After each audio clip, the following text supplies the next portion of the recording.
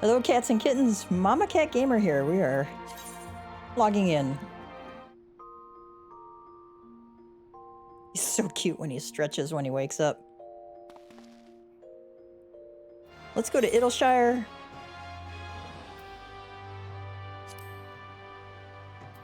I want to turn in these last heartfelt gifts. I don't know why I keep doing that. And hello, everybody's joined.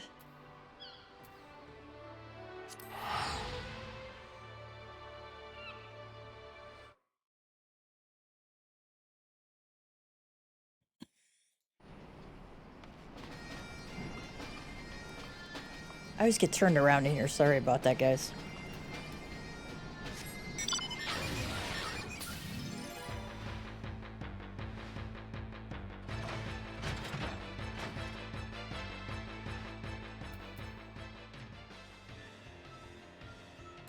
I don't know where the art comes from.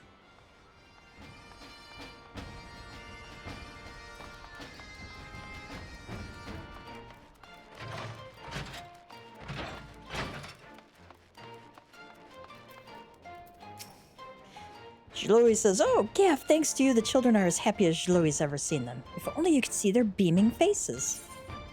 Let's make a delivery.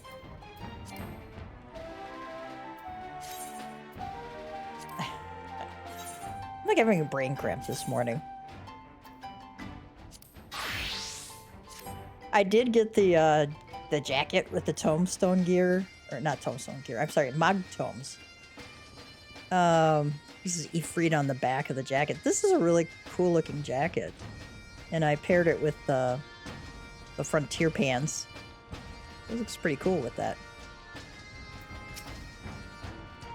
Oh, Gav, thanks to you, the children are as happy as Shloey's ever seen them. If only you could see their beaming faces. Let's make a delivery.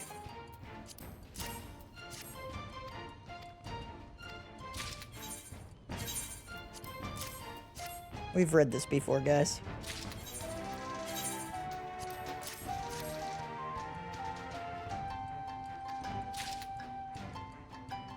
Oh, Gav, how can Shloey ever thank you? So many gifts, and every last one of them straight from the heart. The children will know happiness and joy beyond their wildest dreams. And maybe she'll get more pineapple pudding now.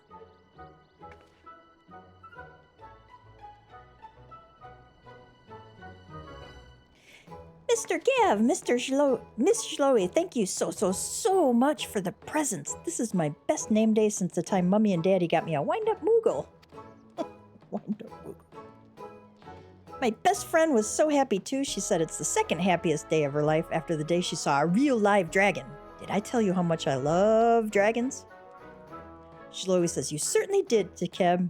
Guess what? Shloey loves dragons too. But I'm glad your name day was a happy one. Just wait and see what I have planned for you next year. Chloe says, hi, Shloey. I just came to say hi, which I guess I just did. Are you working hard? Chloe's working hard too. Oh, Gav, what are you? Wait, I know. You're working with Shloey. Shloey told me she had a new partner, but I didn't know it was you. Until now, I mean. Shloey says, he sure is. Gav here has been a godsend. Ever since he showed up, the gill's been flowing in virtually non-stop.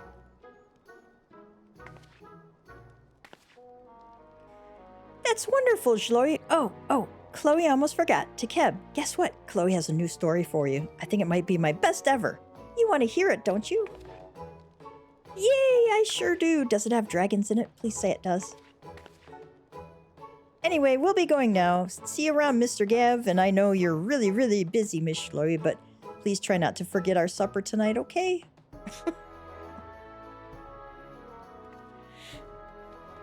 Shloey must have ADHD. Yep, it's Wednesday. It's Mama Cat time. Shloey says, so you're one of the adventurers who's been sharing your tales with my little sister. No wonder her stories have been so exciting of late. I wonder if you get these conversations, if you have unlocked Wondrous Tales or not.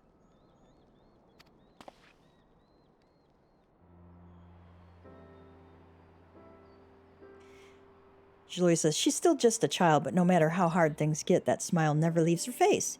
Even though I know she's lonely, what with her sister always working.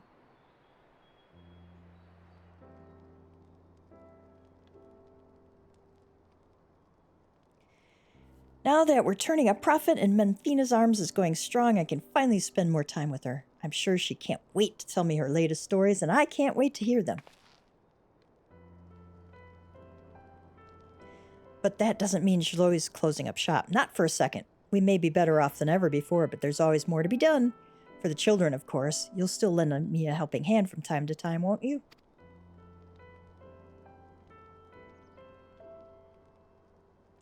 Oh, thank you ever so much, Gav. Wherever would Chloe be if it weren't for you? Probably out on the streets shivering with nary a bowl of pineapple pudding to be had. Pineapples.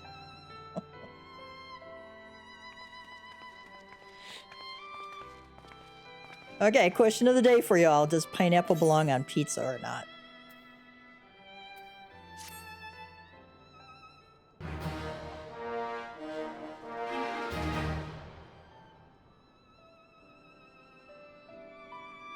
Chloe Aliopo could not be happier with your efforts. She now considers you a part of the family. Furthermore, Chloe Aliopo's appearance may now be altered through the use of glamours. You can now apply glamours to Chloe. Through your efforts, the finances of Menthina's Arms are now stable. It seems, however, that Chloe has a different sort of favor to ask of you.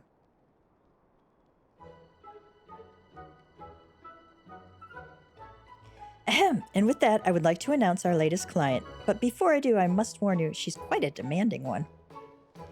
Our latest client is none other than me. Weren't expecting that, were you, Gav?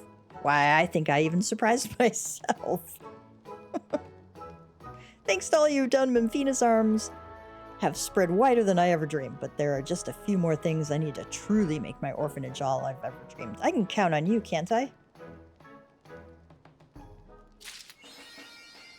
Further requests will be selected at random from all those you've seen thus far, and with the list refreshed once a week. Okay. You can review the items currently in demand at any time by speaking with Chloe and making a delivery. Note that orphanage donations, rainbow pigment, and river shrimp will earn you particularly handsome rewards. Whenever they make an appearance, the effort to procure them will be worth your while. Companion makeovers.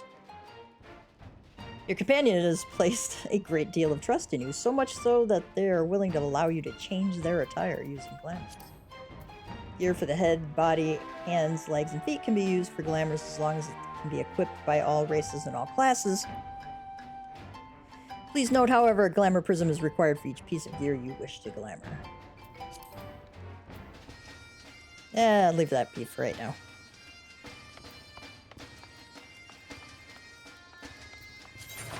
I have 1,700 Allegan Tomestones of Poetics. I think I'm going to spend some of those since we'll probably be getting some more today.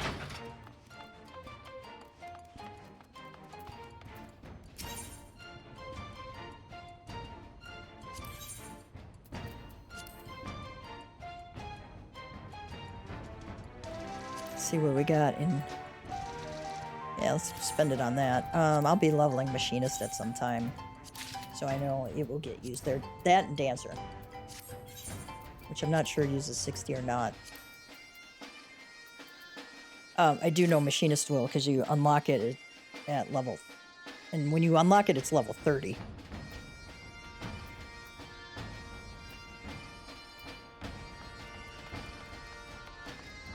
I do want to enter the breath of the creator.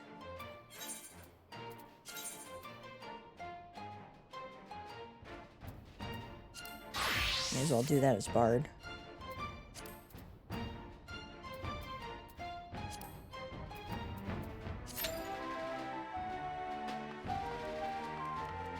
I would like to finish those up today.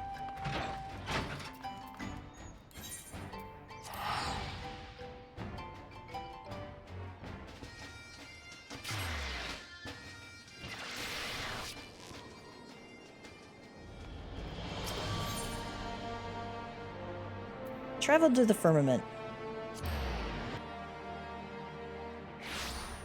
While we're queuing. Oh, we have to speak with Francel in the broom. Okay.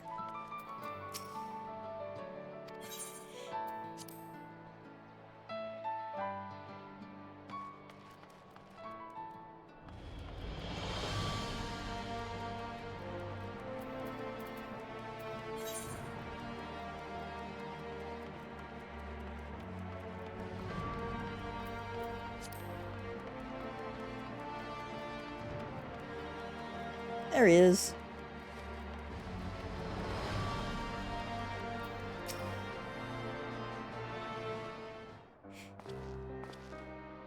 Will you not tell me why you do not wish to live in the firmament? What is that worries you so? Oh, Gav, you could not have come at a better time. You may have heard that I am in the process of settling citizens in the firmament. While some could not pack their belongings quickly enough, others are proving resistant to the idea, such as Oden here and her daughter, Noal. Oden says, begging your pardons, but aren't you the savior of Ishgard? It's an honor, my lord. We're grateful for the invitation, we truly are, but we couldn't possibly afford to live in a shiny new district. Even before our home in the broom was burned down, we were barely getting by. Besides, given who we are, we don't have the right. Francel says, in my mind, the firmament is for people such as they, first and foremost, who lost their homes to the fires of conflict. Yet if they themselves do not wish it, I cannot well force them to move. You could say they have employment initiatives for residents. They have tax relief for residents. In the firmament, the sky's the limit. Sky's the limit.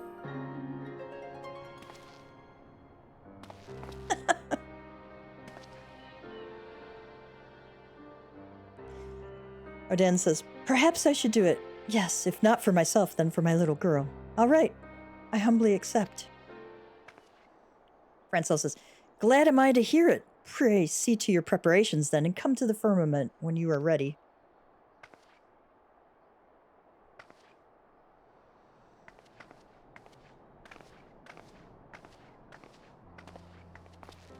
And all it took was a few words from you. You truly hold sway over people, my friend.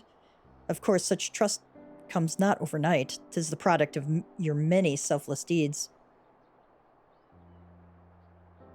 Despite being falsely accused of a crime and driven to the ends of the realm, you did not surrender to despair. On the contrary, you dedicated yourself to the plight of others, and ultimately guided our war-weary nation upon the path to peace. In some ways, we have walked similar paths, but my struggles are trifling things compared to yours. My name carries not the same weight, and my words have not the same power over the hearts of my fellow men. But the fury take me if I allow the restoration effort to founder on account of my personal failings. The health and happiness of the people are at stake. Therefore, I ask you, will you not aid me in the running of the firmament? With you beside me, I feel there is no difficulty I cannot overcome. You needn't answer right at this moment. Please take the time to think on it. Oh, the studio disconnected.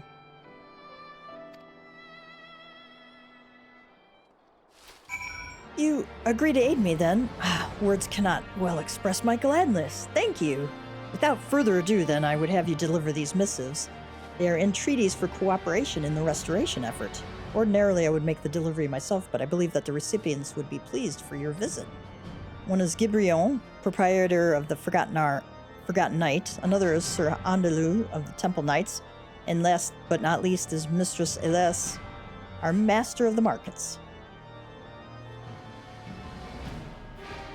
While you see to this task, I shall look in on Oden and her daughter. Let us convene in the firmament afterwards. Okay. Wonder what Hilda and the boys have to say.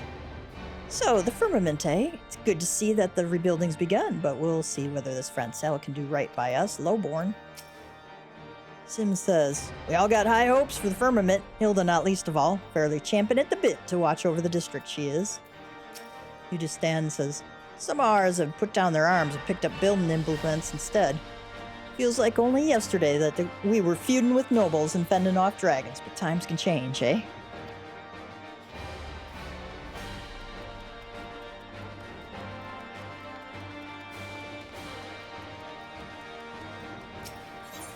Go up to the Forgotten Knight.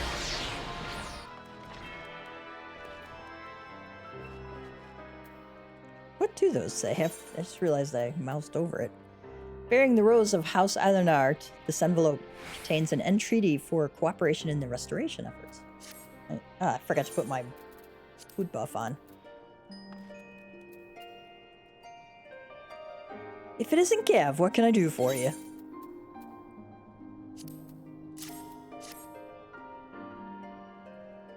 A missive from young Francel? I can only guess how you ended up delivering it, but let's have a look.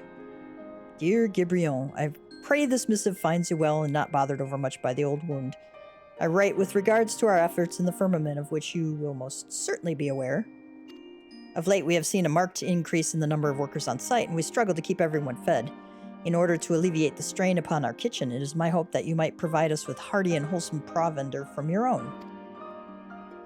Gibrion says, young Francel was always good to me back when I served his house, and I won't refuse him. I'll arrange to have the meals prepared and sent to the Firmament at once. You're involved in the restoration then, I take it. Keep an eye out on the lad for me, will you? Nice.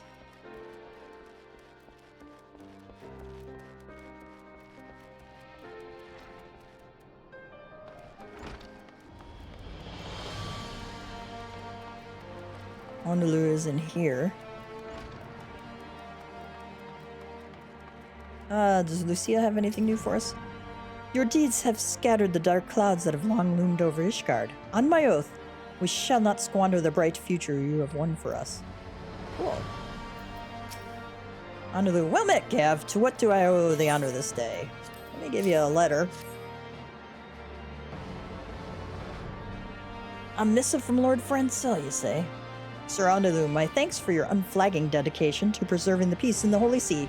I write to you as overseer of the Firmament Reconstruction Project in order to officially entreat the cooperation of the Temple Knights. The project's need for able hands will only grow, and it is my hope that your order might be amenable to dispatching a contingent of engineers to assist in our efforts. For the prosperity of our nation, I thank you for your kind consideration. I see, though I have not the authority alone to decide, I for one should be glad we're ordered to lead what help we may. I shall do my utmost to see the Lord Francel has his engineers. Truth to tell, I have a personal interest in the Firmament. Ere it was razed to the ground, I myself lived there, you see. Many places in Ishgard offer a commanding view, but I find none finer than that of my erstwhile home. Do you have anything else? Alright.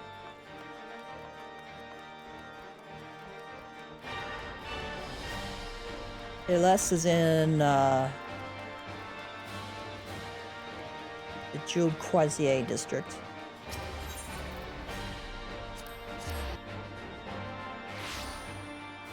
I think it's Croisier. I'm pronouncing it right.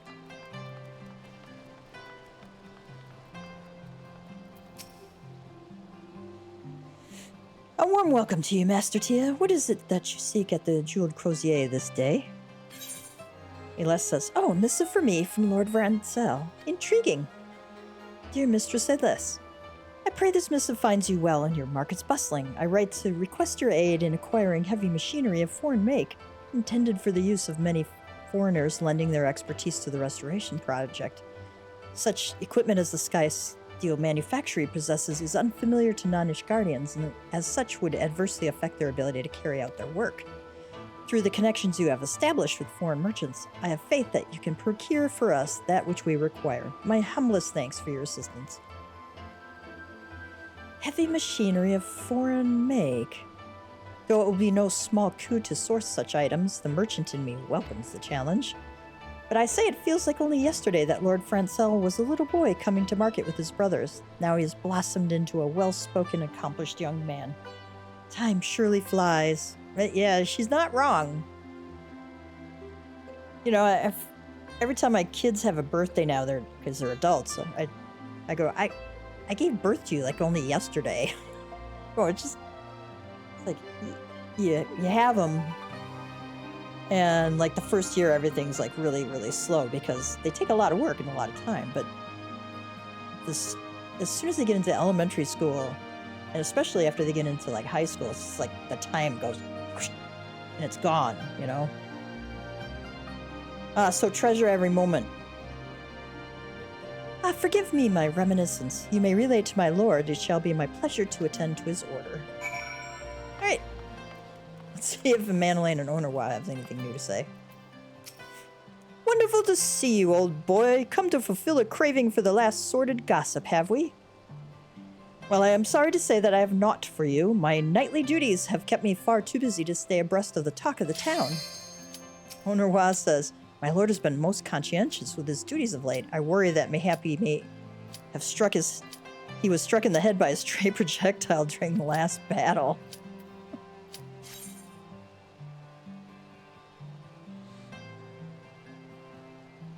Yeah, maybe he has, you know? Who knew that a Manolane could change?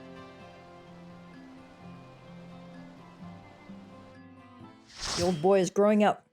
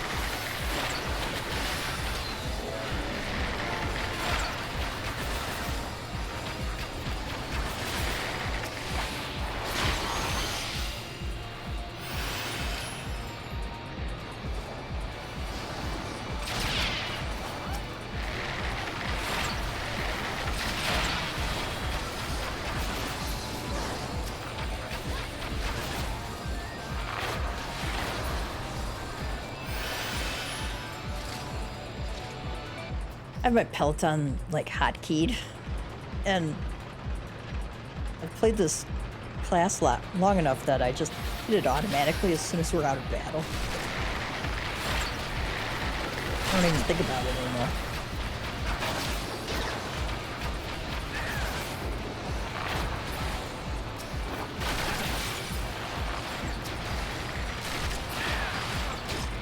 We're gonna go into the exhaust vent here.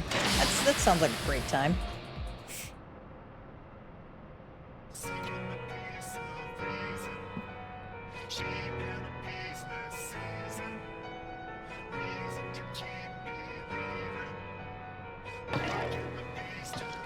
Shh.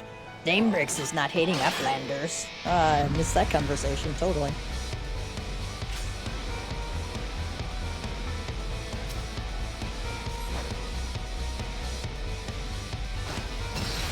They started without me.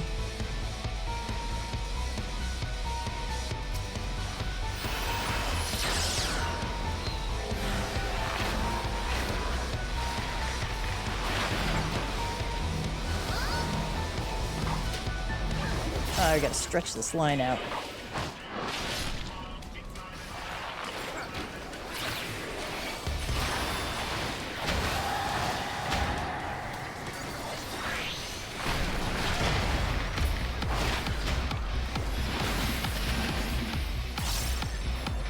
Oh, now we gotta take out this guy.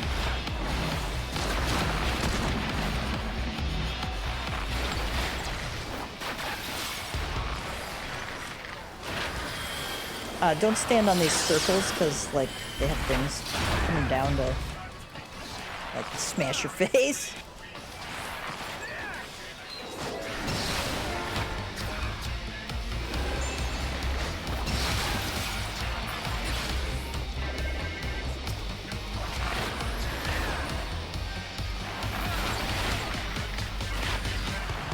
Damebrix strike box.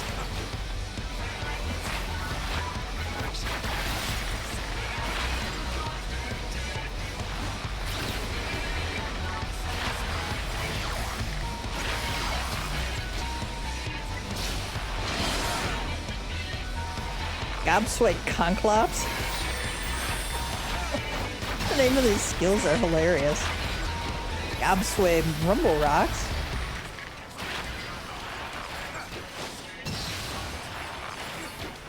Got hit by Rumble Rocks again. Unfortunately, that one's not interruptible.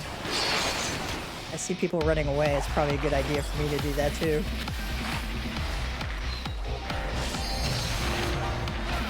Not doing a good job of keeping my dots up here.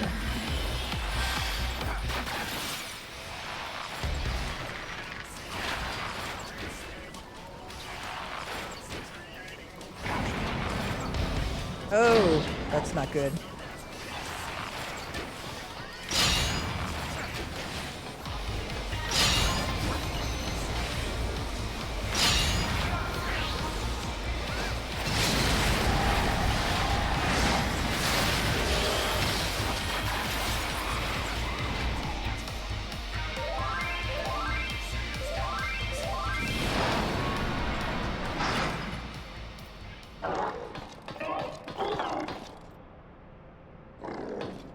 Like ram's horn things on his head.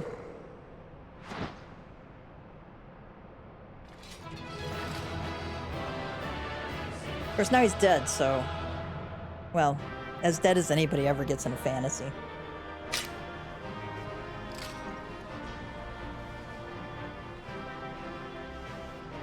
Alright, there's nothing in the treasure coffers that I really want because I'm not too excited. Oh my gosh, look at my... It's like they made a shadow of me on there. That's funky. Way down over here. It's kind of cool.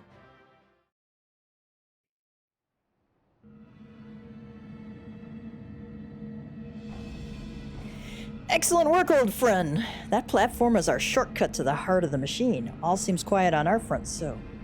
Seven hells, we got company.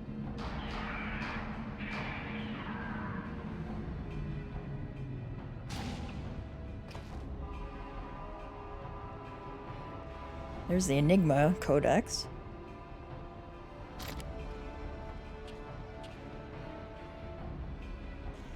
Ah, there you are, Gav. We were met by a small welcoming party, but it was nothing we couldn't handle. Biggs and Wedge just contacted me as well. They're headed here as we speak. Mead says, Round Rocks!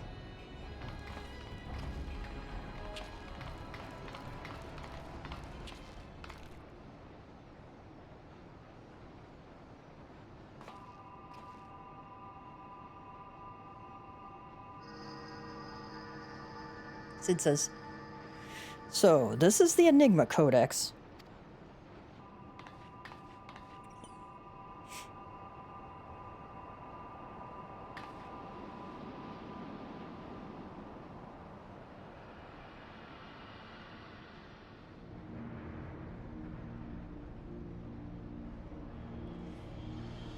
And that must be the third and final core. 12, have mercy! If you could but see the volume of ether issuing from it. Ron Rusk says, Pshka! Yes, much swirly bright. Time wings can spread, travel to overtimes. Make bad things good again.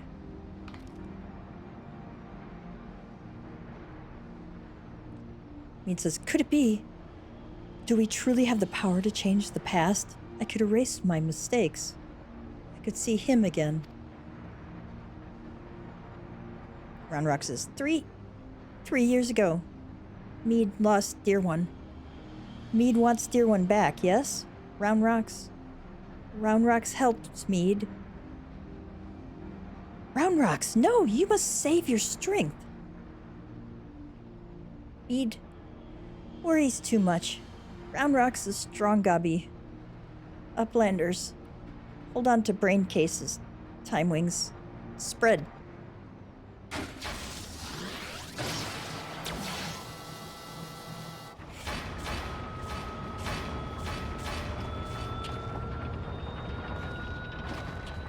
Seven hells, is the girl gone mad? Stop this, Round Rock. Stop, I say.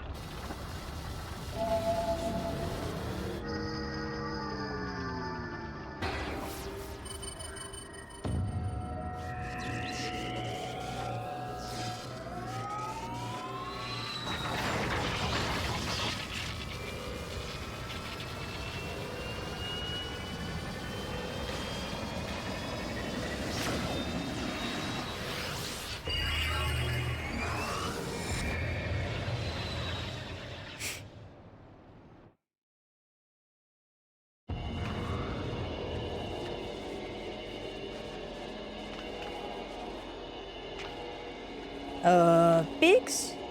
Where are we? And why is everything spinning?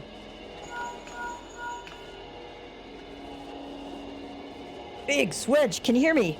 Round Rocks has engaged Alexander's time distortion mechanism. We're hurtling into the past.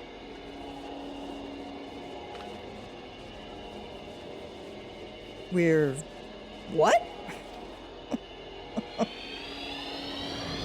Yep.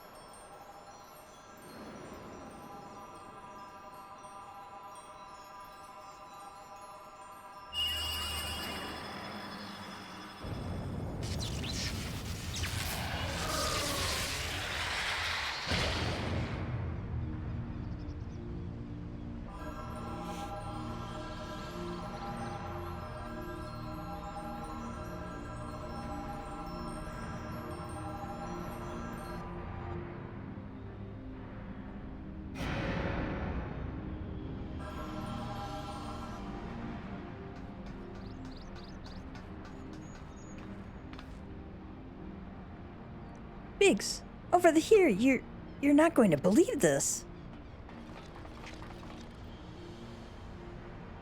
What's me doing down there with those... Hold on, they're performing the summoning ritual. Bugger me, we really are in the past.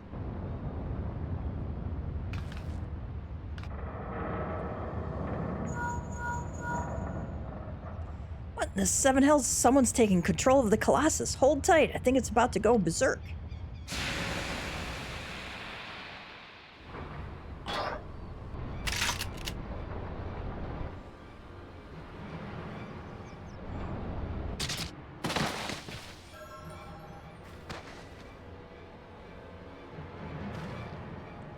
Dan says, "Damn it!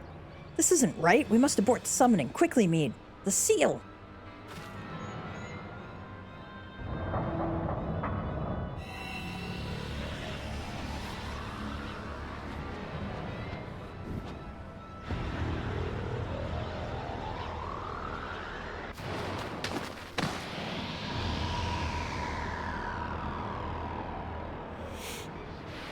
Dan, no!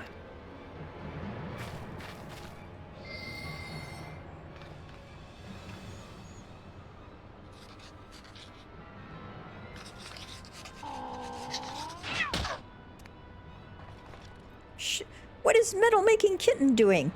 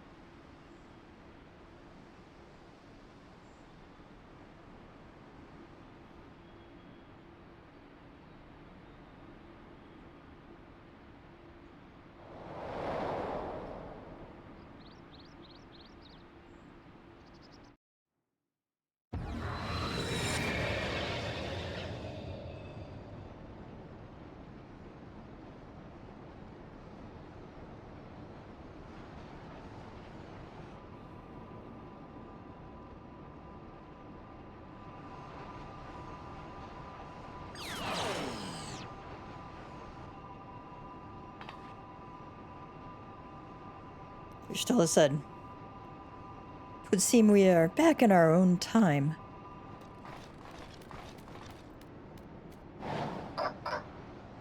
Quick Thing says, "Oh, past is made right, and we return to now times. Treasure hunters' friends die. As it is writ, it must be. Uplanders serve Quick Thinks well today."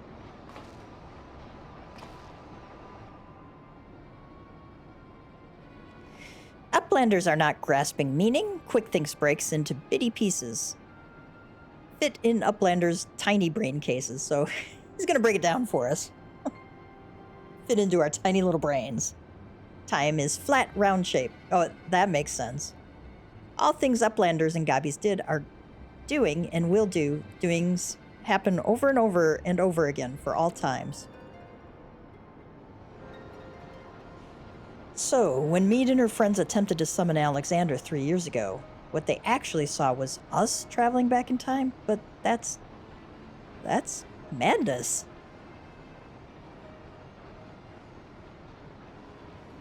Time is an endless circle. My failure, my pain, my suffering, it was all doomed to unfold like this from the very beginning.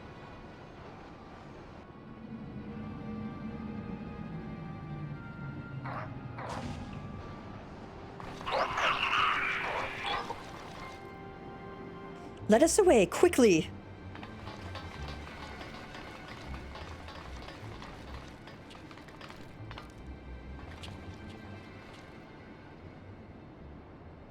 Mead must hurry. No. Nothing remains for me out there. My future, my past, my reason for being, it all ended before it ever began.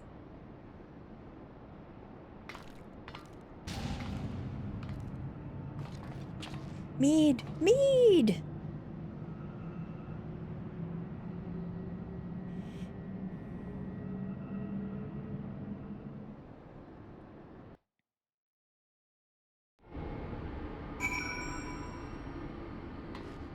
Oh, this is kind of cool.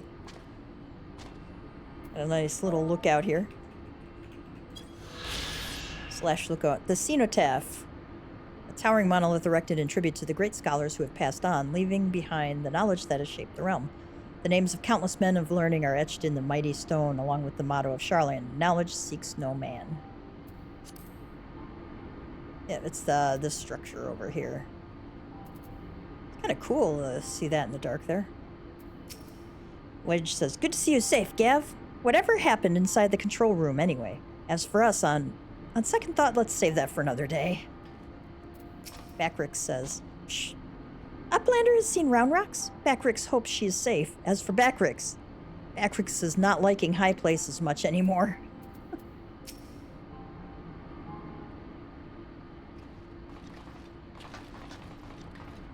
"Chief, Ystola, and Round Rocks. Gods, I've never been so bloody glad to see you. I thought we'd never make it back in one... Wait. Where's Mead?" Round Rock says, "Mead stays behind in Giant of Whirlycogs, all because of Round Rocks. Round Rocks must go back to Giant of Whirlycogs. Save Mead." Sid, "You leave that to us, child. Wedge, get Jessie on that link pearl and tell her to bring the Excelsior around."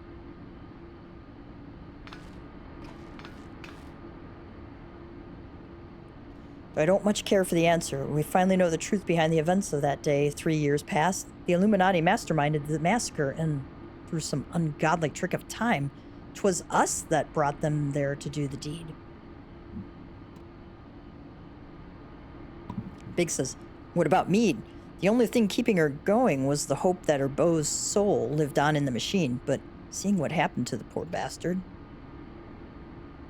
Ystola says, "Aye, we witnessed the truth with our own eyes, sucked into the core of the Colossus to sate the primal's appetite. If aught remains of him, it is no more than heat and light." Aww.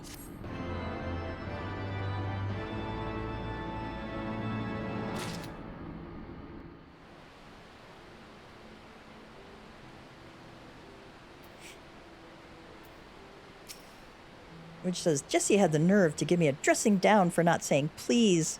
Said I was getting too big for my britches. Does she have any idea what we've been through? Honestly." Roundrocks is resting back at shortstop. Muchly worries for her friend Mead, but is safe. Backrix is happy to go on flat ground again. Then Uplanders tell Backrix he must go back into Giant and Whirlycogs for next mission. Ugh. What must poor Gabi do to get some rest? No rest for the wicked. Thus spake Quick Thinks. From the Thus spake Zarathustra, which I think is a reference to Nietzsche. Exponential entropy orchestrion roll is what we'll get. Alright, Biggs has instruction for you from Sid. Quick Things says the future's already been writ, eh? That we're fighting a losing battle? Well, we've got a thing or two to say about that, don't we, Gav? Roundrocks is safe with us, which means the Illuminati won't be turning back time on us anymore. And that's not all. Thanks to your efforts, we've got ourselves a straight path to the third and final core. Aye, the very heart of the Colossus. Put it out of action and the whole thing will grind to a halt. Let's go, Gav. Let's show the Illuminati that the future's yet to be decided and save Mead while we're at it.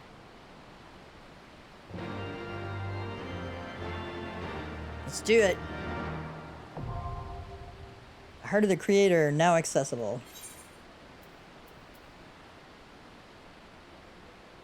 You can access it through the entrance to the Maker's Quarter, too. I think this is our last one. 1, 2, 3, 4, 5, 6, 7, 8. No.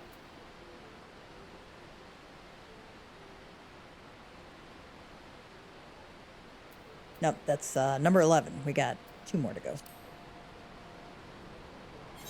Let's queue for it while we're at it instead of just looking at it.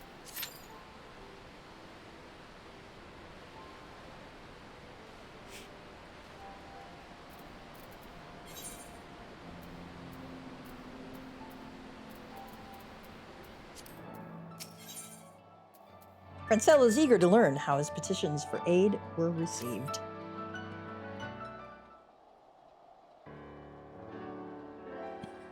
Come, do not keep me waiting. What were the recipients' responses? Both Gibrion and Les are willing? Glad am I to hear it. This shall do wonders for our workers' morale.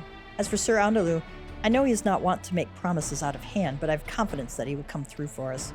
Thanks to your kind help, I was able to personally assist Oden and her daughter, meanwhile. Having but few possessions, they were able to promptly move to the Firmament. That's good. I also managed to find a moment to pen further missives. Lest you wonder, these are addressed to the 4 high houses, my own included. Each of the houses has strengths that shall avail the project, and I will call upon their cooperation. I know not how a petition from an upstart such as I will be received, but it would not do to depend entirely on you. Nay, these missives I shall deliver myself. Lord Francel, a moment. Oh dear. There are people who've been waiting for an audience with my lord. Master Gav, it pains me to make such a request of you, but will you not consent to serve as acting overseer and speak with the workers and residents in my lord's stead? Sure, why not? I'm truly grateful. Now, I expect that some advice will be asked of you, but I trust you to exercise your best judgment. I shall call the petitioners in turn whenever you are ready. You need but say the word.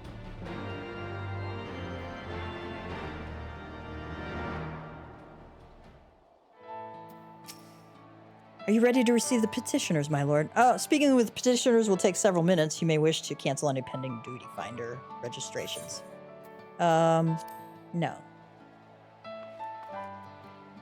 Let's, go do something else instead.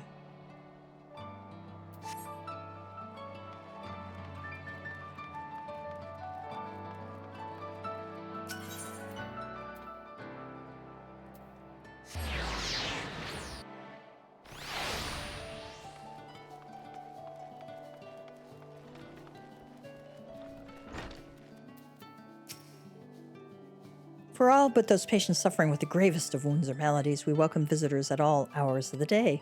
Particularly for those who will be with us for extended time, we find seeing the faces of loved ones goes far to raise their spirits, so this is basically a little hospital.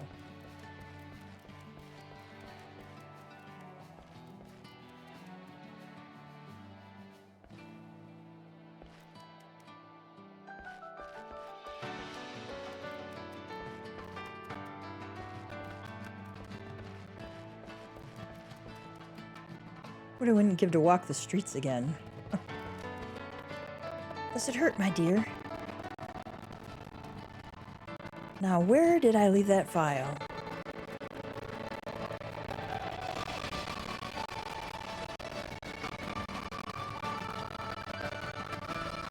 Aw.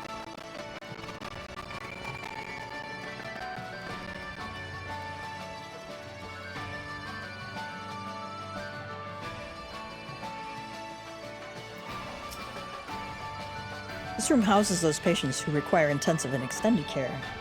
Do take care not to disturb them.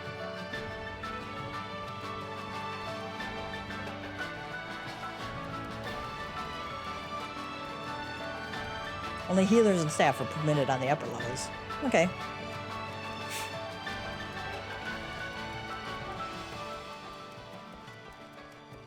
Now we can't go out here either.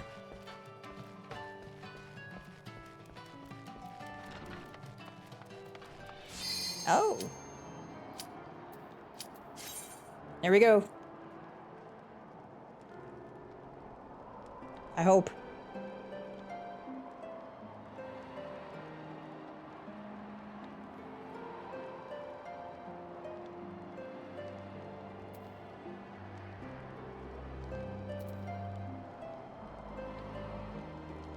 Yay.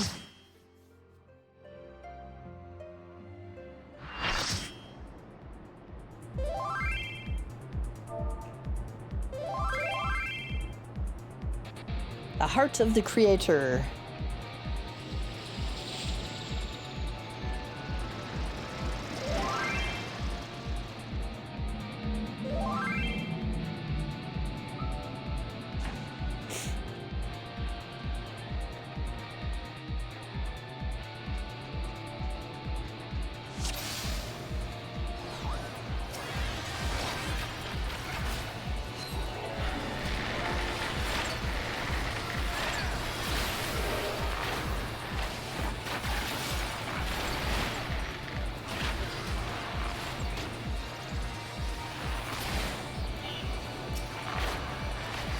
This is not my favorite one. This is like my least favorite one of the bunch.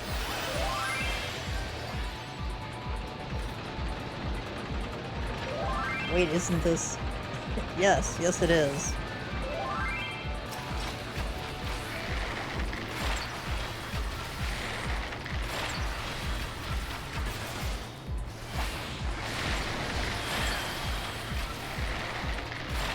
I don't remember all the mechanics of this one because I don't do it often enough.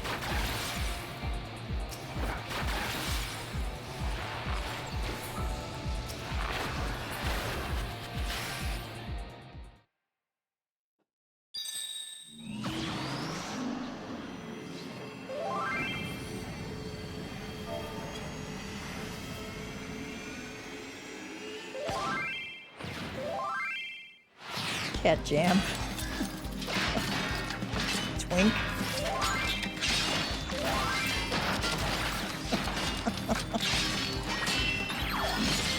Maybe a bunch of us are cat people? I don't know.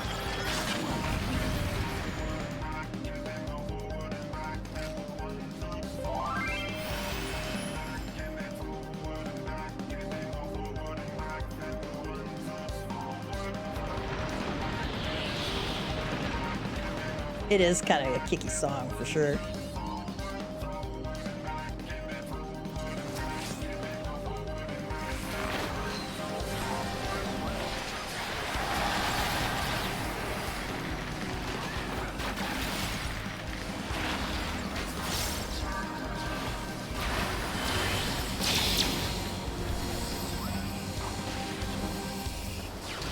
I was trying to get out of it.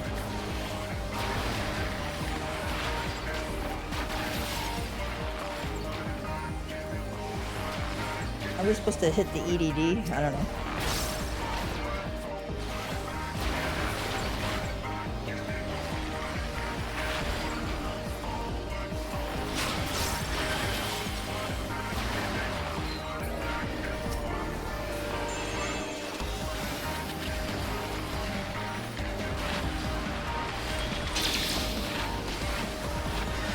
I'm assuming we want to stay out of that.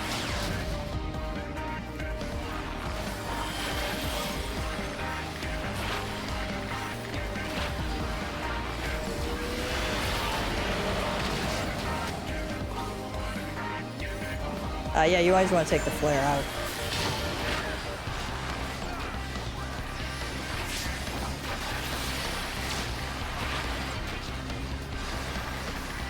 I completely missed that one.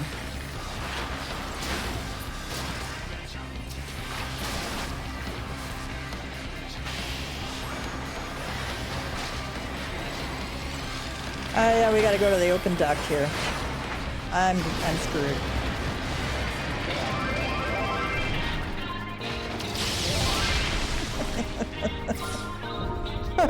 I didn't get to the open duct in time.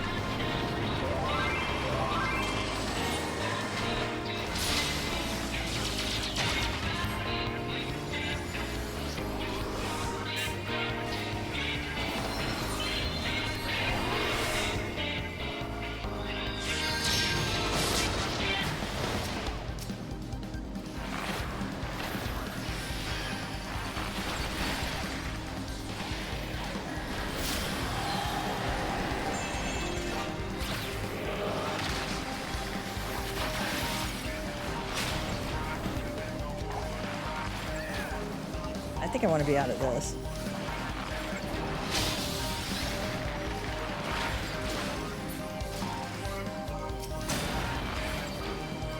Plasma shield, we gotta hit that hard.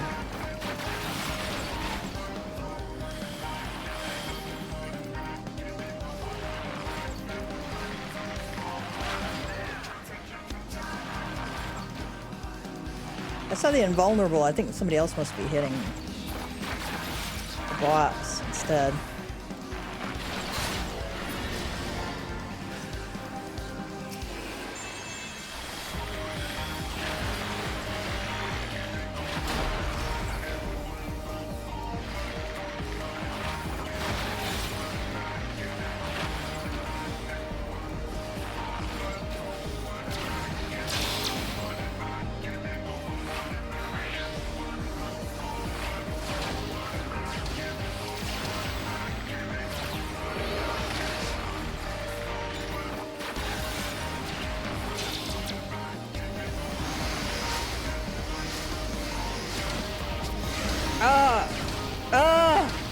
Oh, that was bad play on my part. Oh.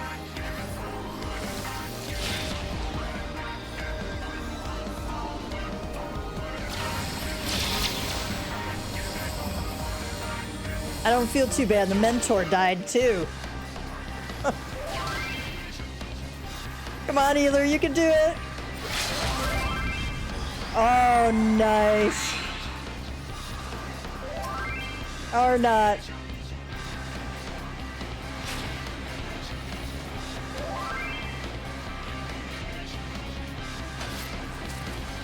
We're screwed.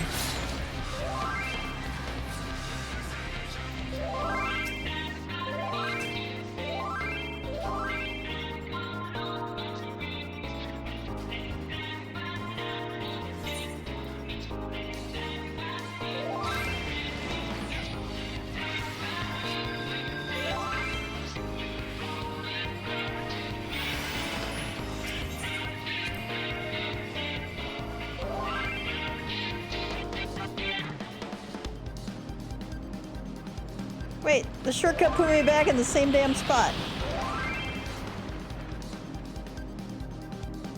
Or maybe it, okay, maybe it didn't.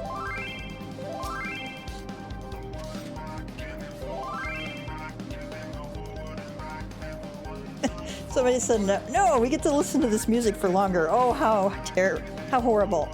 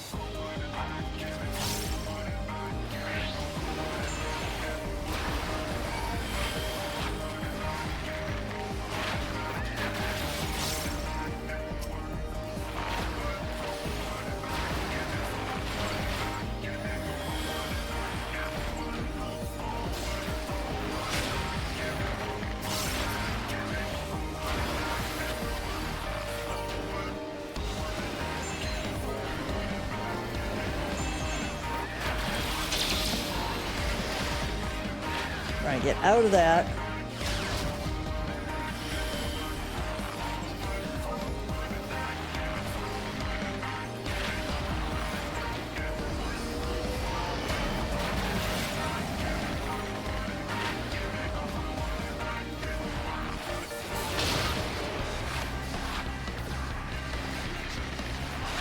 I don't know if you're supposed to run that behind that cylinder that pops up. I don't know. I might have to go check that out.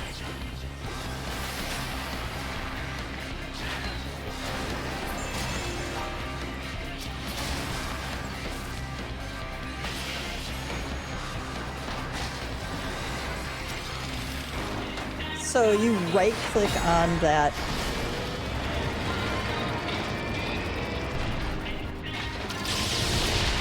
You right-click on that duct. Okay.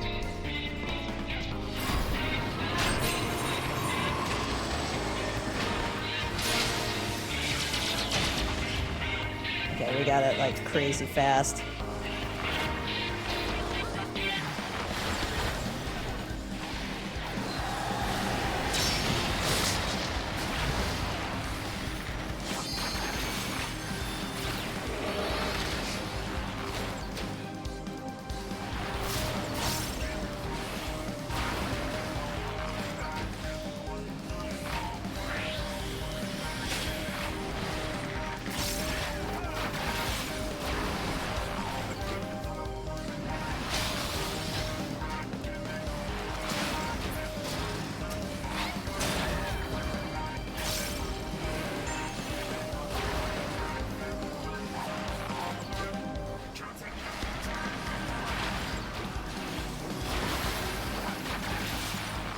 Oh,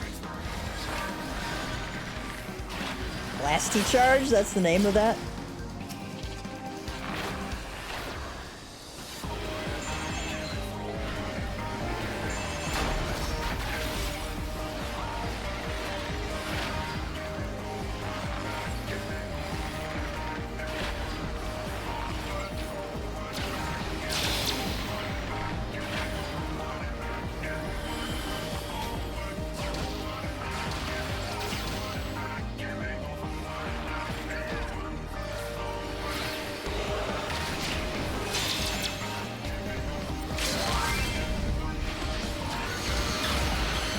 All right, we made it.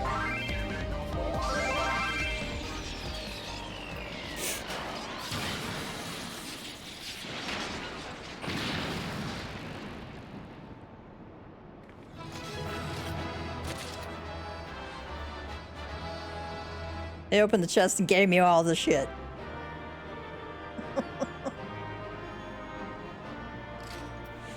All right.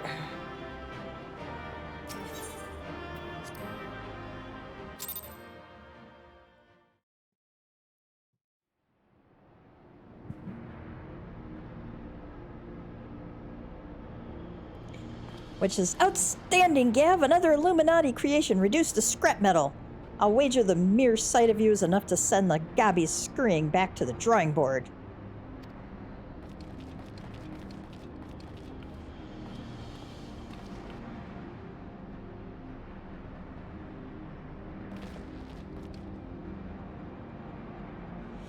There it is. The heart of the beast, said Sid. Only now that I see it up close do I comprehend the true scale of the thing. To have reached this size in so short a space of time, the core must be taking in ether at a positively ungodly rate. I'd be willing to wager that it can regrow itself faster than we could ever hope to chip away at it.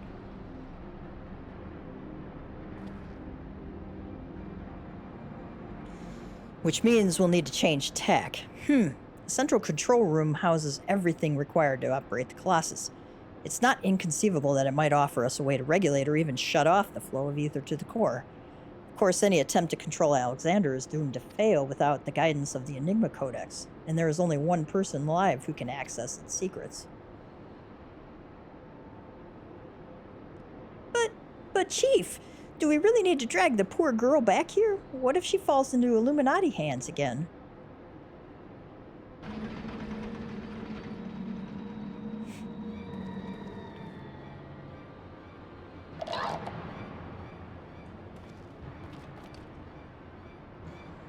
Quick Thinks All Thoughts says, oh, Uplanders waste their tongue flaps. Quick Thinks has seen future, true future, and it ends badly for Uplanders. Very, very badly.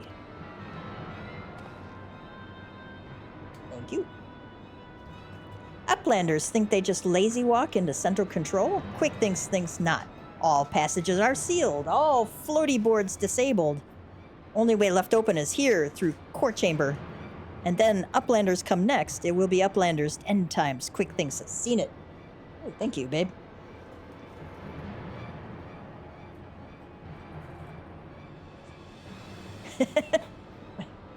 Bear with me for a moment.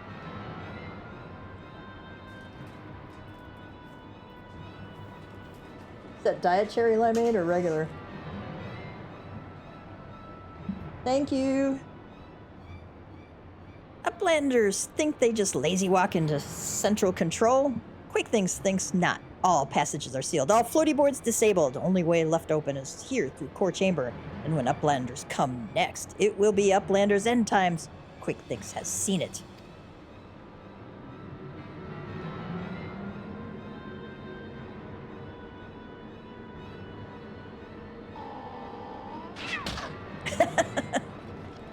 Bad Shinoa.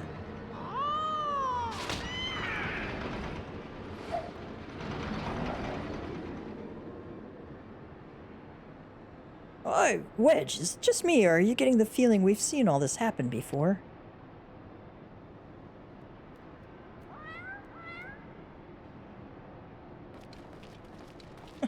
Schrodinger's cat.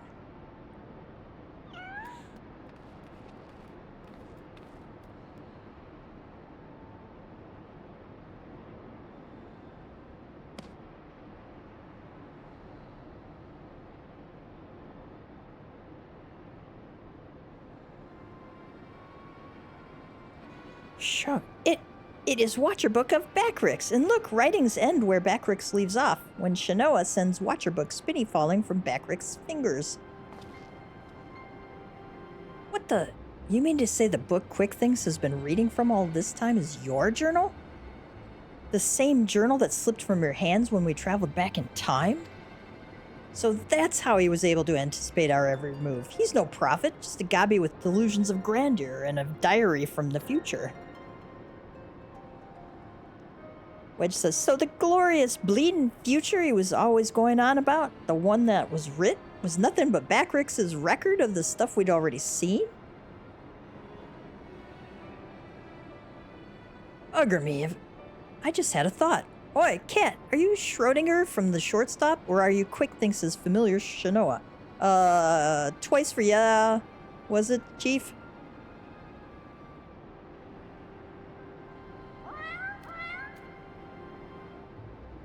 I bleeding knew it. She's both. After Schrodinger went tumbling down from the Colossus, and don't ask me how she survived the drop, Quick Thinks found her, took her in, and gave her a new name. It's like they're two cats, but also one, at the same time. Because that's not confusing. Which says, setting aside for the moment the question of whether or not that even makes sense, and it doesn't, what possessed that confounded cat, whatever you want to call her, to do all this in the first place? I swear, all she's done is make a right old mess of everything. Sid says, now, Wedge. Taking out our frustrations on a mewling kitten won't get us any closer to dismantling the core. Getting back to the crux of the matter. Backrix, you said the journal ends right where you left off, yes? That it's nothing but blank pages from that point on?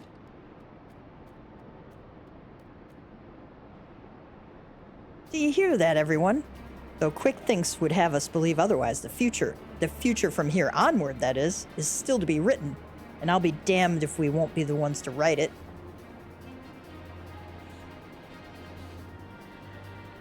Yeah.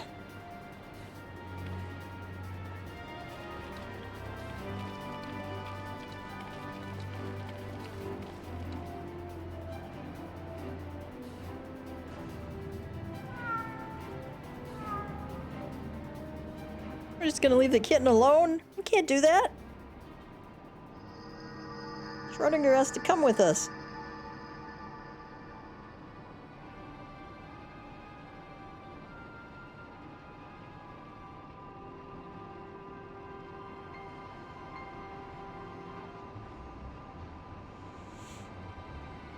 Future book is gone, but no matter. All knowings of true times are safe up here in Quickthinks' brain case. Quickthinks' chosen one, mender of history. Truth is unchanging. True Times chose Quickthinks to do their bidding. True Times send Shinoa into past, deliver to Quickthinks knowings of future. True Times live inside, guiding all of Quickthinks' doings. Every tongue flap, every busy deal, every brain spark of Quickthinks brings world closer and closer to perfection. Guides Illuminati to rightful place as rulers of New World Order. True Times will not be unmade by ignorant uplanders. Quickthinks needs no future book, no gobby girl. Quickthinks needs nothing and no one but its own self. Future was chosen, and future chooses Quickthinks. Yes, even now, power granted by True Times wells from Quickthinks' fingertips. Power beyond understanding of uplanders' feeble brain cases. Alexander, Overwatcher of True Times, deliver divine judgment on ignorant uplanders and crush them out of existence for all times.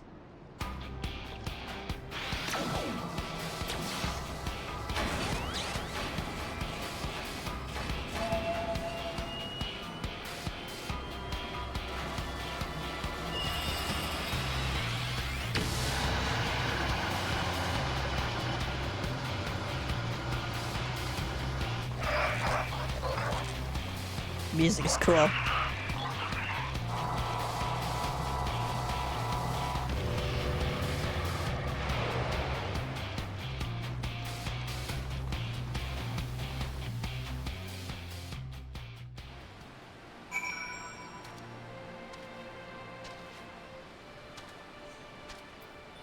All right, Biggs. Let me see if I've got this right. 3 years ago, the Quickthinks of back then found the journal that the Backthinks of now dropped, which was only possible because we travel in the past, what with time being a circle and all that. So he took a look inside and, not knowing the truth of the matter, got it into his head that he was some sort of prophet, chosen to set history straight, and that Shinoa, who miraculously delivered the book to him, was a messenger from the future sent to show him the way. Well, that's all well and good, but the question remains, how did that bloody cat start all of this in the first place? What could she possibly stand to gain from setting in motion this ridiculously convoluted series of events? Another answer found, another question raised, eh, Gav? Yeah, pretty much, yeah.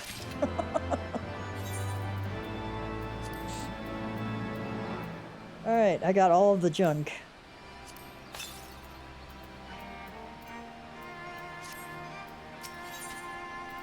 Biggs steels himself for what may well be your final confrontation with the Illuminati.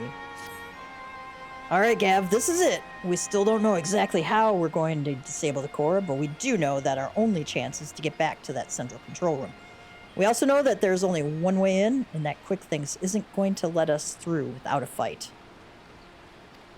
Now, we can be pretty sure he can't see the future, not anymore at least, and without Round Rocks to read the Codex for him, he won't be turning back time on us either. But he's still a power-mad maniac with some of the deadliest machina in the realm at his disposal. And after losing that book of his, I'd wager his trigger fingers feeling pretty bleeding itchy. We'd best be ready for a battle and a half. Muscle against metal, man against machine. Gods, I don't know whether to laugh, cry, or soil myself. Mayhap all three. Ah, here comes the chief now. It's time to move out.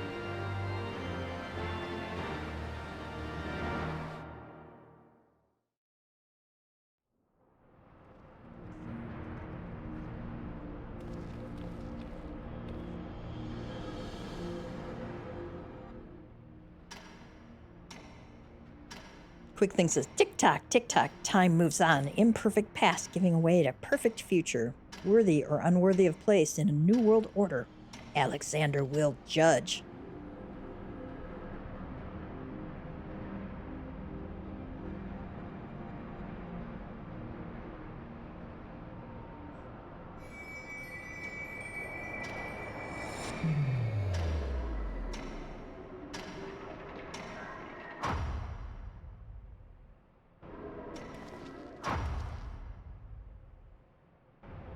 Okay, we're frozen in time now.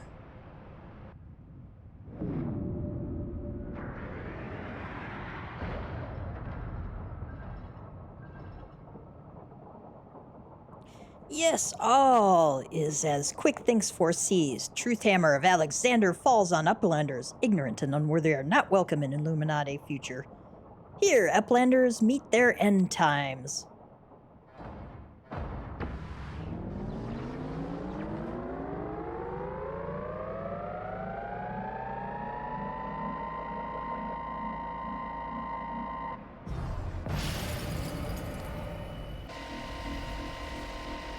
What?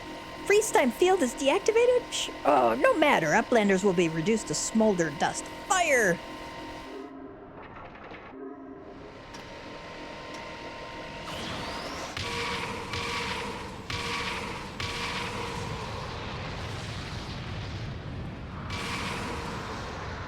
Ooh, we got out of that just in time.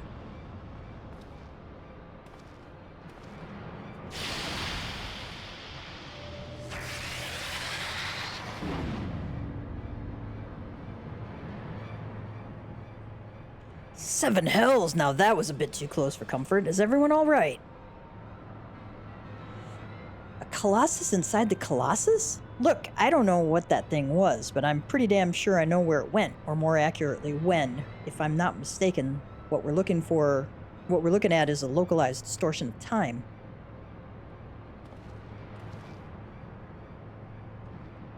The only question is when our metal friend will reappear. Better not to wait, lest it catch us unawares. Gav, I need you to head into the distortion and dismantle that thing. We'll secure a path to central control while you do. Good luck. You're gonna need it. All the junk, right? Yeah.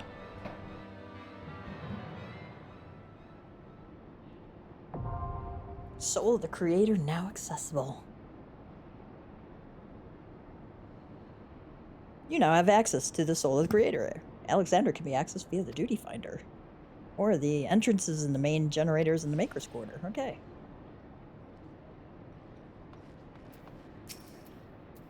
Sid, have anything else for us? I'm quite certain we just witnessed another manipulation of time, but by whom? With Round Rock's gone and the Enigma Codis rendered useless, it can't very well be the Illuminati. Could Alexander have a will of its own? At any rate, we stand ilms from the core, the very heart of a primal. Whatever the true nature of the entity that awaits you in there, you can be sure it'll be like no foe you've faced before. Godspeed, Gav. Wedge says, talk about a narrow escape. If I'd been standing so much as a yalm to the left, I'd be a pair of smoking boots by now. Anyway, we'd better get on with securing the area so that Y'shtola can bring up the rear with Round Rocks. We didn't want to drag the poor child back here, but she's the only one who can access the controls. Biggs, so that swirling void is some sort of ripple in time? Can't say I like the sound of that. You take care in there, Gav. Alright, I am going to queue for it. I'm too far away.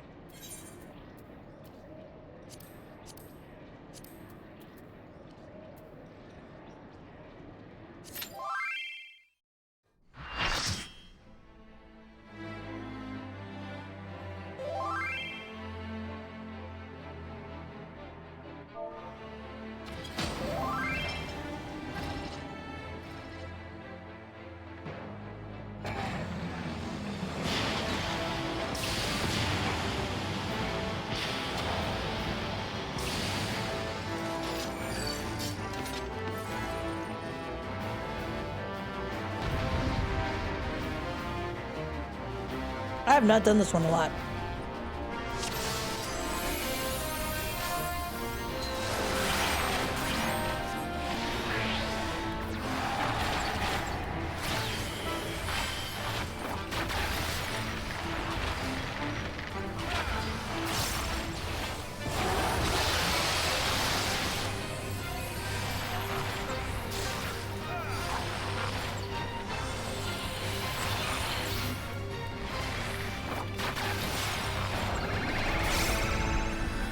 We need to be at the corners.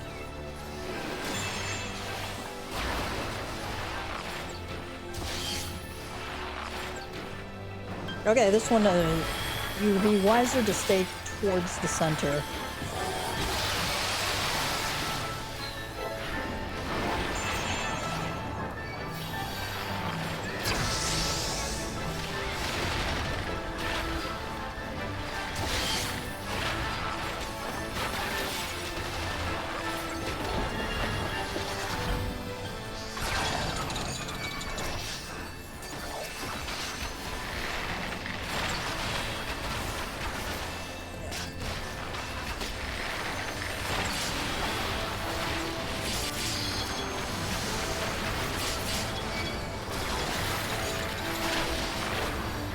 dot these both up.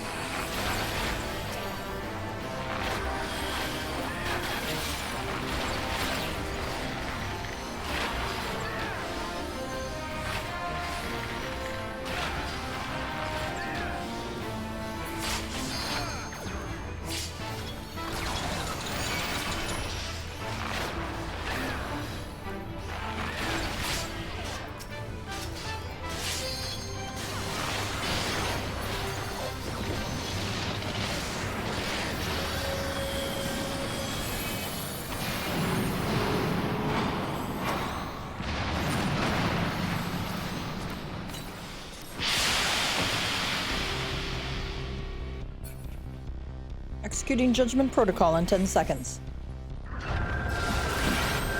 5, 4, 3, 2, 1. Oh, I did not see the LB3 there. That one you have to save for the tank or you die. Sonic Boom.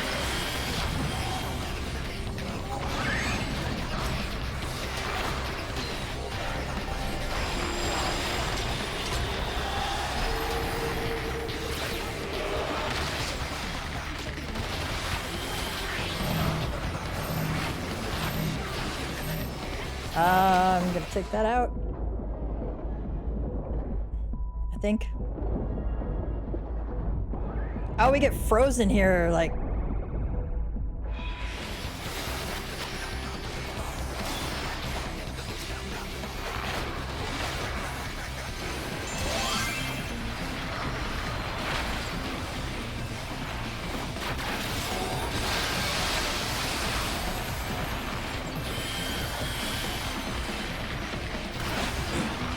I'm gonna stay close where everybody else is.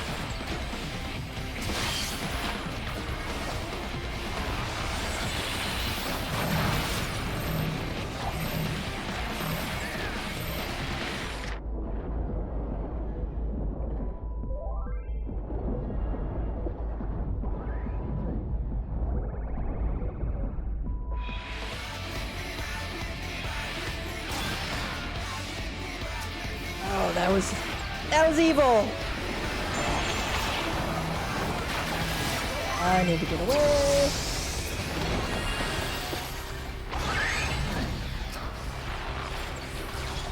Time gate.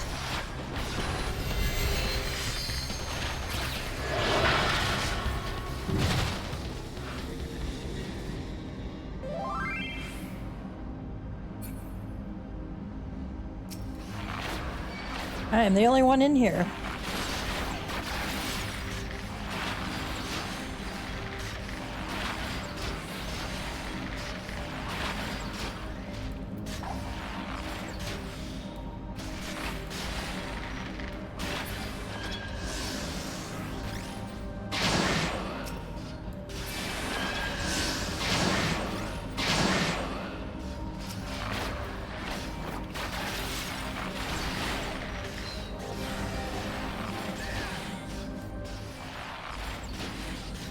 Hope we can do it in time.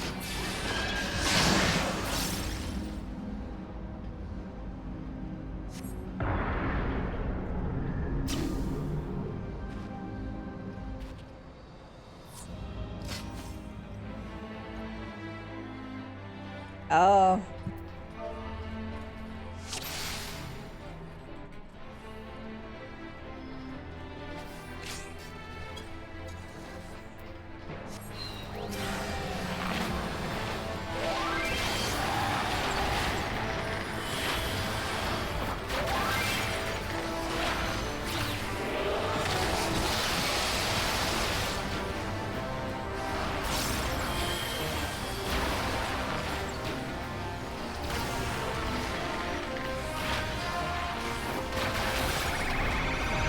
Go to the edges.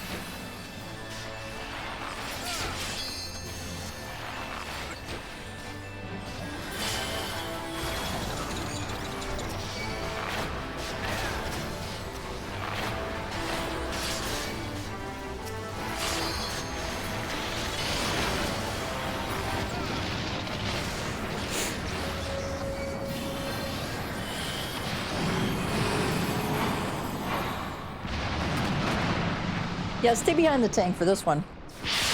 Tank in here knows what to do with it.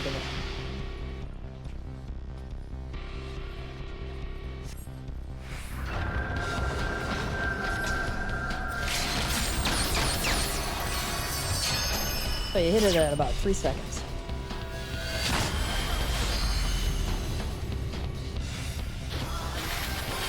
Nice.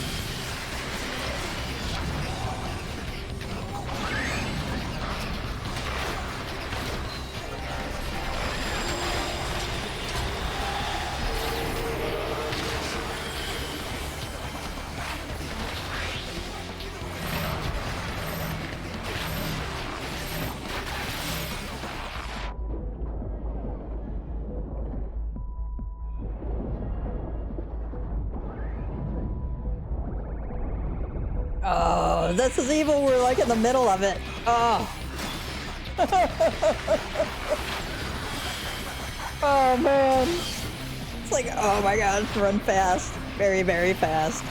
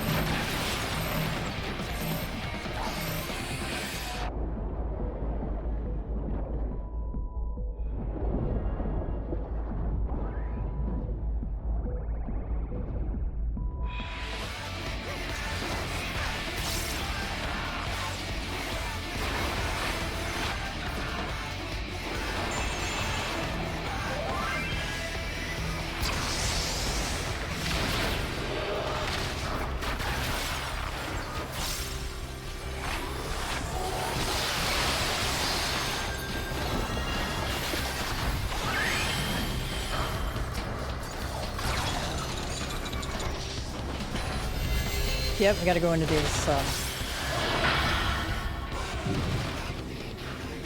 go into these cylinders. Whatever the heck they call it. I don't know what they're called. Okay, kill.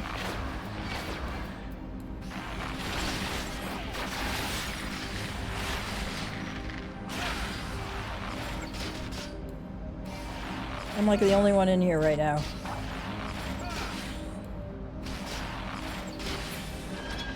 Alright, there's somebody else over there. I'm gonna go help them.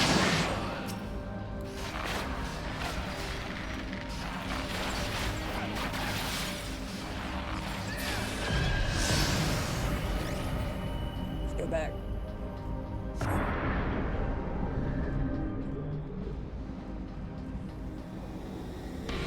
Did we make it? Did we make it? Yeah. Yeah, we did.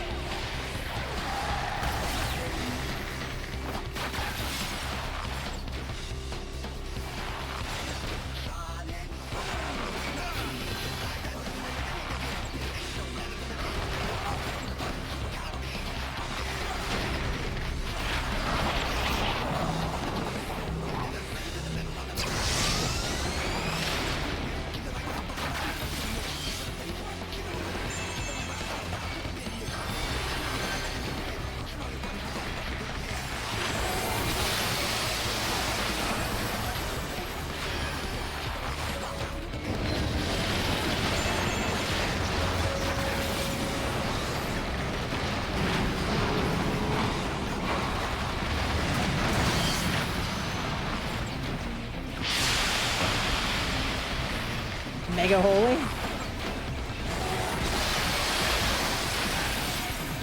So they're waiting for LB3.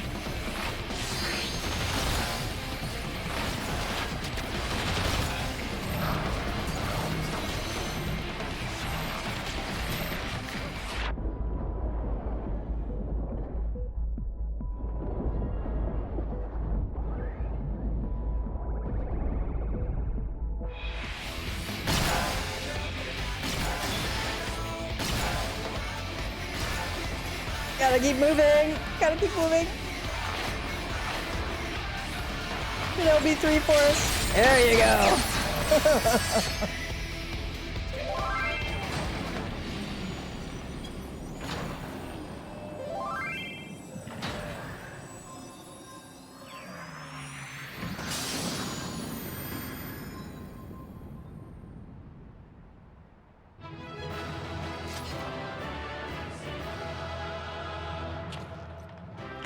joy. Alexander is complete. Okay, we've completed the normal raid series for this expansion.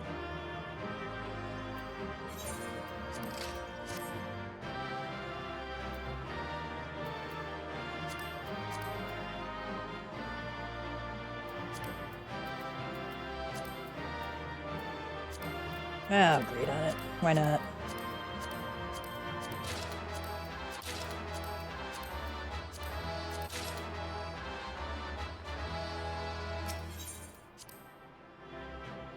Oh, somebody gave me a player comm. That's nice.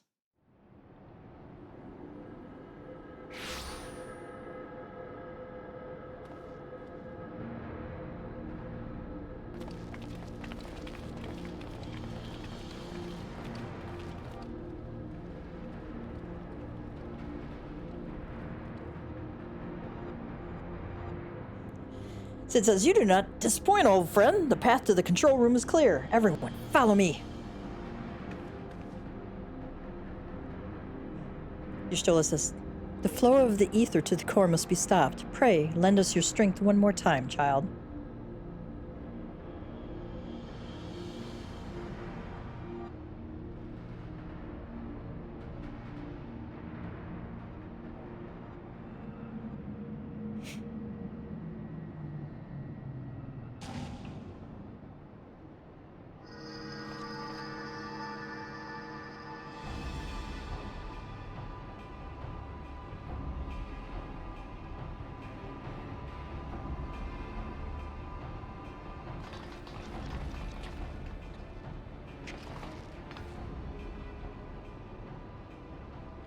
Quick Things says, "Oh, when Quick Things winds back time, doings of Uplanders will be undone. History will be rewritten.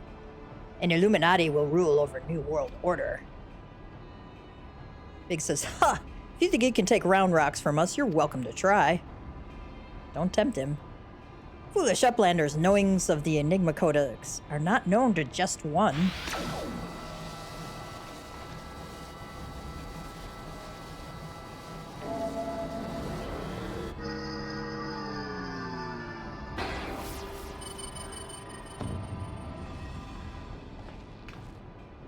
What in the damn thing's responding to him? Uplanders are slow-seeing. Quick Things never needed Gobby Girl from beginning.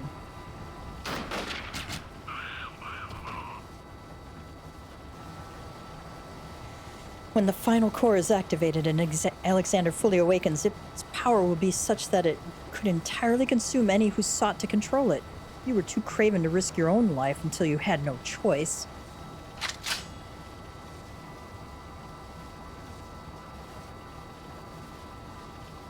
Treasure Hunter? But Treasure Hunter is too slow coming. Future has chosen. You poor deluded fool. You never did work it out, did you? The future doesn't choose us. We choose the future.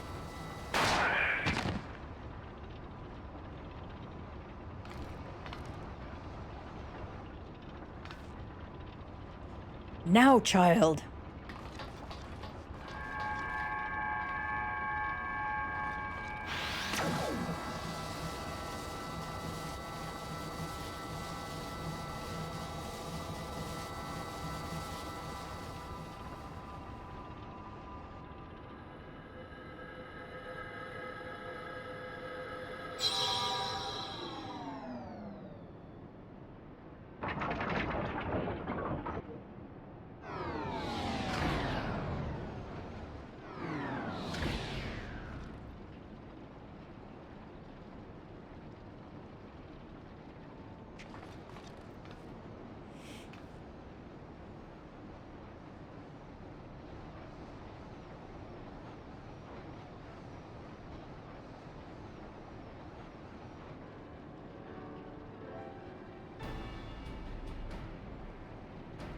So, the knowledge in the Enigma Codex allowed you to disable the core.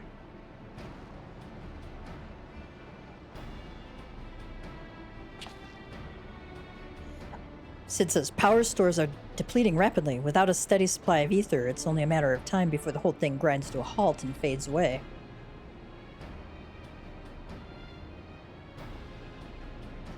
Brown Rocks is glad to see Treasure Hunter safe, but how is Treasure Hunter sneaky hiding from Illuminati?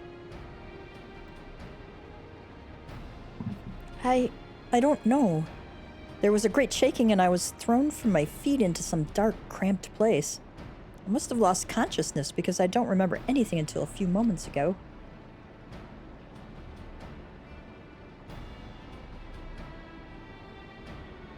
Huh. Sounds to me like you had a nice nap in a rubbish chute. But what matters is that you're safe, and with that I think we can declare this operation a success.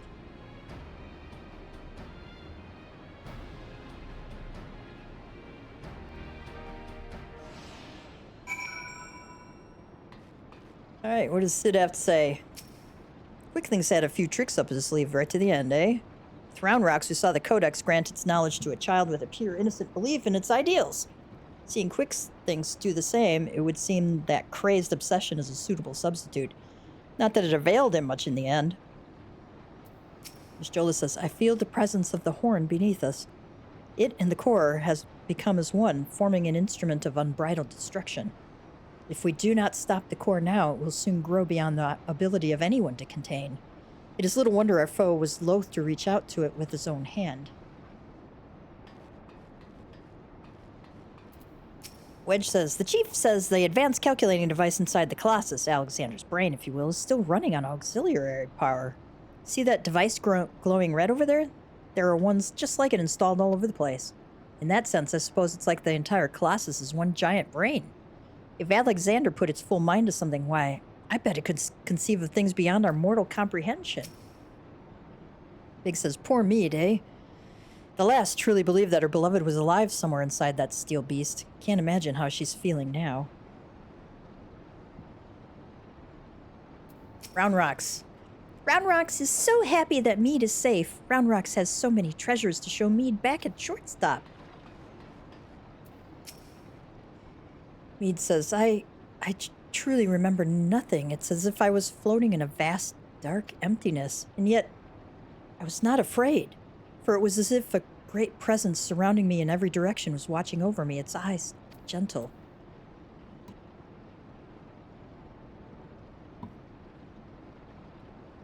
Alright, we got to escape from central control. I assume we just hit exit. Probably have a cutscene here.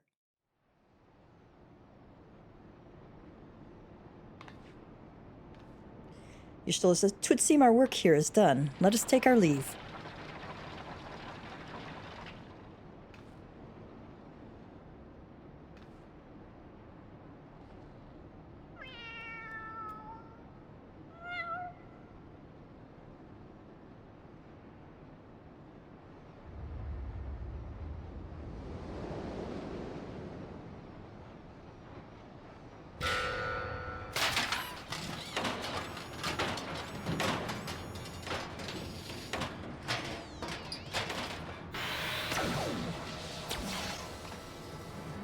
Damn it, didn't we kill that bastard? Zzz, negative. Quick thinks better built own body, made stronger than original ordinary Gabi. Quick thinks is not unmade by a simple flesh wound. Better built? 7 L's, that's not a mask, it's his face. He's more machina than goblin.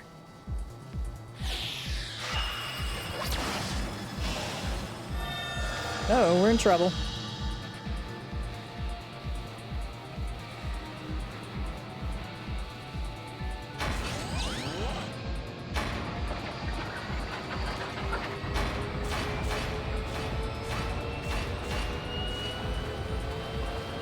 Oh, Alexander, Lord of Steel and Whirlycogs, outspread wings of time, let ignorant and unworthy feel divine judgment.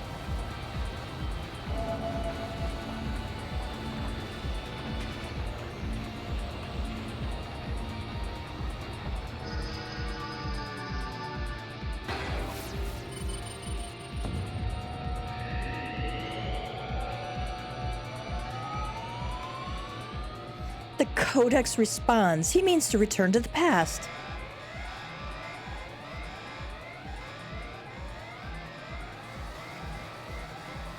Access denied. What means this?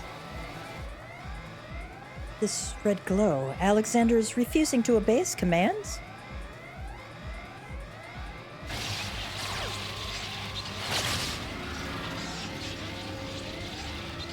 Alexander, junk brain machine, Quick-Think's chosen one. Tongue flaps of Quick-Thinks must be obeyed.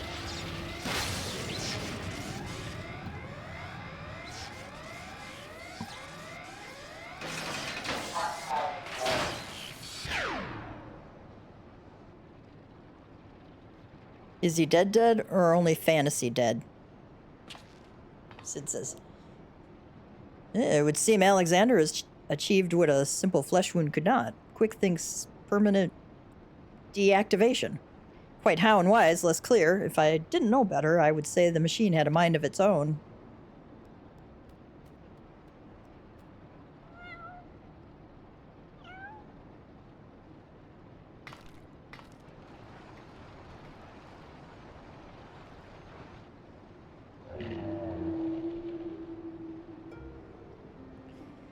Diane?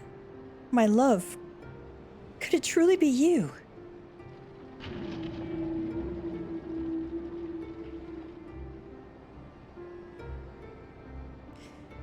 You were in there all this time, weren't you? Watching over me, keeping me safe.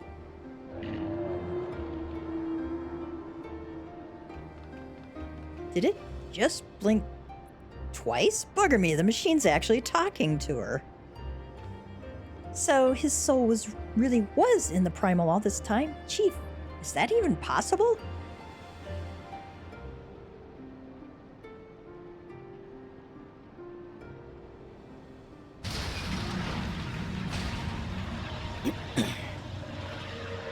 Y'shtola says, the core. Without the codex to bridle its power, it rages out of control.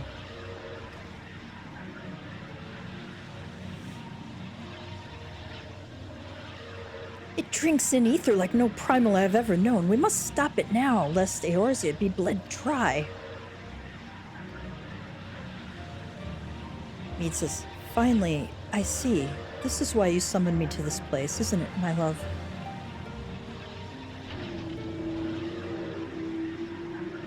Yep.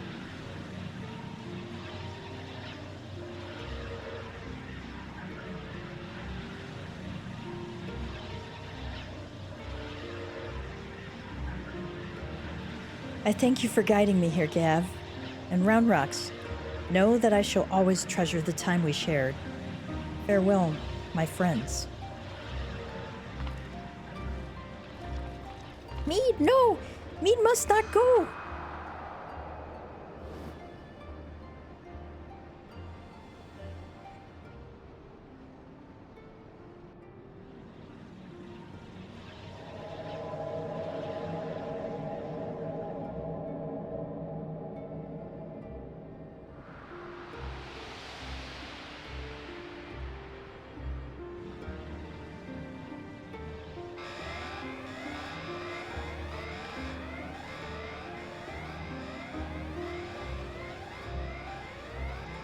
My friends, leave this place. Leave now. Fear not, Alexander will trouble you no longer. Okay, we're out of here.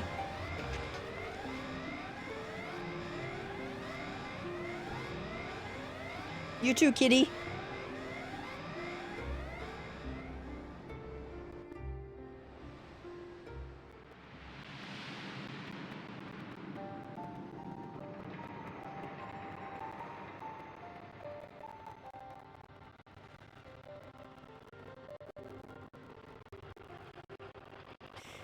My love, what is this place?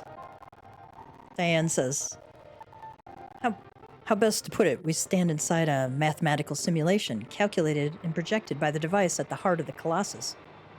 One might equally say it is the dream that Alexander dreams. Mead says, and what of our companions? Are they...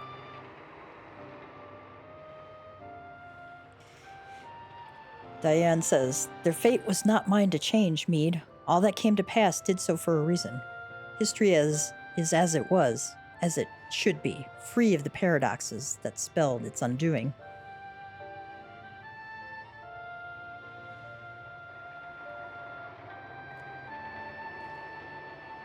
From this place, unfettered by the mortal construct of time, Alexander looks out upon past, present, and future, seeing infinite possibilities. I see what it sees and feel what it feels. This perfect machine born from yearnings for an ideal world. Oh, if you could see the worlds we have seen. A world in which the Illuminati rule history with an iron fist, every nation brought under their yoke. A world in which Alexander spread wide the wings of time and swept the lesser moon from the heavens, averting the calamity. Alexander dreamed all the realities imaginable, all the realities mathematically computable, and in the end reached a single logical conclusion. It would change nothing and erase itself from existence. But why? Alexander possesses the power to travel through time and space and reshape history for the better, but such power comes at great cost. The sheer quantity of ether consumed in the process means that Alexander itself would, mayhap not immediately, but inevitably, bring ruin to this world. This perfect machine, this supreme manifestation of logic and science, deemed its own existence a threat. And so it chose to do nothing, to leave history untouched and the future in the hands of man, with all his imperfections. Such was Alexander's divine judgment. A time will come when the fate of this world is placed in the hands of one warrior. For reasons hidden to me, the future from that day forth remains shrouded in mystery, beyond even the Colossus's ability to calculate, and yet Alexander chose to believe in that man and the light within him.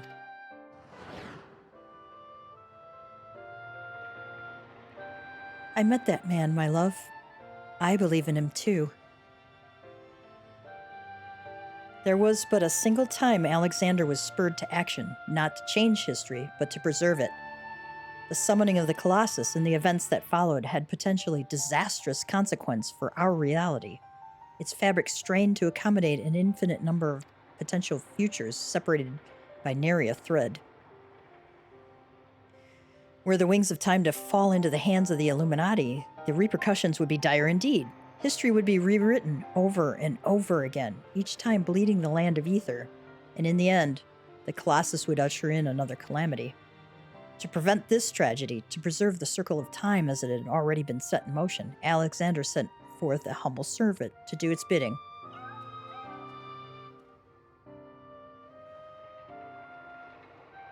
A clockwork curl, an eternal child, to gently nudge history back into its proper path. And now, but one task remains. Having become one with the horn, the core is well nigh indestructible.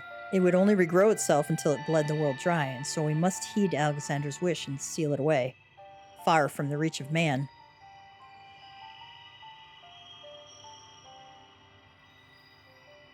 A closed pocket of space-time, a fraction of an instant that will repeat in perpetuity for all eternity. That is where the core must go, and us with it. Don't you see, my love? We are already there, in coming here, to you. I have closed the circle of time. I'm all but certain of it. When I accepted the horn all those years ago, the man who gave it to me said that it had the power to grant any wish, and so, as I took it in hand, I prayed and prayed with every ounce of my will for the one true desire in my heart. To be with you, forever. Aww.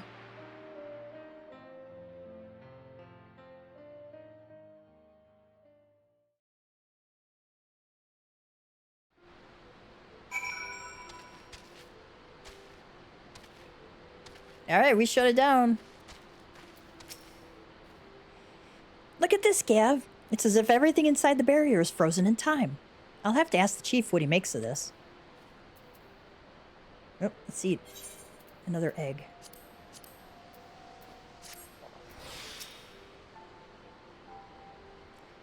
Round Rocks is back in Idleshire with the chief. Everyone's safe and sound, except for Mead, that is. Poor lass always had a flair for the dramatic, but to think she'd throw herself into the core. It's odd, though. I could have sworn I heard her voice in there saying Colossus would trouble us no more, or something of the sort. For what it's worth, it has been sleeping like a baby ever since we got out. That's not the half of it. Take a closer look inside the barrier, Gav. It's like time is standing still.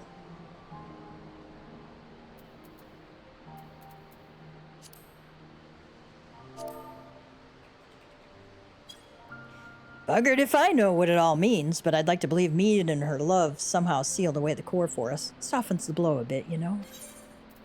Yeah, you guessed right, Biggs.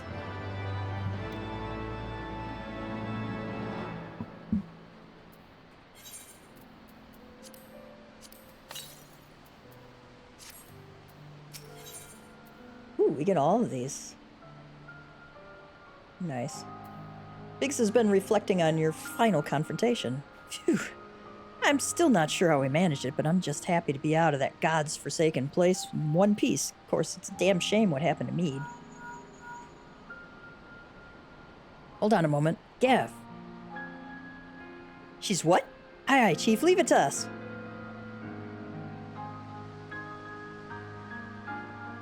Piano work out here is phenomenal.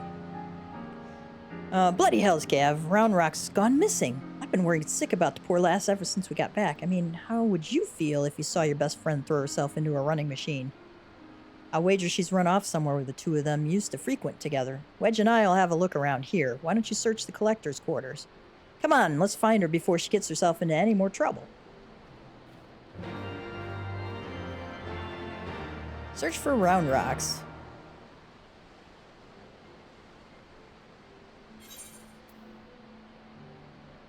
Okay, I see where she's at.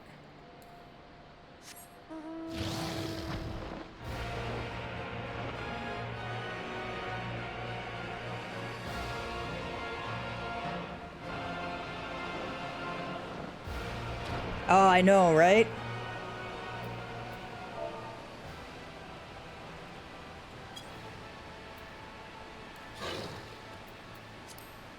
Their pianist that they use for this music is just unbelievably talented. Just phenomenal. Oh, it is Uplander. Why does Uplander come to this place? Round Rocks is sorry for worrying Uplanders. Round Rocks just wants to go to a quiet place and do some back thinking.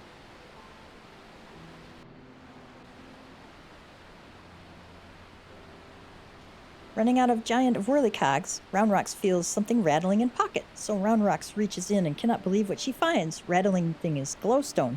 Round Rocks' favoriteest treasure. But it is dark. Even with many tryings, glowstone does not glow for Round Rocks. Not anymore. Sid says, "There you are, child. We were worried sick about you." What's that, Gav? This ought to miss.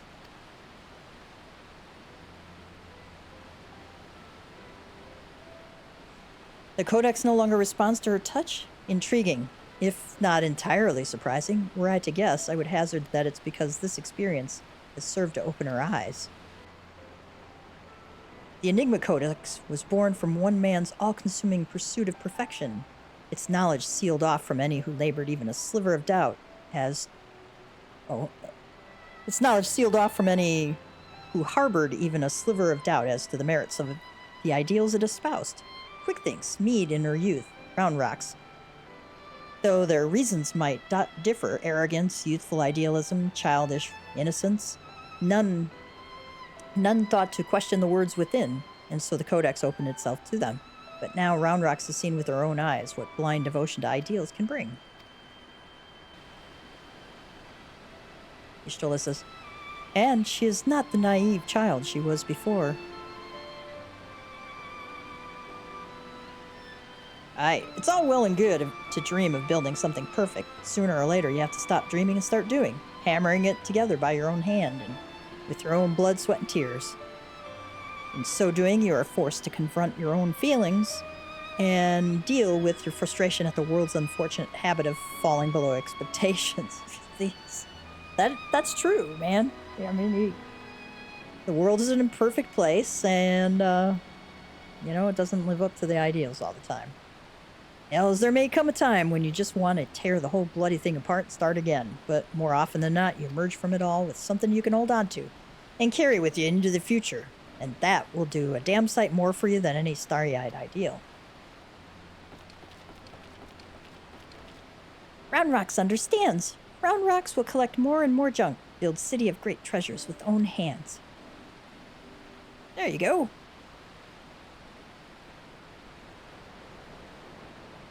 Round Rocks says just one wish, not glowing glowstone, is piece of Mead's dream. Round Rocks would give back to Mead. Y'shtola says, a noble wish, child. Would that we could grant it, but I fear the steel giant and all that lies within that barrier is far beyond the reach of mortal hands. Sid says, frozen in a single moment until the end of time. That's a fate I'd not wish on anyone. Mew!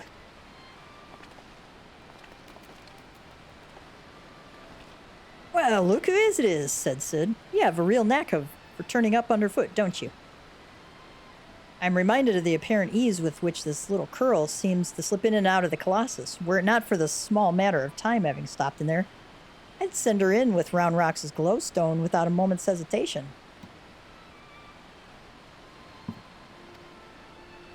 Mew, mew. Yes. 2 mews? Might that suggest a willingness to try? Says Y'shtola. Mew, mew. Says Shanoa.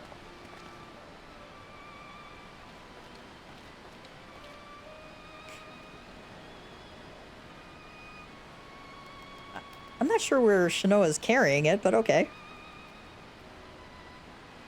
It says, giving a stone to a cat in hopes of delivering it to 2 souls trapped in time. Now, I think we've seen everything.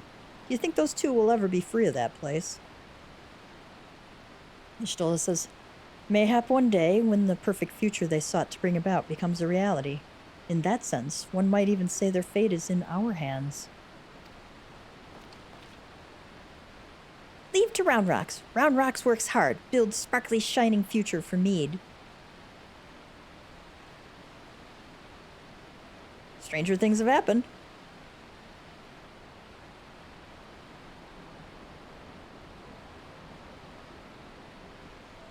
Y'shtola says, as shall we, child, and with that, Gav, we must take our leave. For all you have done to stave off yet another primal threat, you have our gratitude. Sid says, I contacted Biggs and Wedge to let them know that they can call off the search. Needless to say, they were relieved to hear that Round Rocks is safe. There was also a matter they were looking to discuss with you. They said they'd be waiting for you back at the short stop. Y'shtola says, if you will be returning to the short stop, I would ask a small favor for you as well. Pray, deliver this volume to Backrix, and tell him I believe it is that which he seeks. Till next we meet, Gav.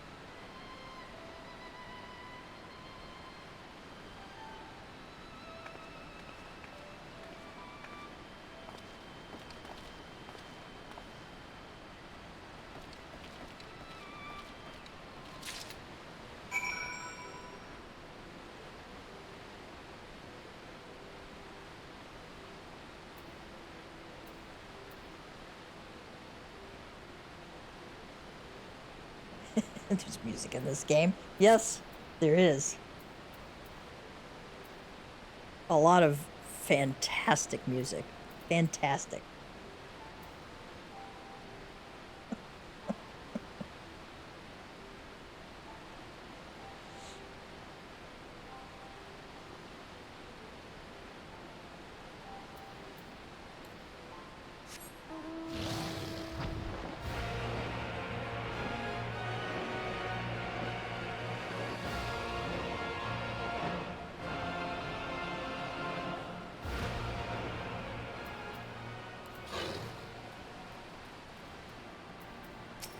Round Rocks.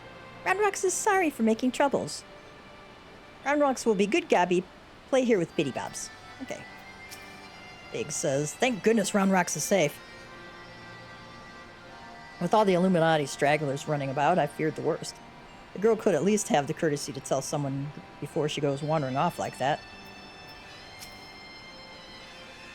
Here we are then, at the end of yet another harrowing journey, and still with all our important bits to boot. I don't want to know about your important bits, Wedge. There are some things I just don't need to know. Alright, wait! My favorite wrench! Oh, dear. I hope it isn't lost in time and space somewhere. I love the Shadow Gwibber music. I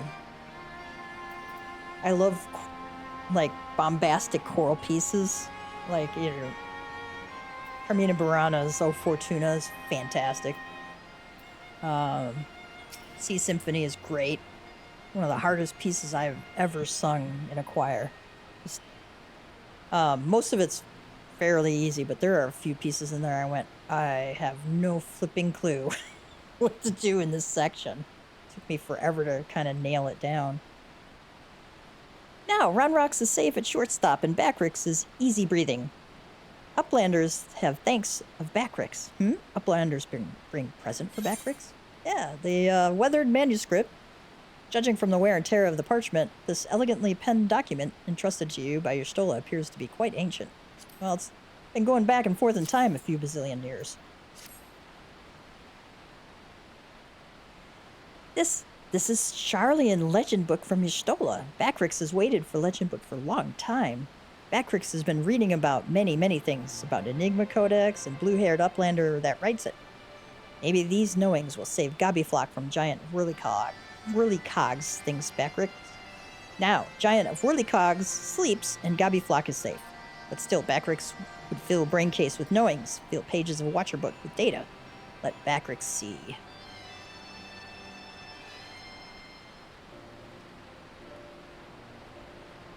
Yes, it is just as Backrix. Are Backrix's eyes playing tricks on him? Oh, are you feeling all right there? You look like you've seen a ghost. Page tells fairy legend of Hotgo tribe, uplanders of blue hair. Many, many, many years ago in old times, 2 children, boy and girl, outstepped from belly of great steel giant. 2 children grow to man and woman, become father and mother of great people of Hotgo. Names of 2 are Dayan and Mead. Look at hand drawing. Their even faces are same looking. Well, how cool is that? Egads. If that's our Mead and Dayan, why, that means that one day they'll be freed from their fate and reborn far, far in the past. So, after searching for near an eternity, they finally found the perfect world they were searching for? It may be just a fairy tale, but I, for one, would like to believe it. And fairy legend goes on. 2 children step out of steel giant holding small stone. Stone is dark when sitting on ground, but holds stone in hand and shiny lights. Roundrox says, glowstone of Roundrox.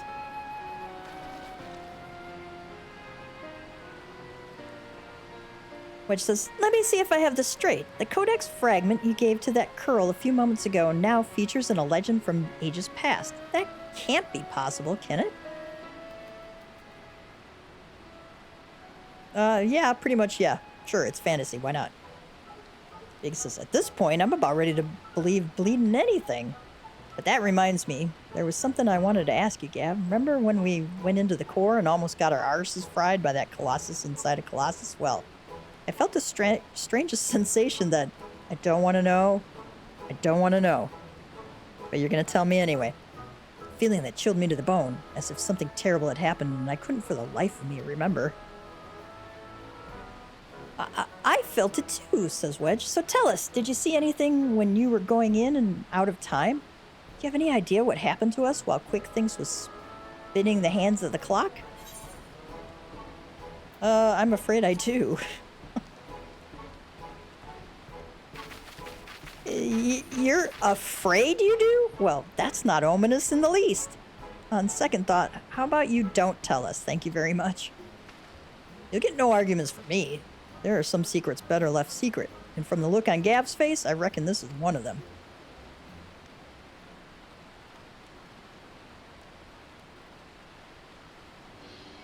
Anyway, it had seemed this long and thoroughly mind-boggling battle of ours has finally come to an end. Of course, there's still plenty of work to be done, and now that Quick Things is out of the picture, I've got high hopes that Roundrox and her friends will one day build their shining kingdom of rubbish and refuse. Gotta make a trash heap. That's my chief goal in life. of work. We'd better get back to it before the chief catches us chattering. Always a pleasure, Gav. Till next time.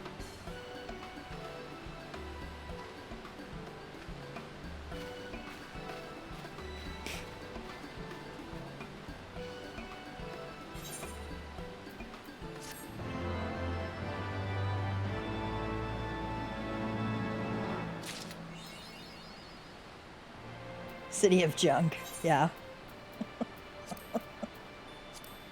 My FC mates are chatting in chat.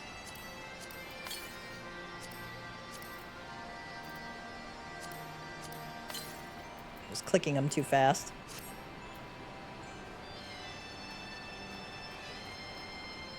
Alright, I am going to take a quick break. I will be right back. Give me take a 5-minute break. Go stretch. Go get up. I gotta move around. I will be back in a few. We're gonna go back to the MSQ now that we finished up. The raid series, and we're at the Beast That Mourned at the heart of the mountain. We're about 12 or 13-ish quests away from getting into Stormblood. Gabu says nothing. Elise says, "You're back. Gods, what a relief."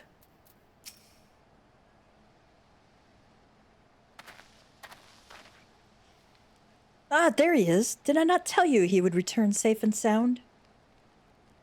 The deed is done, then. Titan is no more?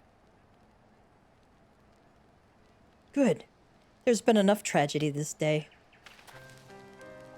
He's been like that ever since he regained consciousness. We believe he can hear us, but he's made no attempt to respond. He is almost certainly still in shock, but we cannot discount the possibility that he succumbed to the Primal's influence.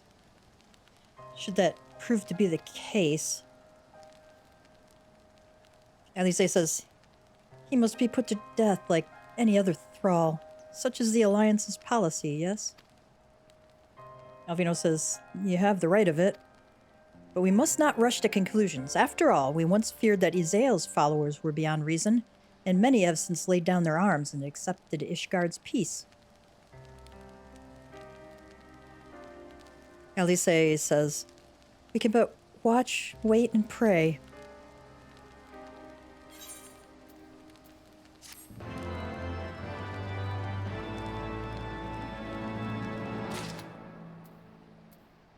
Do you have anything new? I know what happened. God's help me, I was there. But the thought that we might have to... Seven hells, he's just a child.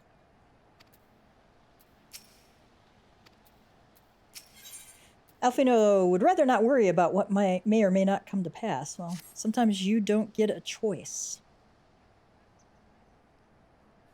Alfino says, there is naught to be gained from dwelling on an eventuality over which we have no control, much less one which may never come to pass. Let us tend to more immediate matters, informing Commander Bloyden of Titan's demise, for example. You may be certain that he will be glad of the news. Would you be so kind as to break it to him?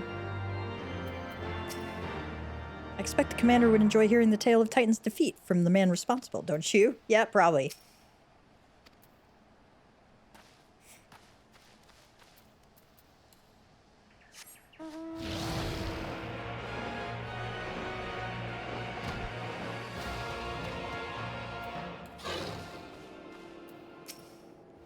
Ah, you're a sight for sore eyes.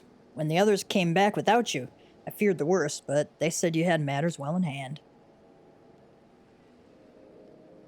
All settled then, is it? I'm glad to hear it, but not half as glad as my men'll be, believe you me.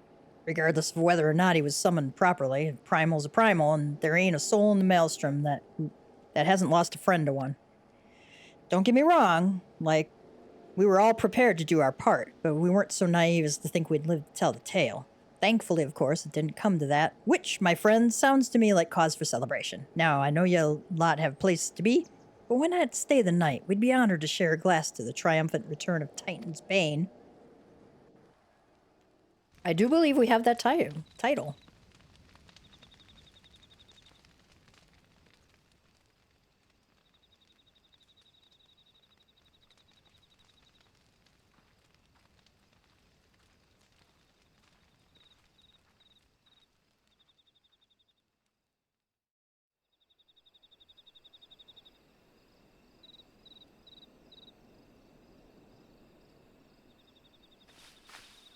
Who goes there?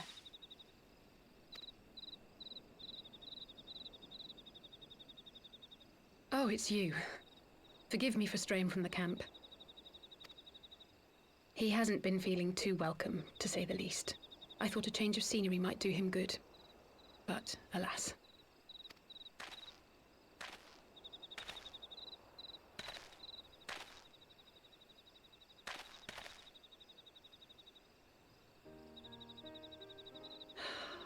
It's so quiet out here. The stars spread out before us, beckoning across time and space. Dawn may banish even the darkest night. How bitterly beautiful, those words.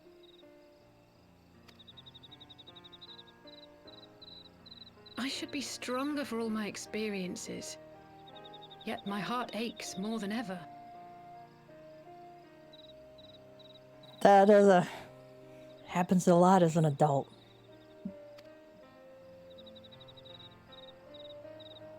I never understood why Grandfather gave his life that day. I thought that if I came here, I would find the answers I needed. But when I finally laid eyes on the land he sacrificed everything to save, saw firsthand the bickering, the pettiness, I was disappointed. I was angry. I could not fathom how these people were more deserving of his love than his family, than me. Nevertheless, I had to believe he had good reason. I was determined to uncover the whole truth of the calamity and, perhaps in so doing, find my own purpose in this sea of chaos. My travels have been enlightening, but I cannot say that I have enjoyed them. I have lost count of the many petty crises that I was helpless to resolve and of the people whose actions I could not understand. There were others, of course. Good people. People with whom I felt a kinship, whose lives I could not save. I found myself asking what it was all for. Why try if I was doomed to fail in the end? But then I recalled Grandfather's words to my father, years ago, before he left Charlayan behind forever. To ignore the plight of those one might conceivably save is not wisdom, it is indolence. We must all protect that which we hold most dear in the manner of our own choosing. We have to try, do we not? Of course, it's one thing to try and another to do. There were times while I was tracking the warriors of darkness when I faltered, when I was afraid. But then I thought of my brother, of Urianger.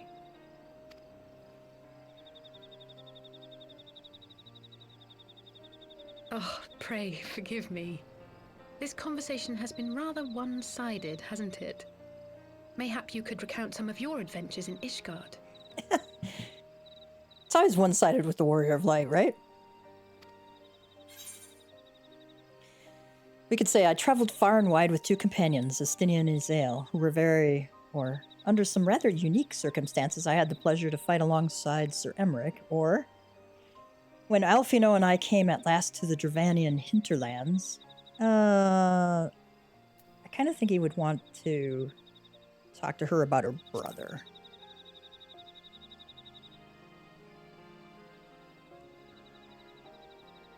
We had no clear memories of our life in the hinterlands, having returned to the motherland as infants.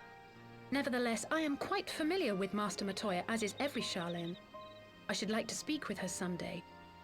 'Twould not surprise me if Alphino's recent maturation was at least somewhat due to her sage guidance. I would never tell him this, of course, but there have been moments when I've caught myself thinking of him as an elder brother. The hopes and dreams of so many rest on your shoulders, Warrior of Light. As long as the sun rises, we can but carry on, for the sake of those we hold dear.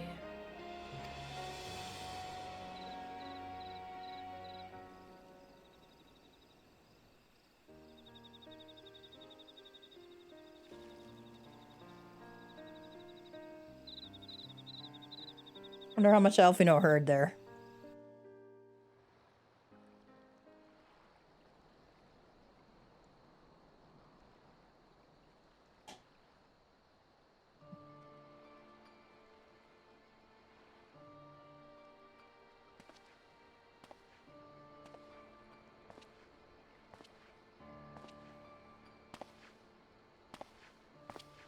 To what end dost thou cling to the tainted gifts of the Mother? Every tool has its purpose. Even this.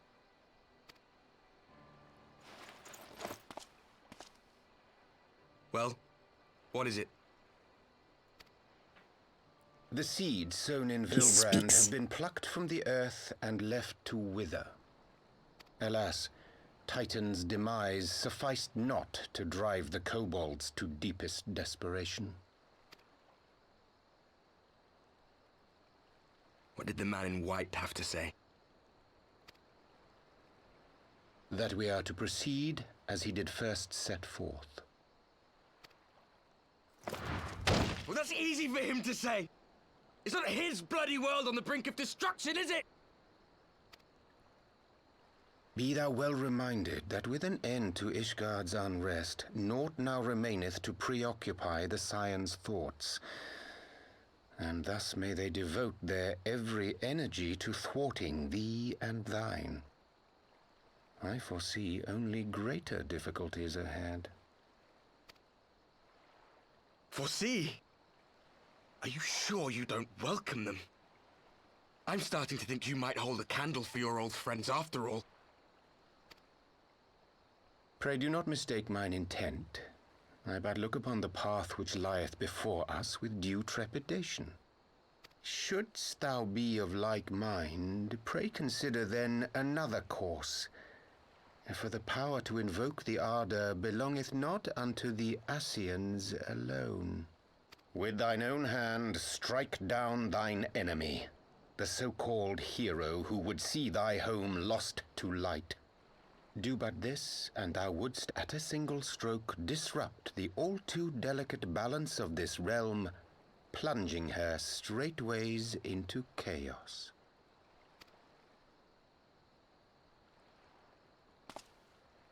You do realize what you're suggesting, yes?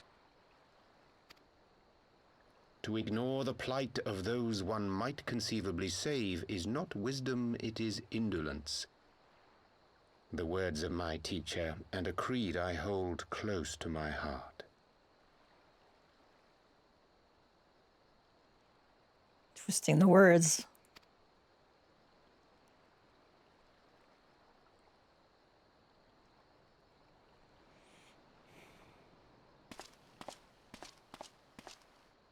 Very well. Draw him out. We'll make it quick. It shall be done.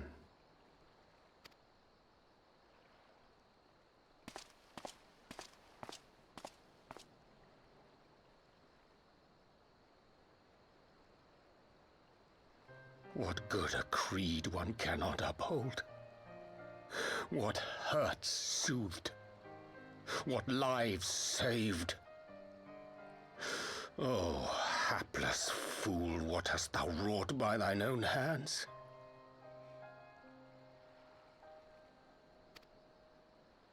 Minfilia, my friends, I shall not now beg your forgiveness. Full deeply though it paineth me to walk it, I shall not stray from my chosen path. As Moonbreeder remains steadfast, so too shall I. Riange ever walks a very different and very often lonely path.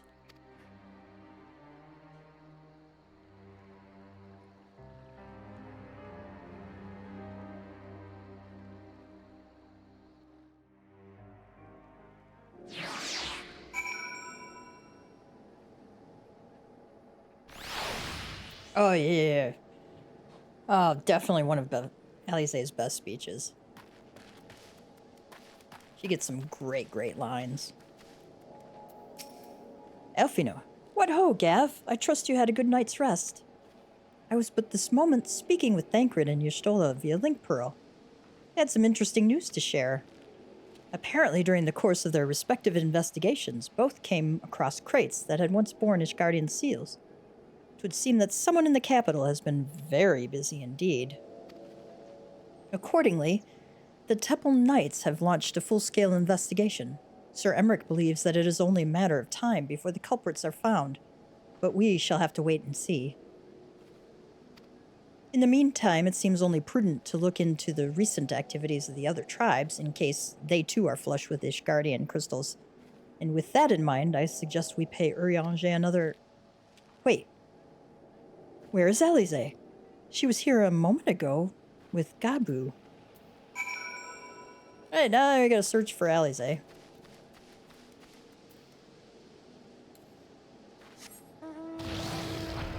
I can't remember where she went.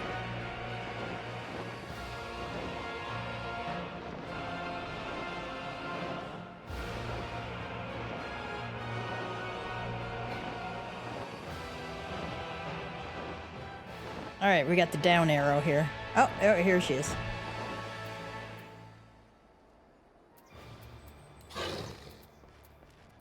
Does Gabu have anything? Nope.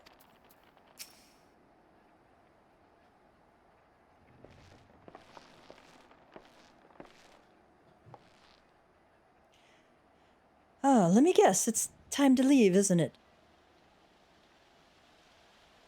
My apologies for disappearing again. If it's any consolation, I have already packed my things. Alfino says, how is he?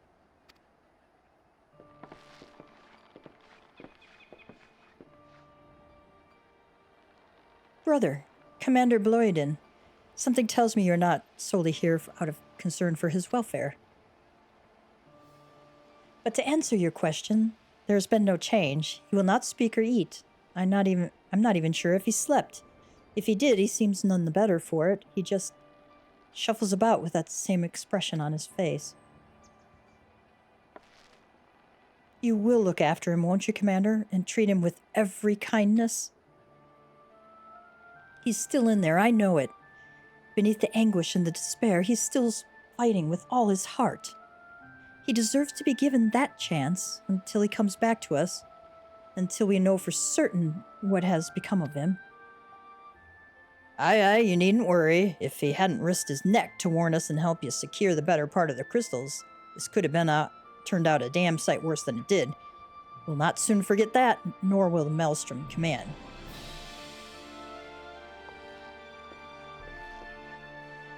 I'm so sorry, Gabu. I truly am. You should never have been made to... And I know I cannot possibly understand. Mayhap there is nothing I can do or say. The pain, the anger, the helplessness. Hold fast to the memories of better times. Remember them as they were. And when it hurts so much your heart feels fit to burst, let it burst. Let it burst and fill up again with your love for them. And never, ever forget. Bladen says, come along, little one. I will remember them. And you, Alize. Thank you.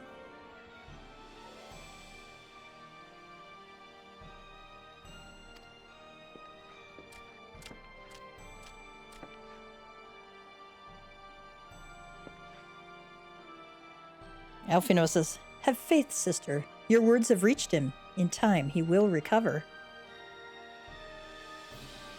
And those who orchestrated these events will be made to answer for their crimes.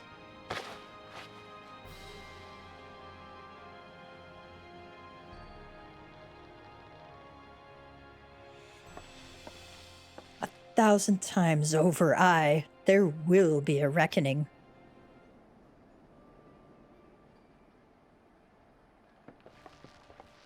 She's got a little fire and brimstone in her that her brother lacks. Kind of fun to see.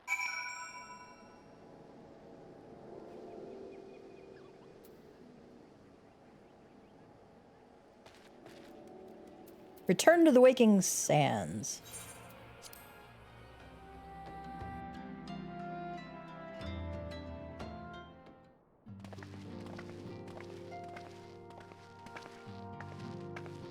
Rianse says, we have heard the glad tidings from Ogamuro, my friends.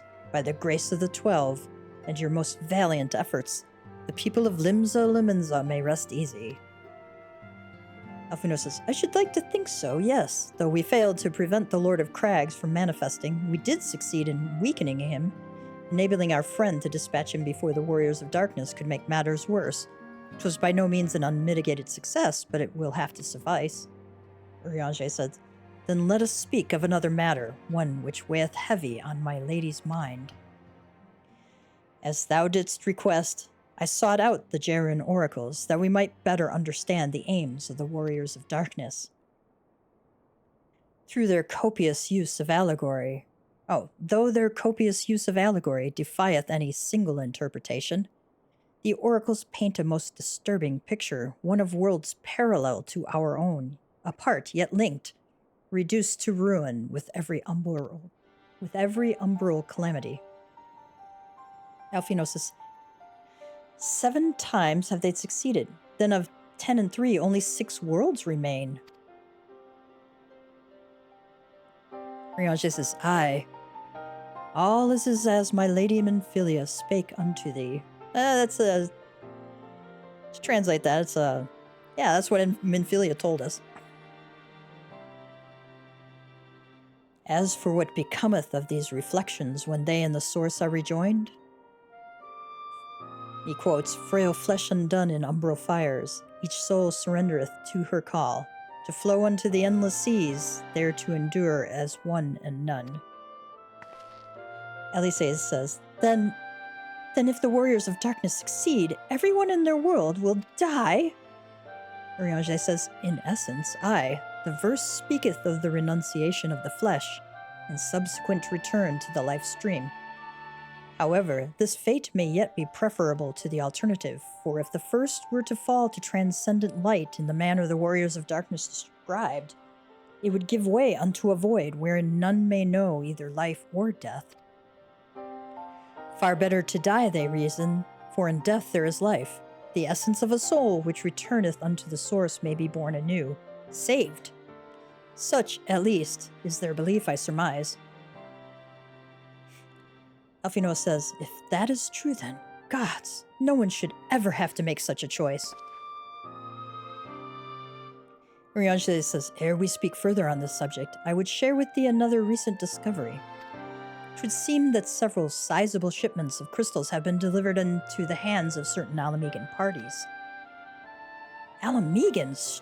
Strange. And you believe this to be the work of the same Ishgardian smugglers who supplied the beast tribes?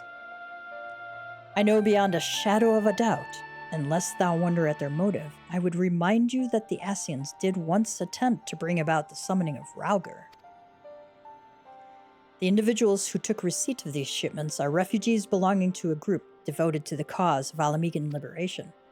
It may also interest thee to know that their Ishgardian suppliers appear to be none other than the remnants of Aline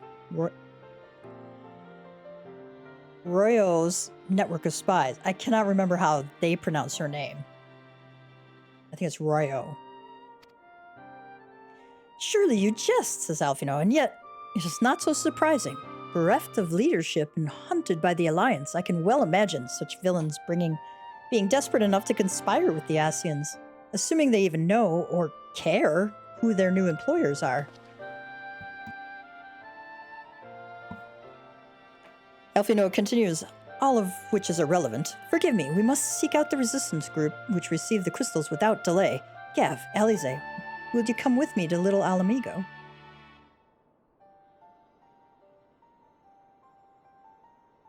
Elisee says, Yes, of course. I should like to hear what they have to say for themselves, first hand. Urianger says, May you ever walk in the light of the crystal. Elisee knows exactly what's happening with him.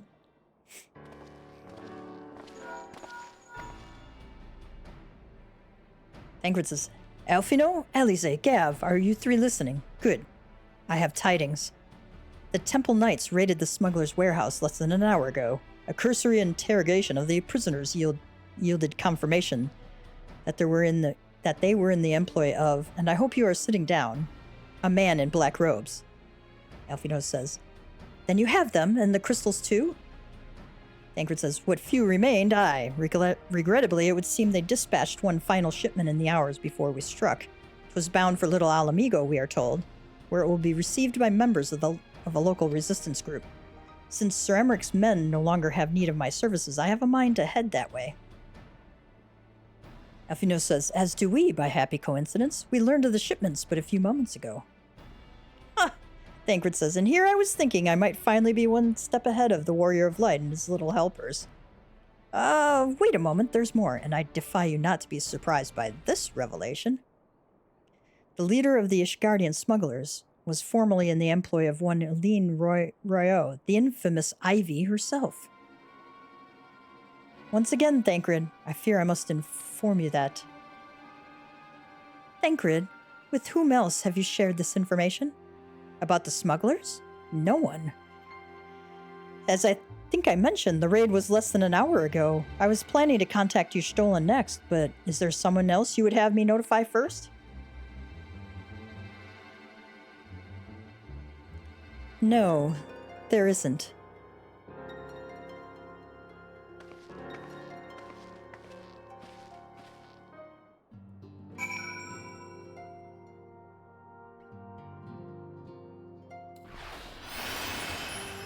She's not very happy with Riange. Oh, wonder if he has anything else to say to us. And is he in the solar?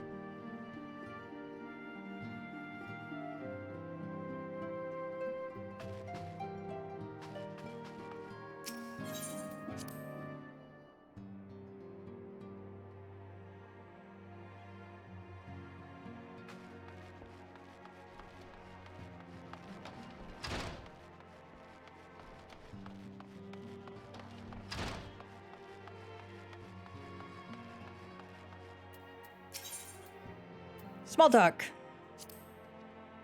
As one age endeth and another doth rise, so do our struggles wax and wane. What wouldst thou ask of me? How fares the realm? Let's see. Tataru hath told me all. Thou hast prevailed upon the Asians, and so avenged Moonbreda. Quote, knowledge dictates expectation, and expectation colors perception. On occasion, truth may issue from the mouths of fiends and foes.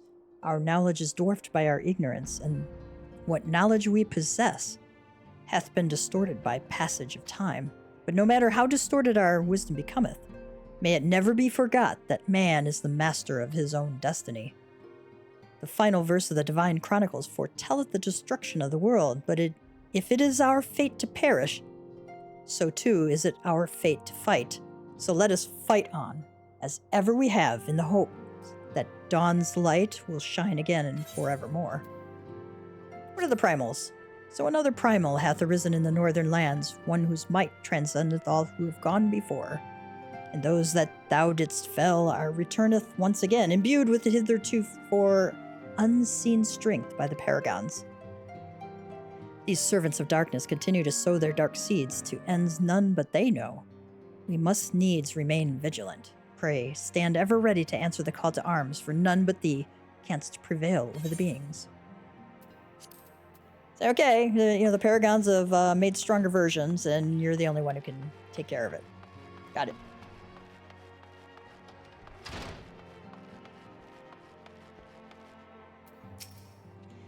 Elfino says, what in the world has gotten into her? It is twice now that we have sought Riange's aid, and twice she has treated him as if he were a stranger. The Archon was one of Grandfather's most dedicated pupils, and spent as much time at the Levair estate as we did. He's practically a member of the family. Truth be told, I struggled to recall a day from my childhood when I did not see the three of them laughing together. If this continues, I will have to raise the matter. Later, though, little Alamigo awaits. Well, she thinks she's being betrayed by her what's basically her older brother.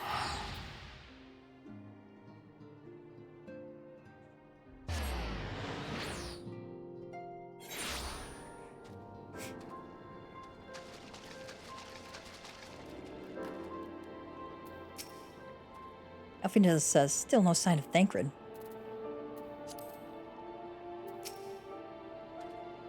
I will get to the bottom of this. Oh, forgive me. It's been a long day. Did you have something to say? Urianger? No, I've always struggled to understand what's going on in his head, now more than ever. Listen, Gav, if anything should happen, it should be me who... Just know that I'm prepared to do what must be done. Right then, to more pressing matters. Since we have no idea when Thancred might arrive, I suggest we see what information we can gather in his absence. Let us pray that someone will be willing to speak with us about the resistance.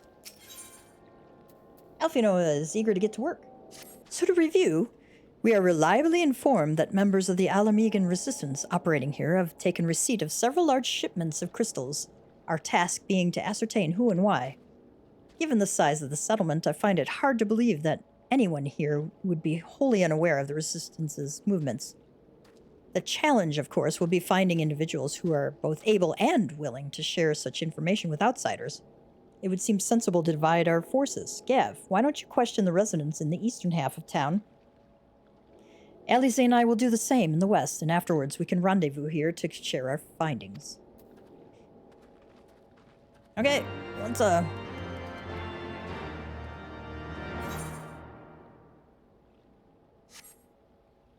Alright, we got this side to tackle.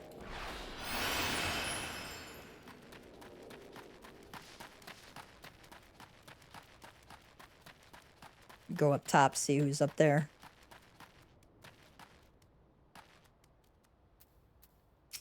Odalin, the resistance? Damned if I know. It's not as I'd be of any use to them. If you sit stored up by all these tales of secret weapons, good luck to you, but I'm too old for the mask's bedtime stories. This is our lot, and it's time we got used to it.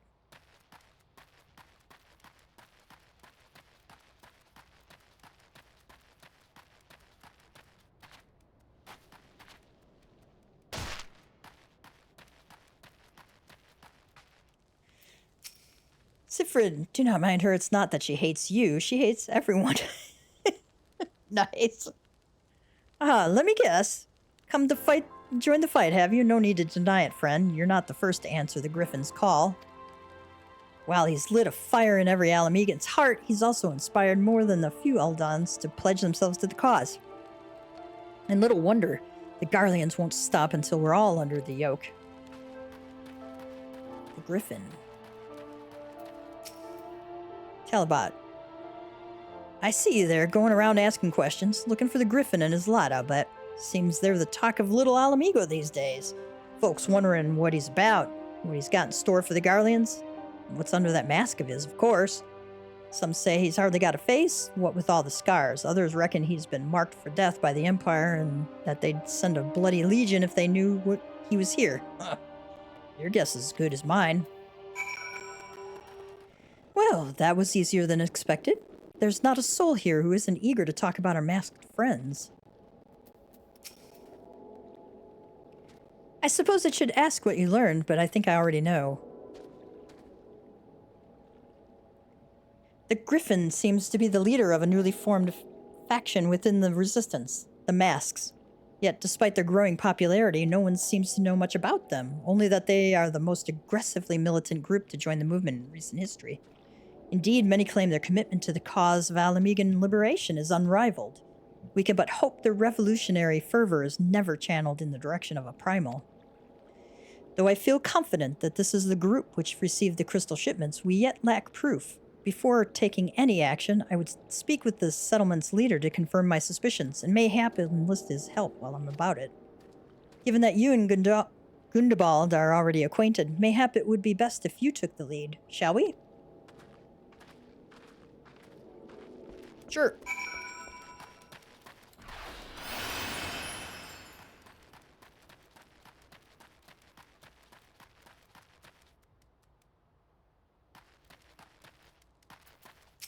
Do you have anything new to say? To hear people speak of him, the Griffin sounds like a man in his middle years. But if that's the case, just what has he been playing at for the past 2 decades? If he's so devoted to the cause, why has he waited until now to do something about it? Unless, of course, he hasn't.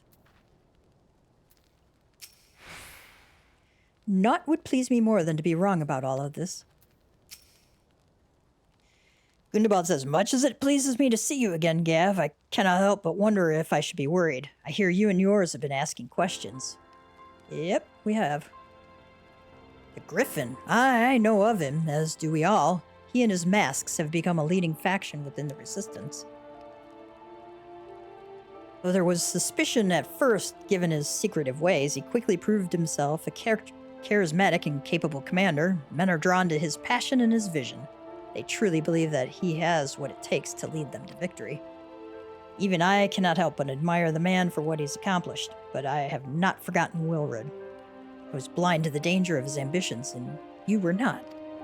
The Griffin will soon deliver a speech to our people at the Sunken Temple of Karn. Go and see him with your own eyes. Weigh his words with your own heart. Elfino says, oh, how convenient. 'Tis but a pity Thancred is not here to join us. Alice says, you two go on ahead. I shall stay behind and wait for him.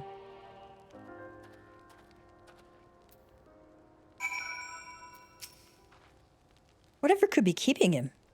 If he's taken the scenic route, leaving us to do all the hard work, I shall treat him to a piece of my mind. I bet you will, Alice. I bet you will. Has it begun already? I hear voices coming from within.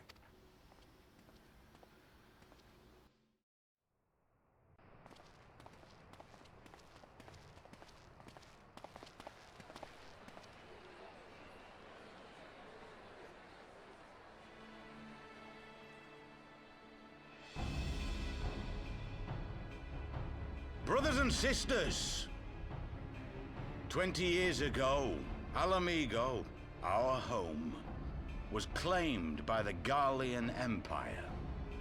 In our haste to overthrow the King of Ruin, we turned a blind eye to our foes in the north. With our glorious revolution, we but laid a path for a new tyrant to succeed the old. And when confronted with our failure, we fled.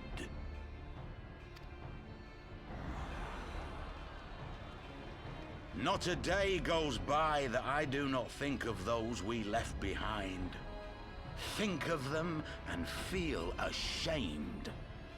And I know each and every one of you feels the same.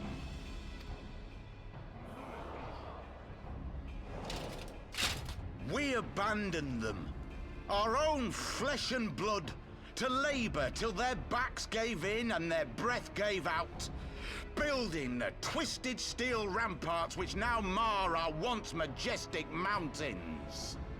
We abandoned them, the brave and true, to fight and die for their country, or worse, to be conscripted and sent off to rob another poor bastard of his home. We abandoned them, the meek and powerless, to bow and scrape when the Garleans pass, to sully themselves that they might live to see another day of misery. The Black Wolf may be dead, but a new Imperial Viceroy reigns in Alamigo now. A beast, not a fraction as merciful. You all know the Eorzean Alliance will do naught to oppose him.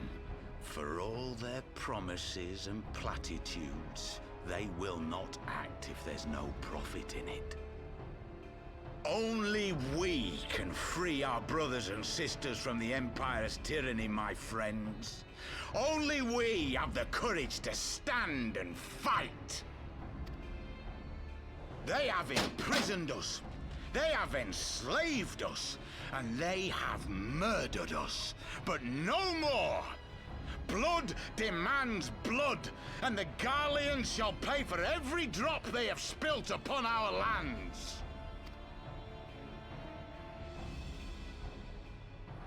This I promise you, for we have a power within us, my friends. A power befitting our pride, our righteousness.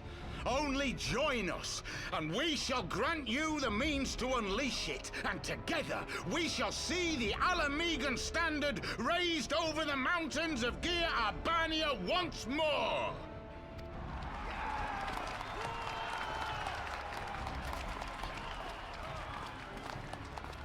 A power befitting their pride. Not at all ominous, that. Wait, is that...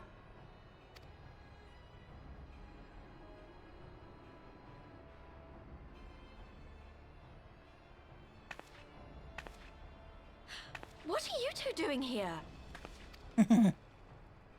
I could ask you the same thing.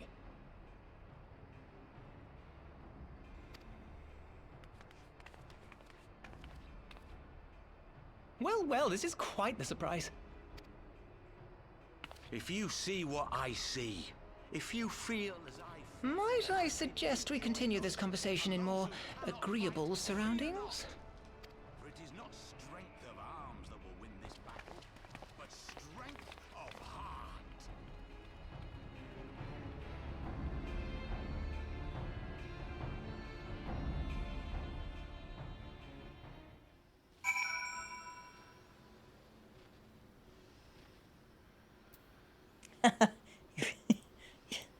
He wasn't wrong, but yeah.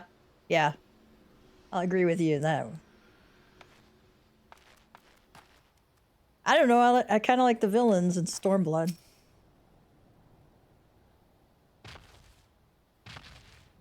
We've talked to BB before. Ida. Of all the places to meet, it has to be fate. Epilemo says, Mayhap it is my imagination, but you seem rather more rugged and world-weary than when last we spoke.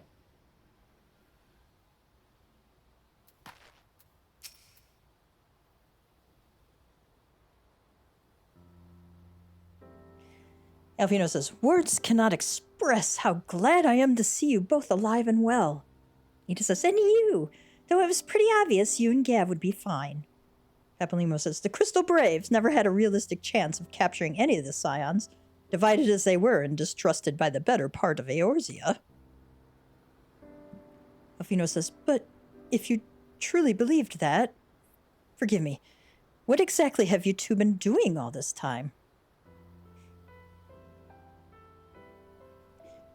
Repaying a favor. After the banquet, we had no choice but to flee Ul'dah, and we would not have been able to do so without the aid of some old friends from the Resistance. Ida says, that's right. They smuggled us out of the city and sheltered us in Little Alamigo, all at great risk to themselves. Obviously, we couldn't let that go unacknowledged, so we offered to help them out with their operations for a while.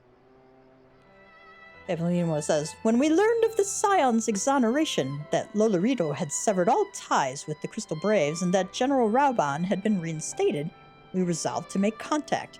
But having long since discarded our link pearls as a precautionary measure, our options were rather limited. To make matters more complicated, we were embroiled in a delicate operation at the time, leaving me with little choice but to entrust a letter to a courier. I gather from your puzzled expressions, however, that you never received it. Ida says, to be honest, we thought this might happen. While the masks are happy to let the refugees spread the word within the community, they're pretty strict about communicating with outsiders. Oh, and we also heard a rumor that the Griffin doesn't want us meddling in his affairs. Alfino says, the Griffin mistrusts the Scions of the Seventh Dawn?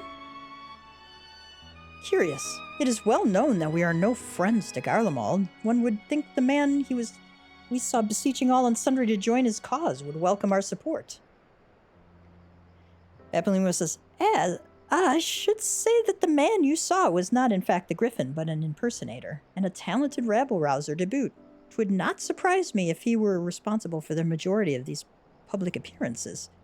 As you may have gathered, the Griffin is an extremely cautious and distrusting man who has made every effort to conceal his identity.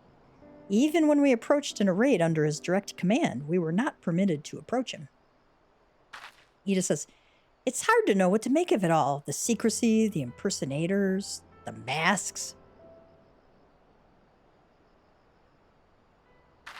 What? It's... they're just all looking at her, seeing as she's got a mask on. What? It's not as if I'm making all of you wear one, and mine only covers half my face. It's completely different. Sure, Ida. Sure. Anyway, when we heard the Griffin was due to give a speech, we thought it might be a good opportunity to get a better sense of the man behind the, get a better sense of the man. For all the good it did. And now you've heard the whole of it, but tell me, what prompted you to take an interest in the Griffin? Summoning? You're not serious. I can't believe it. The Resistance would never even entertain such a ridiculous plan, but the Griffin... Well, the man is an enigma. I cannot say with any confidence what he would or would not do. What I can say, however, is that the speech we heard today was not the first to make reference to a, quote, power capable of defeating the Empire. The masks have made many such claims of late. I confess I had assumed it to be mere bluster, but in the context of the shipments of which you spoke, it is not impossible that they are alluding to a primal. Whatever it is, we'll find out together, and if anyone tries to stop us, they'll answer to me. Indeed, that is, assuming you'll have us. Like we'd say no.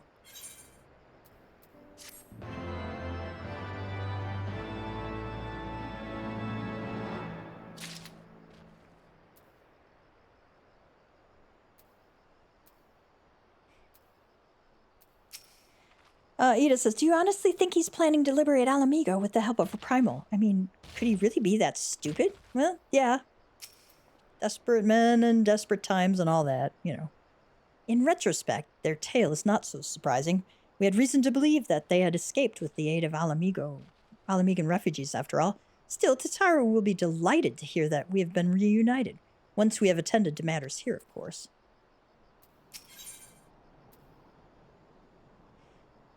We can get Flonyard. I have no idea what that is. Lotin Cordon Bleu and Spaghetti Pescatori.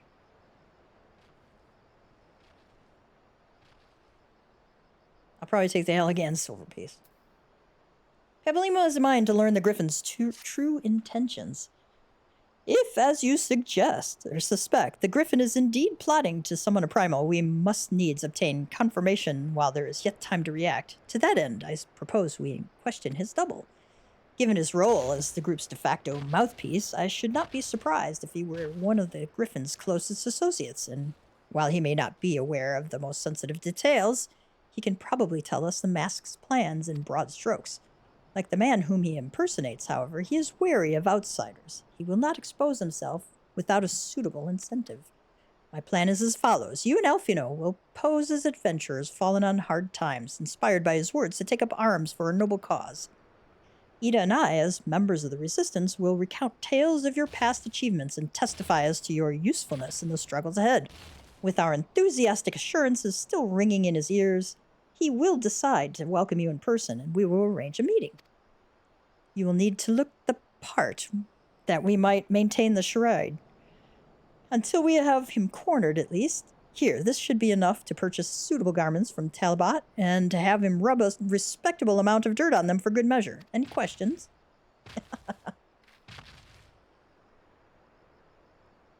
It all seems simple enough, thank you, says Alfino, and with that, Gav, let us be off.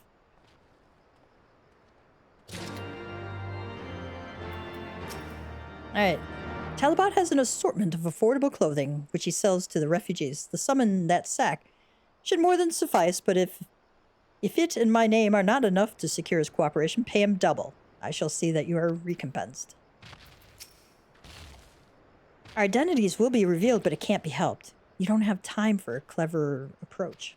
Alright, let's go back to little Alamigo. Well, don't look at me. You're the one with the sack of gil. You do have the sack of gil, don't you? Some of these optional dialogue choices are hilarious. Eh, you want to buy what? I don't know what you're up to, but I want no part of it. Sack of gil, a heavy leather pouch entrusted to you by Papalymo. Not all problems can be solved with a fistful of gil. For the rest, one must needs resort to a sack.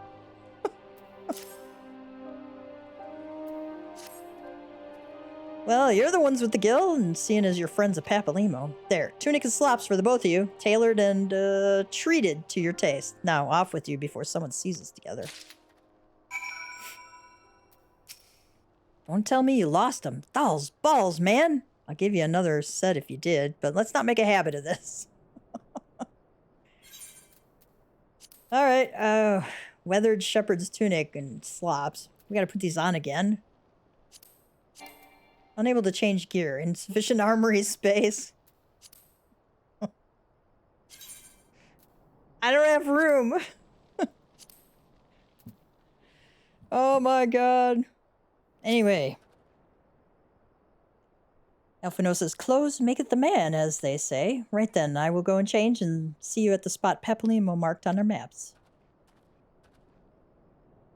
While wearing the weathered tunic and slops, speak with Alfino.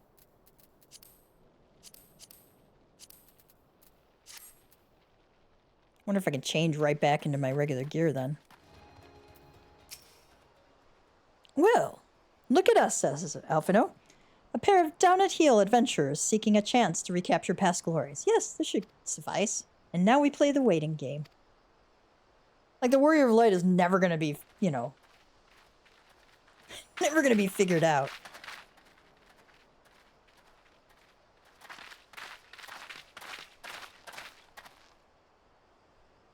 My thanks, comrades.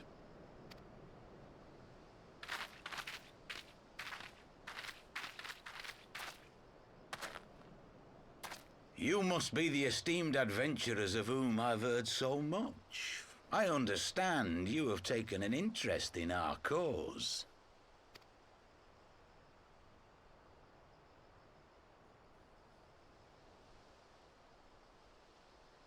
A great interest, you might say. Your words have certainly made quite an impression on my friend and I. The Resistance has long, and some would say wisely, avoided open engagements with the Garleans, but you and yours seem confident against the world in arms. I can only assume you have good reason to be so bold. Why, one might even think you are planning to summon a primal. Because that would do much to explain the sizable shipment of crystals you recently received from your smuggler friends, whom our Ishgardian allies have since detained, lest you wonder.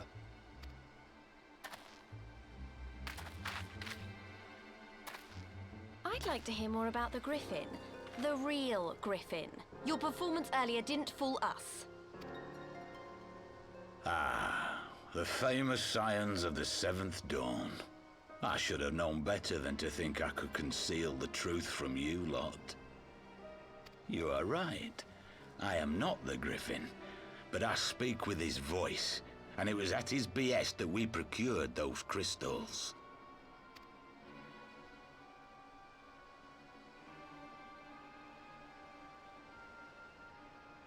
You are wrong, however, if you think that we procured them to summon a primal. We used them to reach an accord with the Amalja. In exchange for crystals to summon their god, they will aid us in the fight for Alamegan liberation. You've got to be joking. Have you gone completely mad? When people find out you helped the Lizardmen summon Ifrit, they'll turn on the Resistance. Alamigo will never be free.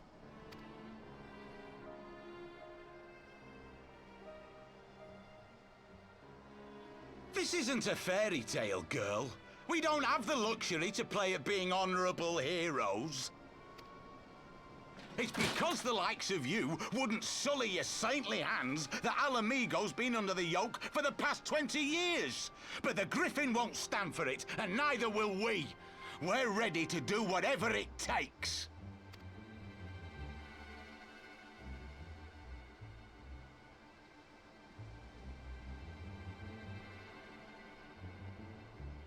What proof do you have of this arrangement with the Amalja?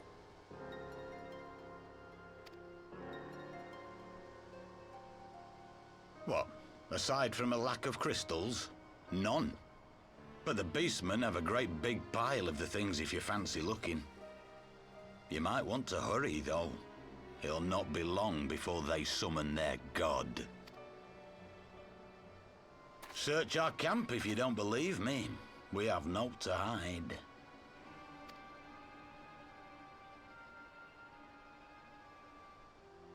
If there is a cache to be found, Ida and I will find it.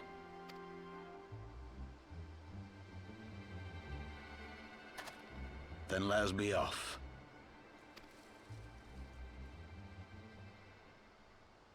Are you perchance the Warrior of Light?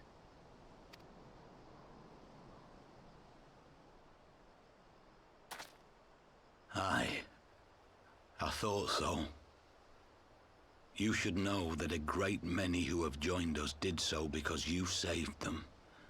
Because you showed them that one brave man can make a difference. You saved me too once. Helped a friend over in Quarry Mill make some medicine I needed. But that was a lifetime ago. On behalf of my brothers and sisters, I thank you. You gave us hope where there was none, courage and strength when all was lost. We shall not squander your gift.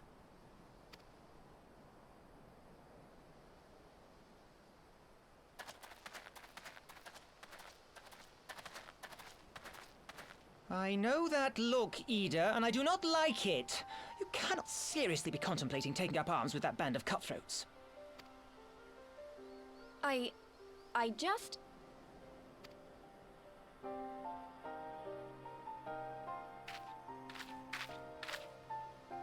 If the Griffin and his men have their way, it is only a matter of time before the situation in Alamigo comes to a head. Your homeland's future teeters on a knife edge, and any reckless action, however small, could have irrevocable consequences. You mustn't lose sight of that, Ida. When the time comes, we must all make our choices, but we must do so in full possession of the facts. Now, let us away. There is work to be done.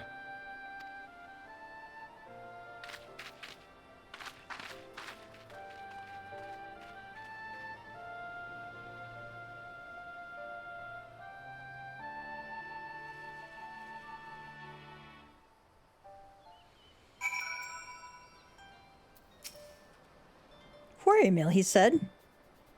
Do you remember?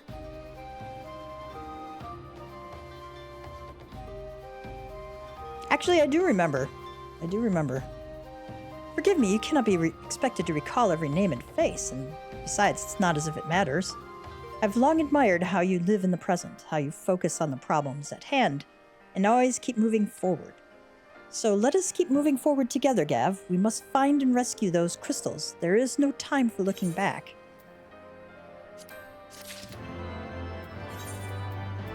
I'm going to put my other clothes back on before I get into any kind of craziness.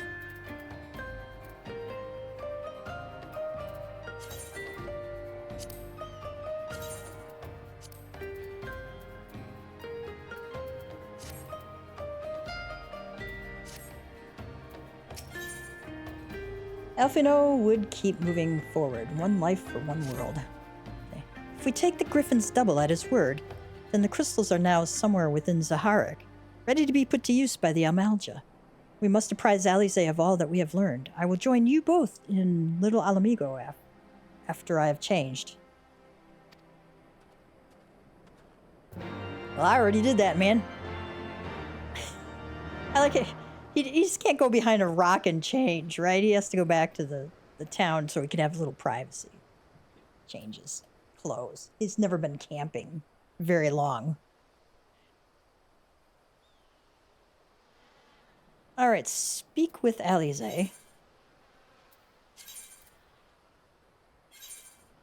I don't feel like running back there.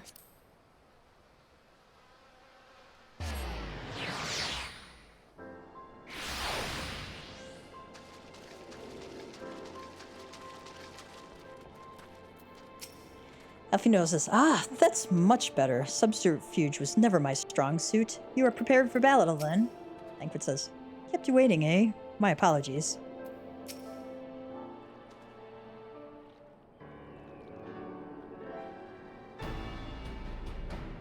Alize, now that Thancred has finally arrived, mayhap you could share your latest findings? Thancred says, you mean to tell me that while we were worrying ourselves sick, Ida and Papalymo were here all along? Well, Y'shtola will be relieved and also angry. Mainly angry, I should think. Yeah, mainly angry. As for the crystals, what choice do we have? We cannot very well leave them in the hands of the Amalja. For all we know, they could be preparing to summon Ifrit even as we speak. We must make for Zaharak without delay. Ephino says, agreed. If there is naught else to discuss, let us depart at once. Yep.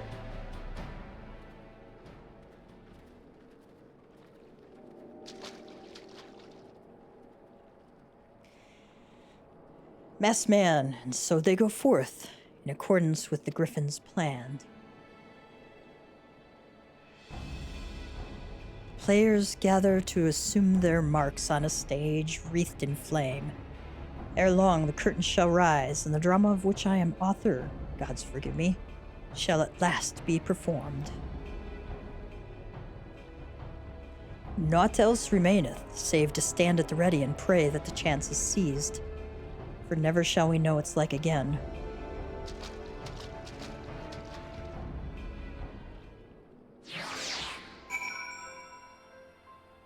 Alright, Urianger, what are you playing at, man? One life for one world. Let's look and see, that's a... Instance duty. All seems calm here. Is it possible that we have been deceived? Ingrid says, you'd think there would be more obvious signs that something was afoot. But if anything, this place seems quieter than I remember it.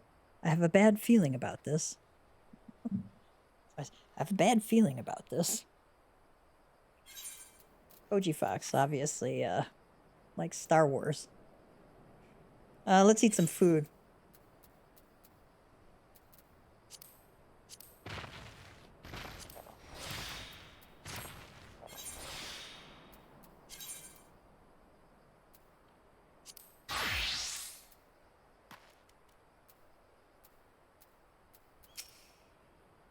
I confess, I expected a warmer greeting, but we must not jump to conclusions.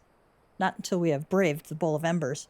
We must be ready to engage the enemy at any moment. If you would make any final preparations, pray do so now. I will await your signal. Make sure to have enough time for these. There are going to be several cutscenes.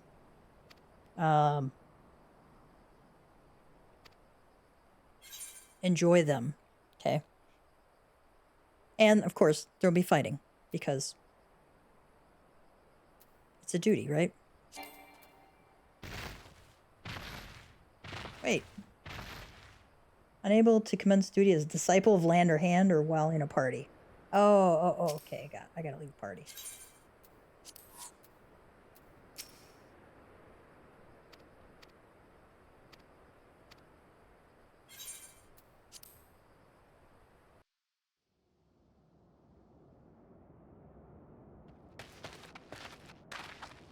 This isn't right.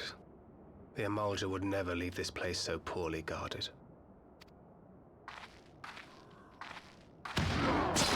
It's a trap. Not willingly, no.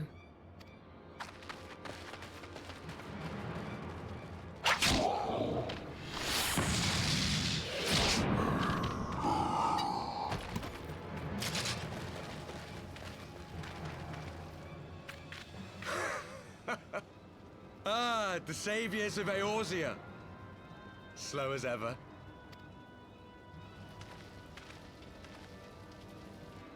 By the 12, will you never learn? You know, you're right. Mayhap it is time for a change of tack. Killing primals, tormenting beastmen, hastening the birth of a new god. It's all a bit much, isn't it? And frankly, we don't have the leisure to do it. But killing the warrior of light, on the other hand, that would soon plunge Eorzea into chaos. One life for one world. A fair exchange! Wouldn't you agree?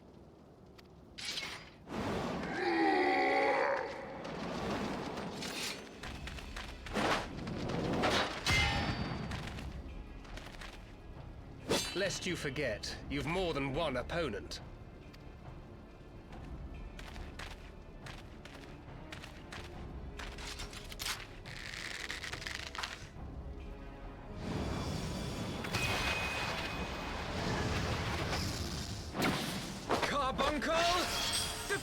way! Caught it in its teeth. I sense you will offer more than mere target practice, unlike your sister. Nice. I've forgotten all about that.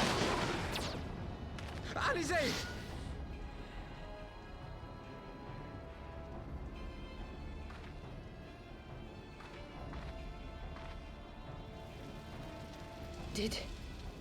Did I not tell you, Alphino? I am not the girl I once was. My brother was always the clever one, while my talents lay elsewhere.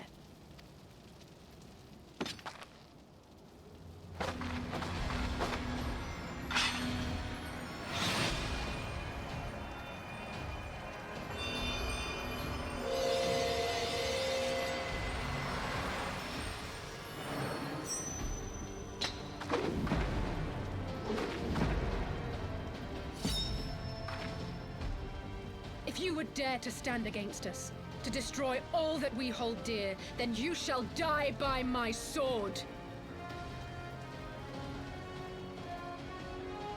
Nice. It's going, yeah, I always say.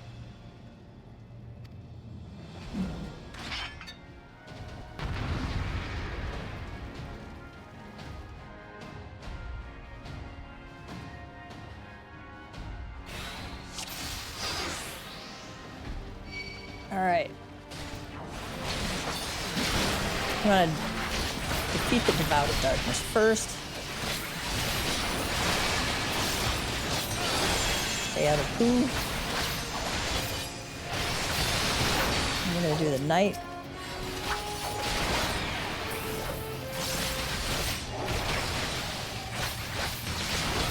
You shall fall soon enough.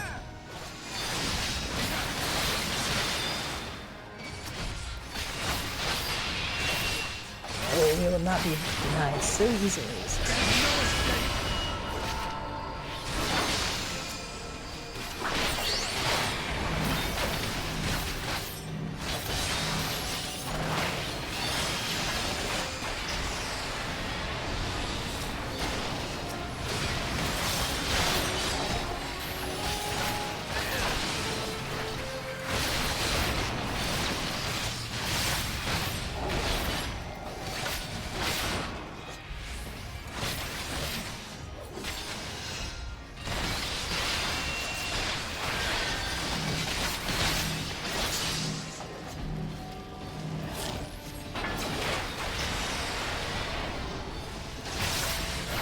Yeah, you want to take that marker to the edge as much as you can.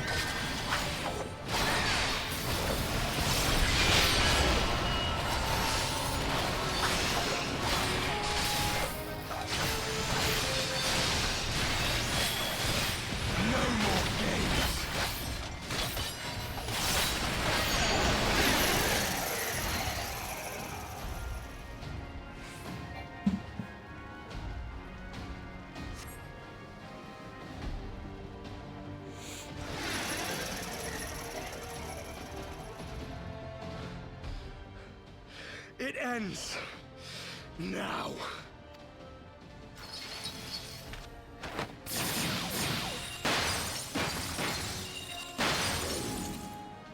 What? The chains!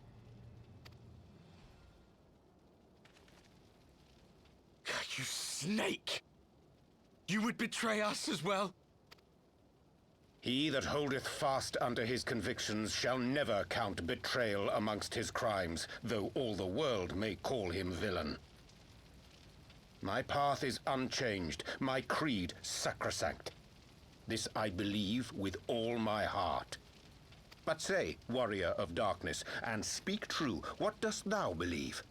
That rendering up the souls of thy world in service to the rejoining will grant it salvation? Nay. By the 12! Oriange!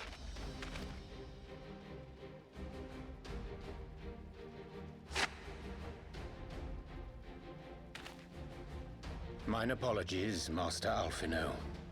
That the brightest light might shine, duty did compel me to walk in darkest shade.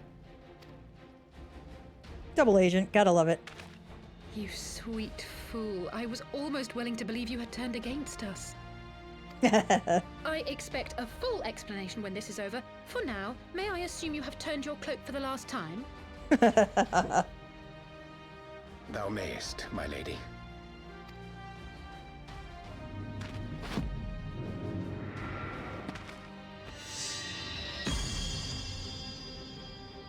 By thy leave.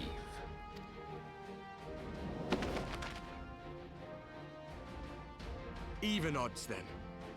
No matter. We'll crush the lot of you in one fell swoop!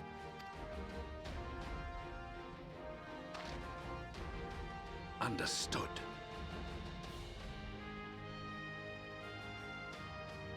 I can't make out who he is. Hearken to me. We only have one chance. Channel your ether into my blade that I might strike before the mage casts his spell. I cannot do it alone, but together we can defeat them.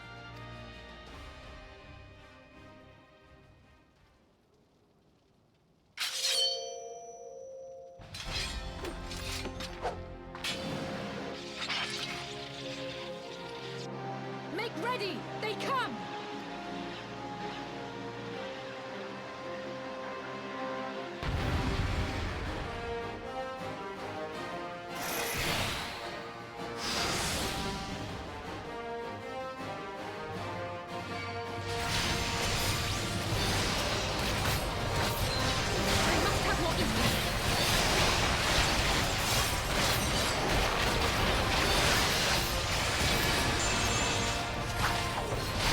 We're gonna ignore everything except the devout and the knight.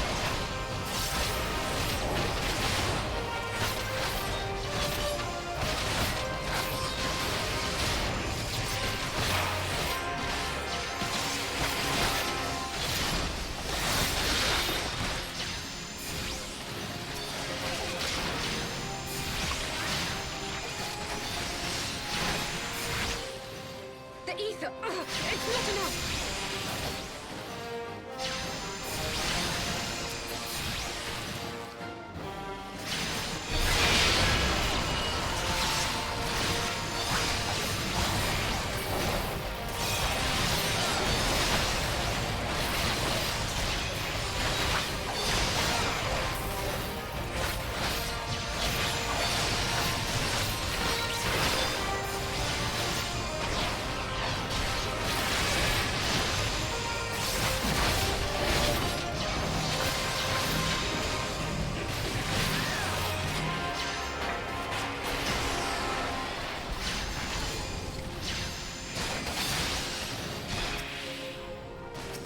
Okay. You feel the ether welling up in you.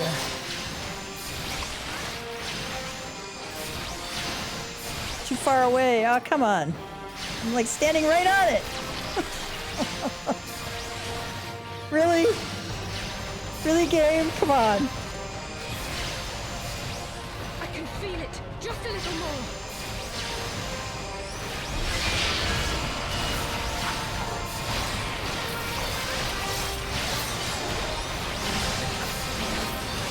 We gotta take care of the ranger here.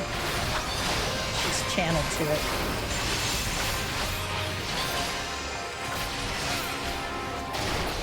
Hurry it up, Nightmare!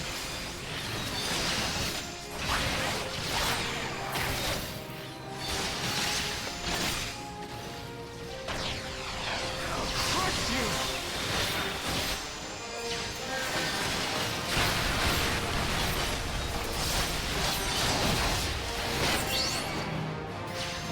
Take that away again.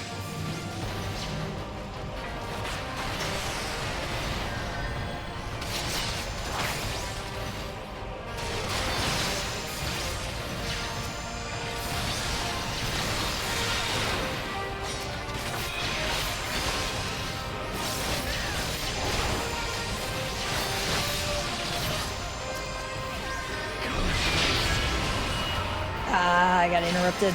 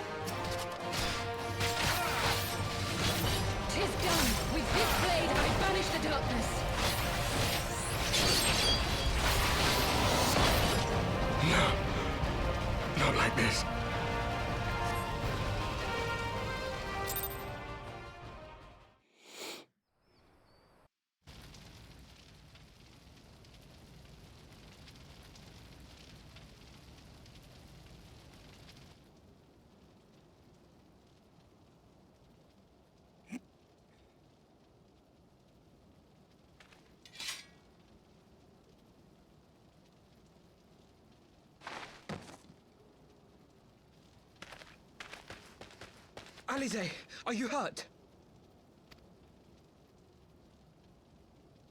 A touch dizzy, but otherwise fine. Thank you.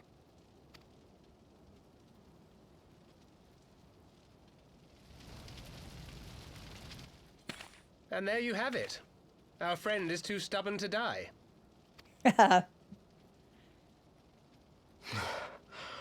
We are far from finished.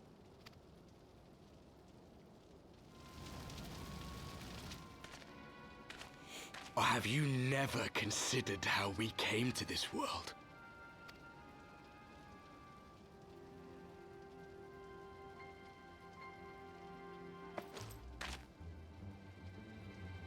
Crystals? You mean, like the Ascians? Just so. As the Ascians flee unto the rift twixt planes with crystals of darkness, so did these warriors come hither with crystals of light. Eloquent, as always. Aye, like the Ascians, we too are beyond death. You cannot defeat that which is eternal. Wait!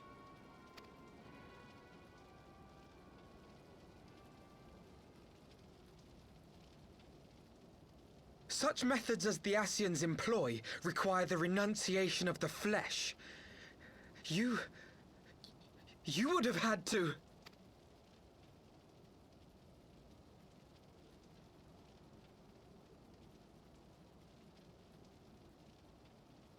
At long last, you see.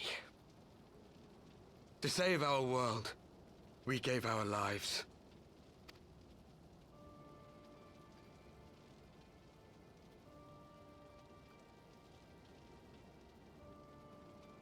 We were just adventurers trying to make our way. An odd job here, a favor there. We never aspired to be warriors of light. But word of our deeds spread, and soon people were calling us heroes. They placed their hopes and dreams on our shoulders, and bid us fight for all that was good and right.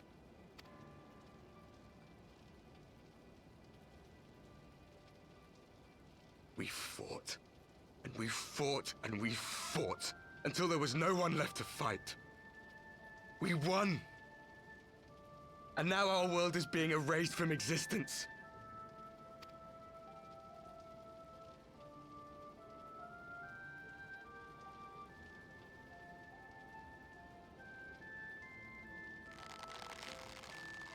We did everything right. Everything that was asked of us, and still it came to this. You of all people should understand. We will not falter. We brought our world to the brink of destruction, and now we must save it.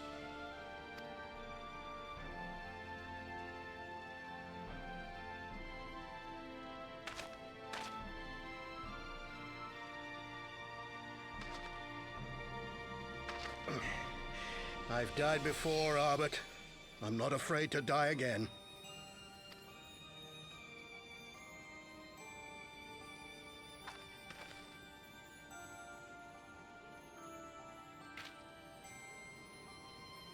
No matter how many times we fall, we must rise and carry on the fight for those we left behind.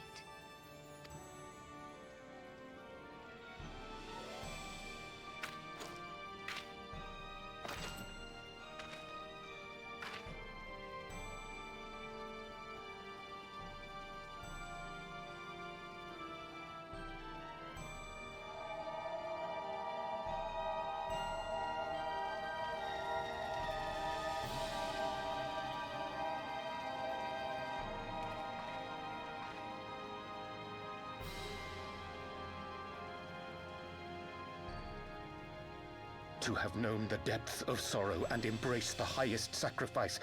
Nonetheless, Master Louis-Sois, guide my hand, I pray you, as fate's thread spinneth upon this most capricious spindle.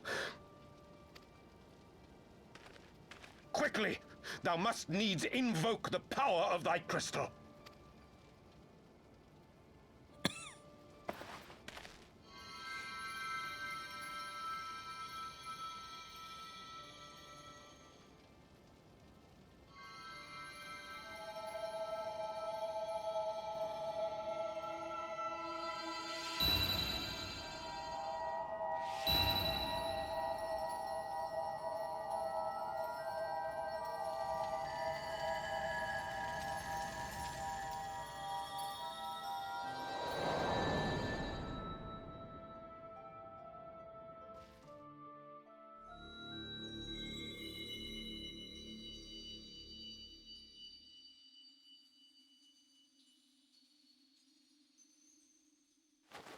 What is this place?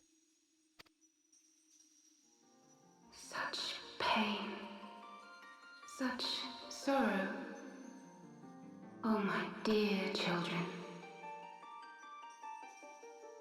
It can't be. Mother Heidelin, hearken unto your children's plea. From 2 worlds do we gather, and from 2 worlds do we offer a bounty of light. In this desperate hour we do beseech your intercession. We beg an audience with the word of the Mother, with your chosen Minfilia.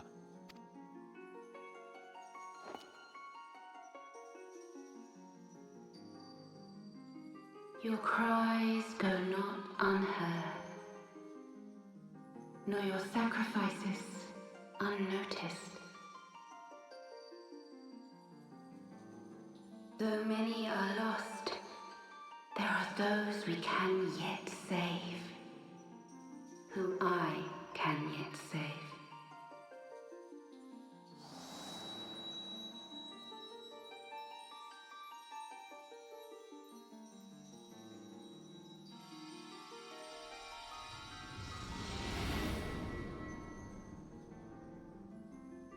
Minfilia!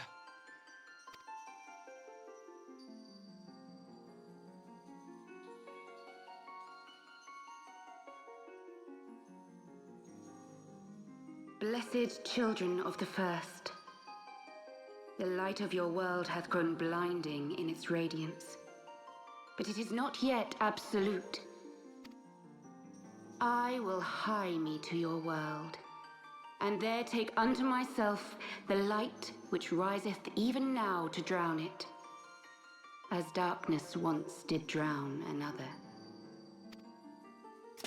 Now you deign to answer our prayers? I will suffer this farce no longer!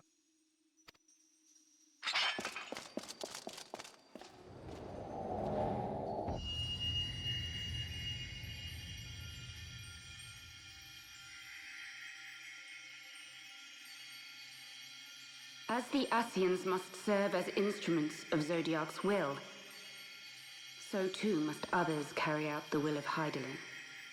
But for the boon you have granted her, she has grown strong enough to set me free, that I might serve as her emissary. Your suffering, your sacrifice, your supplications, she has heard all. We will not let the first fall to light.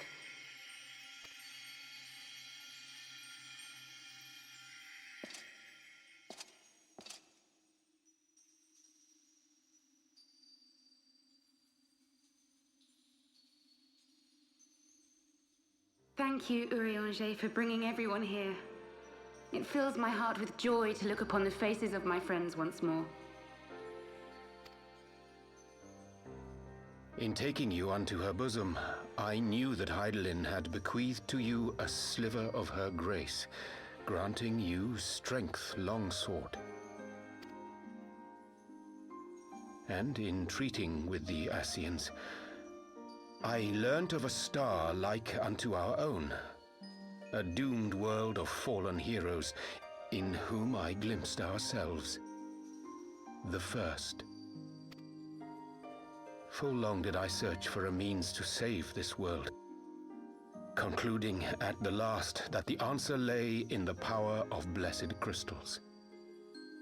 And thus did I labor to set light against dark.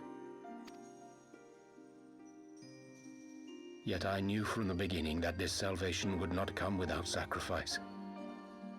For the instrument of the first's deliverance would of necessity be required to journey thither, there to remain, mayhap forever. You orchestrated all of this, not to save her, but to send her away! One life for one world. Such was the bargain, and you the coin, though it were not mine to spend.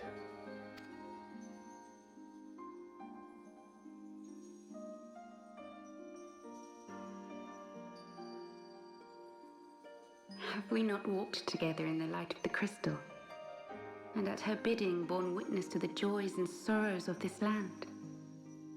Each and every one of you knows my heart. If this be the price I must pay, I pay it gladly. You would go alone then? My dearest Thancred, you who have ever watched over me, I am truly grateful for all you have done on my behalf, as would my father be.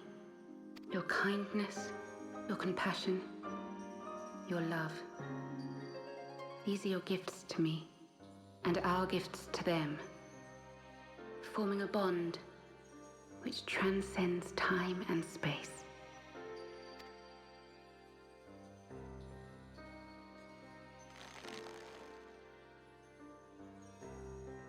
Sometimes I forget you are not the child I once knew. Make me proud.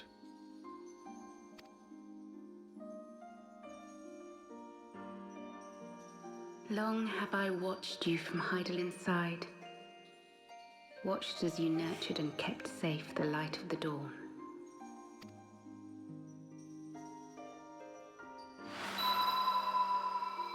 The dark recesses of the world hide untold secrets and dangers. Thus do I entrust to you, Tupsimati. I pray you, keep to the path that you may never have need of it.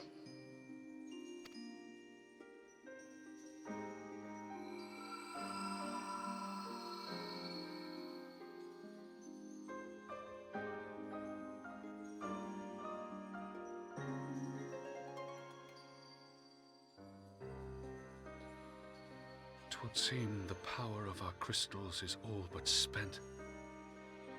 Perhaps, if there is naught else to be done.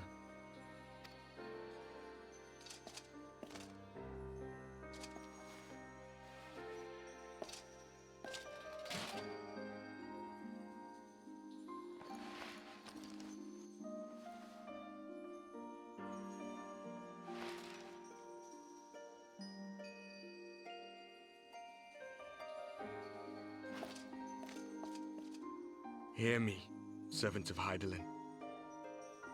If you would have us place our trust in you, then I would ask a favor. Take us with you. Take us home.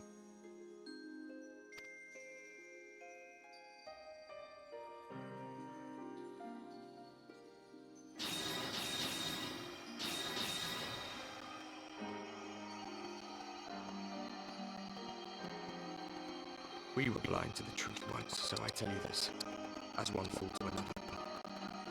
Like, it doesn't matter. What matters is how much you choose to use them. We made our choice of thinking of its consequences, or fletched it from the heart. Seize a better fate.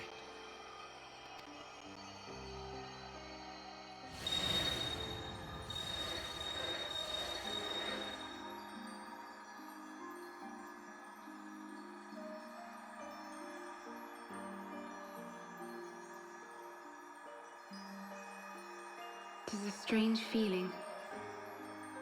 So many times have I watched you depart, my heart filled with worry. And ever did you return to me in triumph.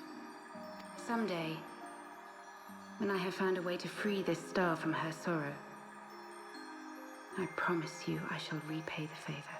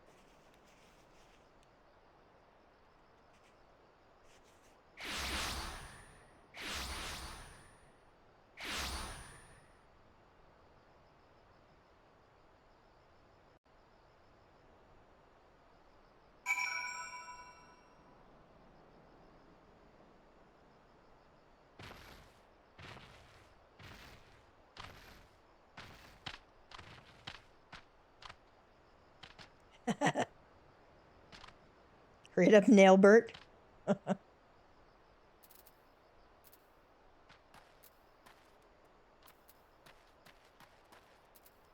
Alright, what does Elizade have to say? Though things did not unfold as perhaps. I mean to say, I truly believe that she... Forgive me, I should not have spoken. It is not my place. Speak thy mind. I do not expect thy forgiveness. Thancred doesn't have anything to say there.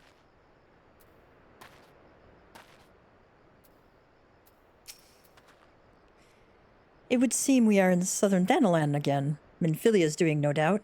May the 12 speed her on her way, and the warriors of darkness, too. I cannot help but wonder what awaits those wayward souls. If they give their lives in order to travel to the source, then in returning to the first, would they not... But mayhap that was their wish.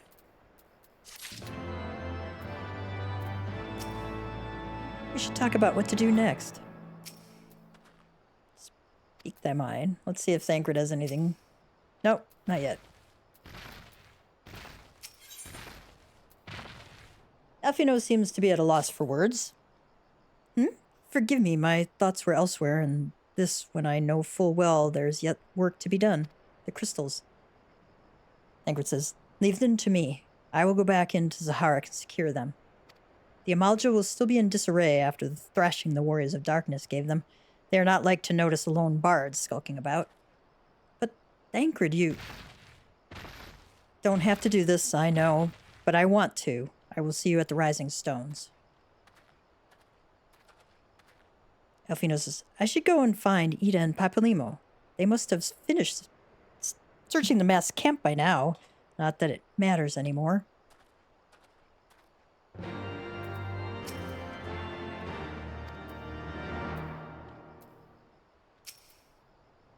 You must be tired, Gav. I know I am. Rianji said, if thou wilt permit me, my lady, I would ask a question. When didst thou become aware of mine independent pursuits? Ellie says, when I saw you meeting with the Warrior of Darkness and the Ascian in Wyatt at the Great Library. I tried not to think the worst. You've never been one to confide in others, so I knew that even were your intentions pure, you would not share your plans with us until you felt the time was right. But I cannot deny that a part of me feared you had simply betrayed us. Rianji said, would that there had been another way. Know that I took no pleasure in deceiving thee, and that these sins will forever weigh heavy on my heart. Elise says, I understand why you did what you did, that you had but sought to achieve the greatest good while inflicting the least harm. Not many would have the courage to make that choice, but even knowing what came of your actions, I find that I cannot condone them. I'm sorry. Yeah, forgive me, but I believe the events of the day have taken their toll on me. I should like to rest for a while. Rianji said, if thou wilt grant me leave, I would gladly escort thee into a refuge of thine own choosing. Once my lady hath regained her strength, we shall join thee at the Rising Stones. Until then, Warrior of Light.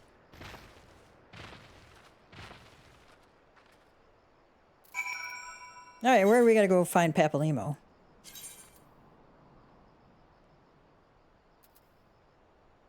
Speak with Papalimo. There we are.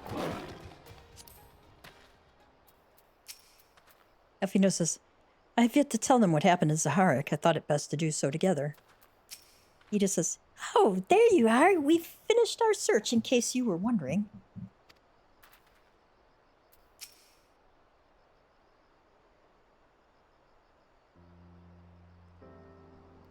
Well met, Gav. Alfino said you would be joining us. It would seem the Griffin's double was telling the truth insofar as we found nothing resembling a sizable cache of crystals in the mask's camp. Did you perchance find one in Zaharak? We found 5. Actually...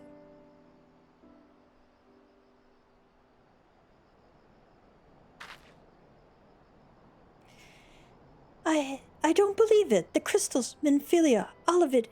It's just... I don't know what it is. Alfino says, I sympathize, Ida. Even now I struggled to comprehend that which I saw.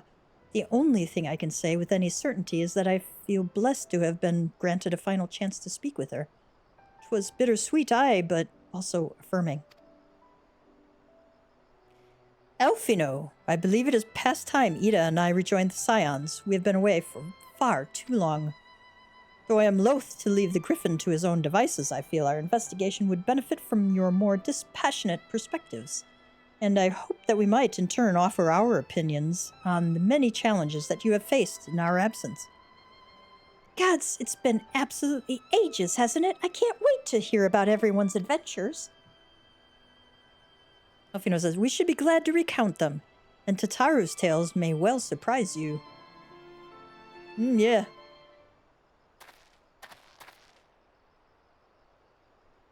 Gundabald, Ida? Ida, Rauger be praised, it's you!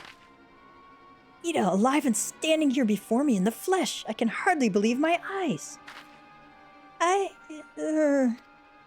Oh, come now. Has it really been so long that you don't remember me? It's Gundabald. I fought beside your father in the Revolution.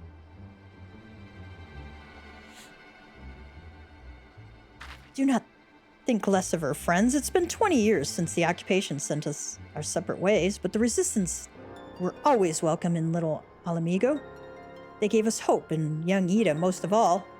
Ida here was always full of fire, ever the first to volunteer for a mission. Until the day she up and vanished, that is. There were rumors, and we feared the worst, but here you are, alive and well, looking nary a day older. Well, what can I say? I'm sorry for running off like that and making you all worry. It's a long story, but you see, I got involved with my friends here, the Scions. Oh, sorry, we were still the Circle of Knowing back then, right? Anyway, I wanted to come back and tell you, but it was all very secretive stuff at the time, and as you can see, I'm completely fine. I know we've got a lot to talk about, and we will, but right now I've got to hurry back to our headquarters. My friends are expecting me.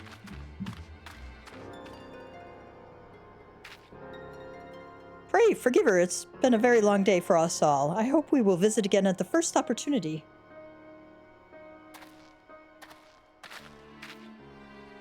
Let us return to the Rising Stones.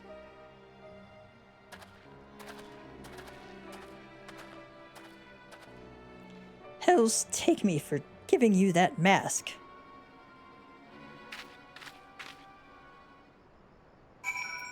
Alright, speak with... Yeah, right? A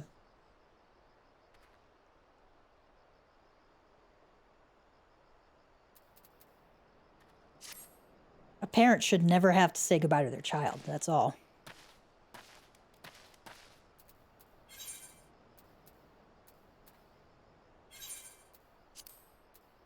Oh, we're in Revenant's Toll.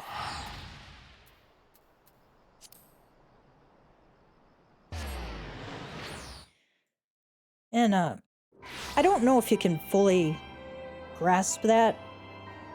I worked at a children's hospital, and sometimes parents had to say goodbye to their children.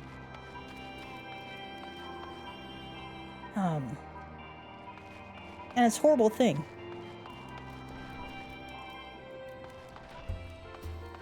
And I don't think you appreciate it until you're a parent yourself.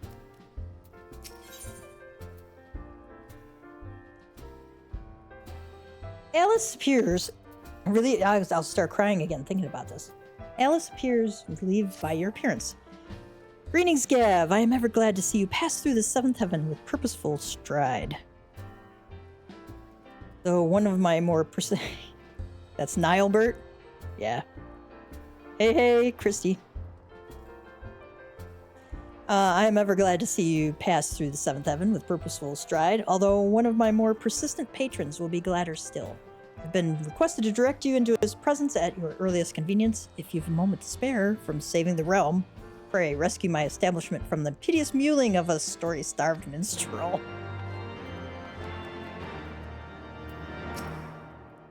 I'm glad I talked to her first.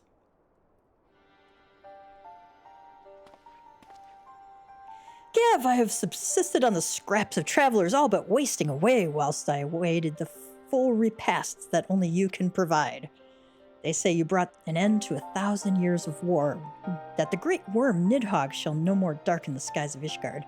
But the dragon's song must have a final verse. I beg of you, feed me every morsel. I shall devour every sight, every sound, every blow that you landed upon its scaly hide.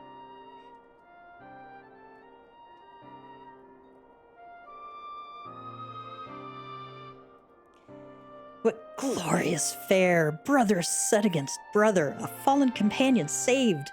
I am revived and restored, and my fingers ache to strum the score. Eternal is a dragon's woe, unceasing doth his anguish flow. Yet for the walls of Ishgard high, 'gainst blood did Hraesvelgr ally. Eternal is a dragon's rage, dread Nidhogg's wrath did span an age.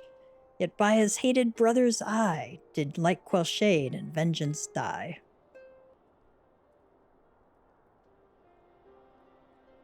What say you? Does your blood not quicken at the tale's retelling? One might accuse the language of being overly flowery, but epic deeds demand epic depictions. Do you not agree?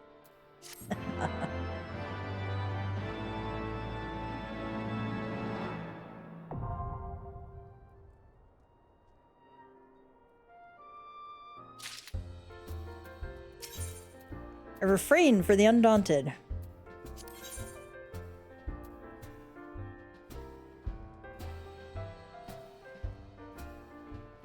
The wandering minstrel craves tales of your adventures inside the steel colossus to rouse his muse once more.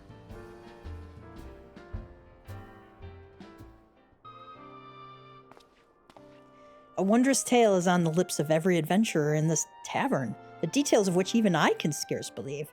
They say that within the rusting relic that straddles the Thaliak, a hero met with a company of warriors wrought from solid steel. Yep, that's us, we did it. I rather thought it might be you. And you say you crossed swords with these dreaded automata? Splendid, tell me everything. Let me hear the sounds of battle echoing through that giant's iron innards.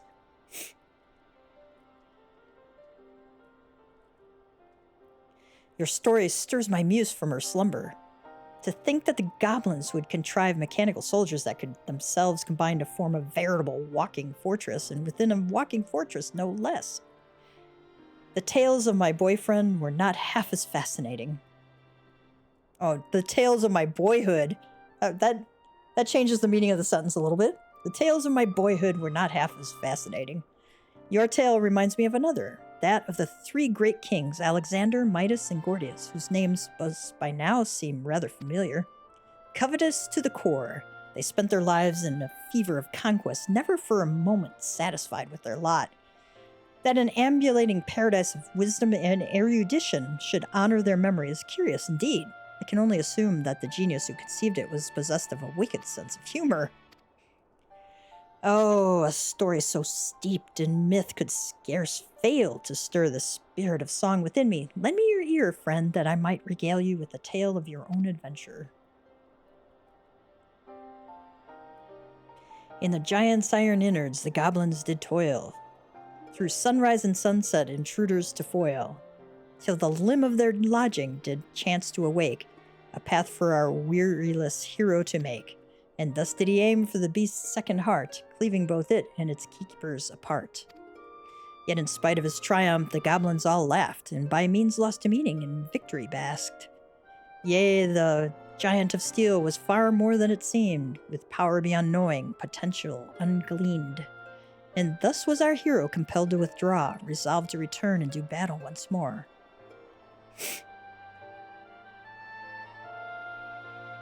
There! A courageous struggle, rendered in the naive style, recalling the fantastical tales of youth. But tell me true, did I capture the spirit of your journey? I took certain liberties, of course, but then such poems must do more than simply portray an event. They must tantalize the senses and stimulate the imagination. The hymn of battle is as old as time itself, but sung from the heart, it can inspire even the meekest soul to greatness. How do I think the poem will end? I was hoping you might tell me. Suffice it to say, I very much look forward to finding out. Ooh. But wait, there's more. Who lives, who dies, who retells your story? The Wandering Minstrel seeks inspiration for a new masterpiece that believes the tale of your ultimate confrontation with the Colossus might very well provide it. Well met, friend. Might you perchance be able to shed some light on a most remarkable rumor that has reached mine ears? That of a time-straddling hero who did rescue the Gabi flock of Idleshire from a future most dire?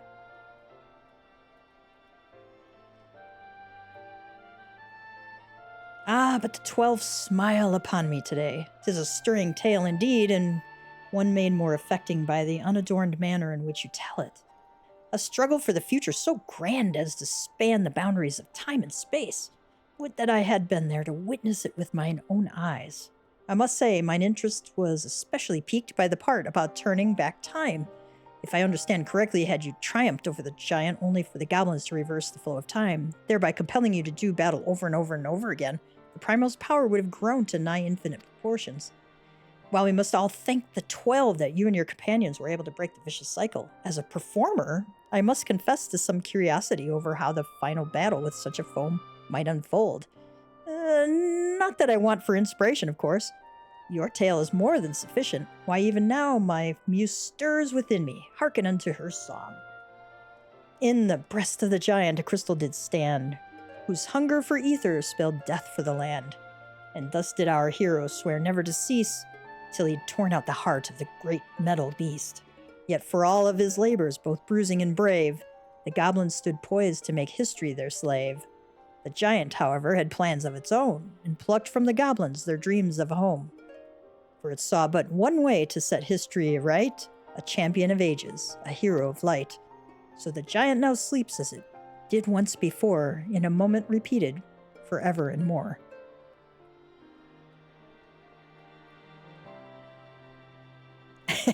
You don't want to see Yoshi's boyhood?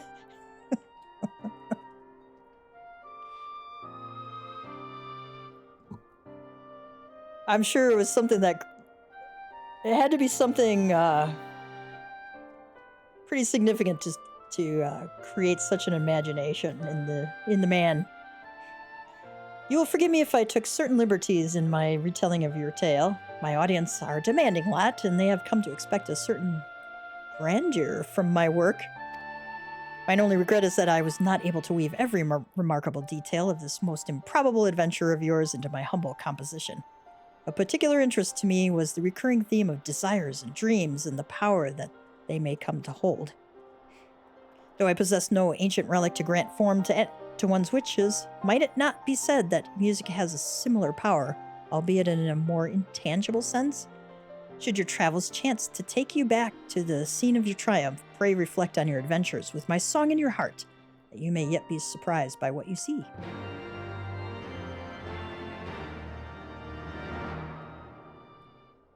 And we fill up my quest log with yet more quests.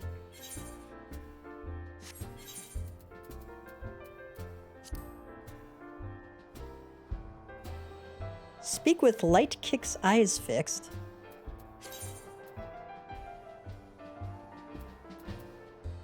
Oh, okay.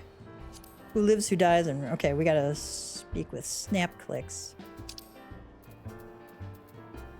Basically in the same spot. Okay. We can do that another time. I think it just unlocks the expert.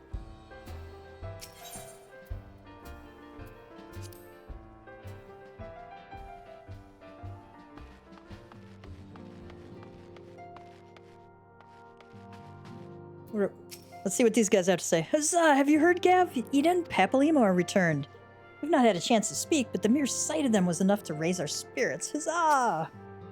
Quiltene says, many of our number are still out in the field, but I believe Oker's party should be returning shortly.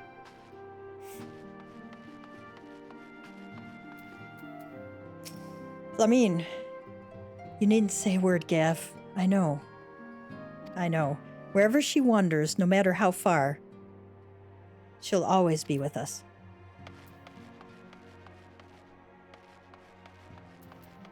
Oh my. When you think about it, we have accomplished quite a lot in recent days, have we not?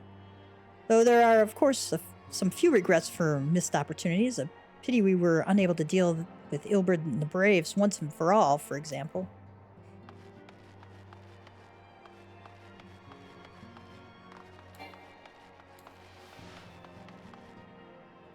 Let me switch back to Bard so I can get the XP on that.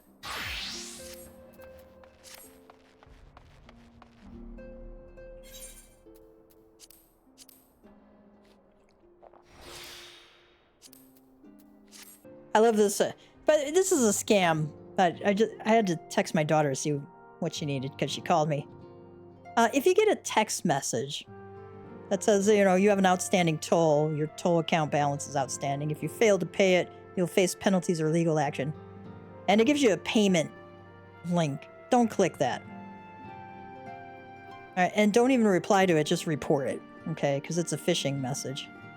Coming from a guy with a Hotmail address. It's like, come on.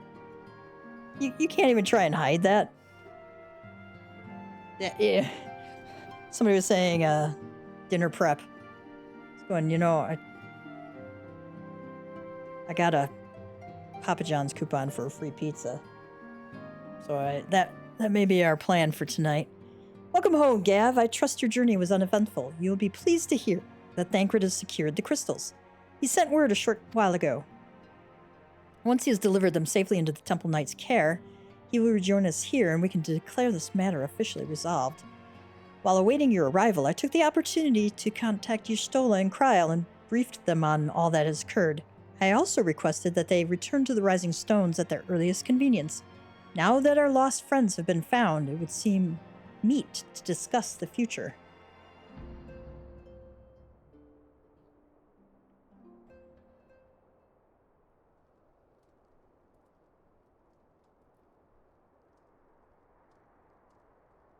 Back in the Solar. It's been too long since we were all together like this. Not since after Moonbraider. Much has changed since then. We ourselves, most of all.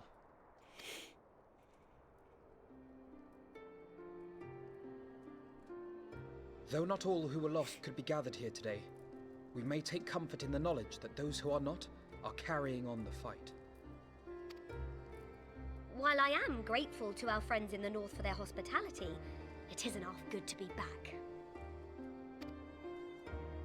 But, as Papalima rightly said, much has changed since we last stood here. The Scions of the Seventh Dawn are not as they once were, nor should we be. Our travels in the north brought us into contact with a host of fine and generous people, and their selfless deeds serve to show me that it is not lofty causes that should inform our actions, but our hearts. And I hope that the Scions might continue in this manner, as individuals driven by individual principles. Provided we all sincerely desire to work towards Eorzea's salvation, I believe the paths we follow to achieve it need not, and should not, be dictated by any single ideal. Companions bound by a common purpose, free to go whither they will. The idea is not without merit. Very well. I shall resume my research of the primals and the elder gods of Eorzea. Should anyone have need of my findings, you need only ask. I should be glad of your continued assistance. Well, my main purpose in coming here was to see the signs of the Seventh Dawn restored and my dear friend found. Nevertheless, having involved myself in your struggles, I feel compelled to see them through to the bitter end. For Minfilia's sake. That is, if there are no objections.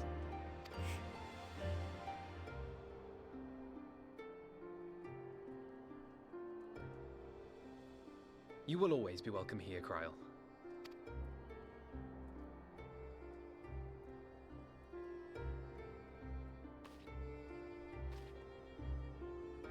Urianger, can we trust you to carry on your investigation of the Ascians as before?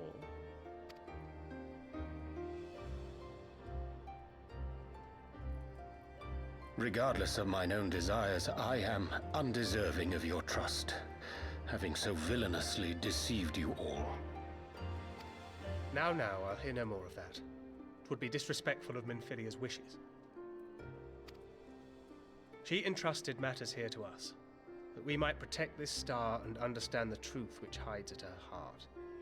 Mayhap I can handle the former, but I think you far better suited to the latter. No?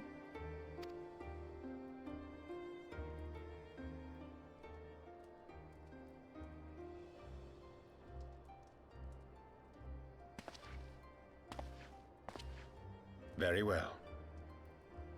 Then out of love for my Lady Minfilia and Moonbreeder both, this shall be my solemn charge. Papalimo and I should probably return to Thanalan to keep an eye on the Resistance. There's still the matter of the Griffin and the Amalja, not to mention the new Imperial Viceroy. That little lot must be worthy of our attention, right?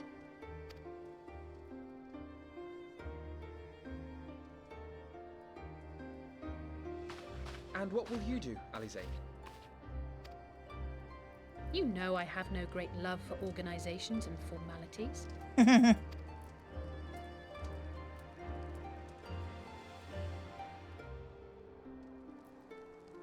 That being said, this new approach you propose is not wholly objectionable.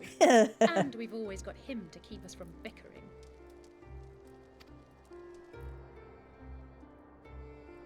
But I will suffer no titles. I am not here for House Leveilleur, nor to walk in Grandfather's shadow. Upon that point, we see eye to eye. If it please you, you may think of me as but another comrade in arms. Well then, Alfie, I, for my part, shall see to the paperwork and the finances with my characteristic aplomb. Alfie. I would not have it any other way, Tataru. And we mustn't forget you. What now for the Warrior of Light? Oh, go around to Eorzea, kick ass. You know, usual.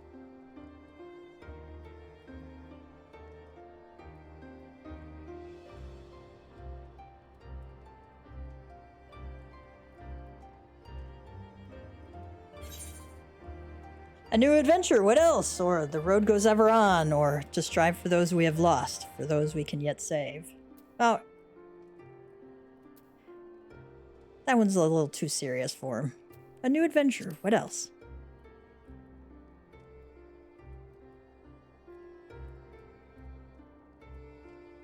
Indeed. The path behind us was fraught with hardship, and the path before us will be no less unforgiving. But a new dawn shall break over the realm, and I see before me the faces of those who will deliver it.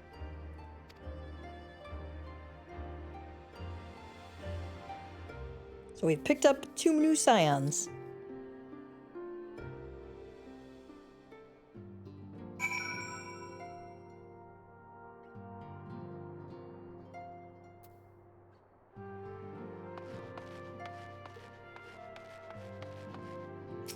Is there anything in there?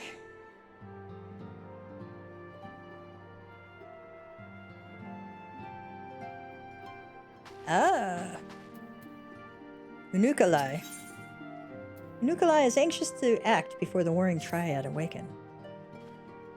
The time has come, Warrior of Light. We must move against the Warring Triad now or suffer the consequences. The seal is cracked and the icons stir. Should they be allowed to awaken and resume their titanic conflict, it would be like to the coming of a second calamity. You, Gav, represent our best hope of eliminating this threat. That said, the very act of entering the containment facility itself presents certain unique challenges. So unique, in fact, that I struggled to locate an individual with the requisite talents to surmount them. Were it not for the impressively diverse connections of your fellow scions, I might still be searching. Happily, however, they are able to furnish me with a suitable candidate. Now, along with you and your echo-blessed companions, all the pieces we need to proceed with this deadly game are arrayed upon the board.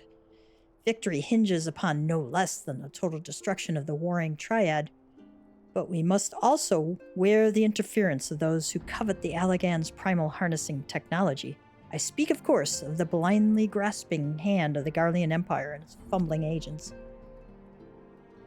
The ignorant meddling of the Empire will serve only to hasten the Icon's awakening, and it is my master's desire that the Triad be dispatched before Imperial forces delve too deeply.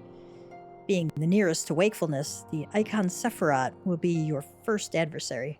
Make your preparations and join me on the flagship in Azizla. We shall speak further there. Alright. Warring Triad is the collective term for 3 immensely powerful icons that were brought into existence during the twilight of the Third Astral Era. Summoned by the native tribes of Mericidia, these entities were set against the encroaching forces of the Allagan Empire. The strength of a primal is determined by the fervent prayers of its faithful, and as the Mericidians' prayers called for saviors with the power to throw back an Imperial invasion, the resulting incantations were perforce imbued with nigh incalculable might. That the Allagans were capable of conquering such godlike beings well illustrates the incredible heights to which their technology had ascended. The implacable empire subdued and imprisoned the warring Triad, shackled them to machinery that sustained the Icon's forms, whilst at the same time leeching away their infinite energies. For 5 millennia did the warring Triad languish thus in dreaming servitude, their slumber undisturbed until Archbishop Thordan VII of Ishgard rattled the bars of their cage. The Archbishop had come to Azizla seeking to absorb the Three's power and make of himself a god without rival. It was fortunate then that the Warrior of Light and his companions thwarted Thordan before he realized his tyrannical ambitions. But the victory was not without consequence. The violence of the battle cracked the seals that kept the Triad in torpor, and the Icons have begun to stir. Worse, the Garlean Empire and their heavy-handed efforts to plunder the secrets of Azizla threatened to drag them into full wakefulness. These terrible entities must be destroyed before they arise in all their cataclysmic splendor. That's suitably dramatic, isn't it?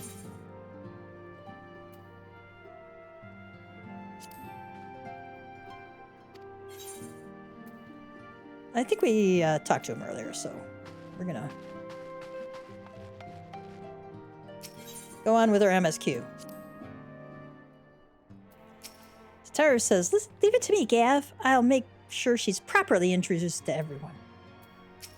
Elise says, it's official then. Gods, I hope I don't regret this. Ida says, same as it ever was.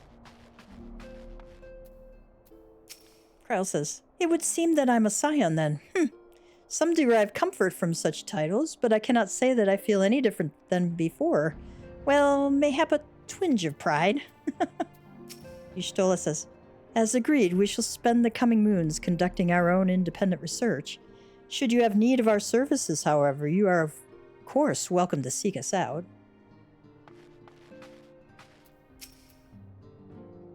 Tis passing strange to think that we may never see Lady Minfilia again. After witnessing so many of our missing comrades return to us, I dared to hope that she might one day do the same. Oh, do not think I will be bested so easily again. When my competition with Lady Ida has ended, the Scions of the Seventh Dawn shall crown a new champion of the squad. This is a callback to when she and he were having a squat competition.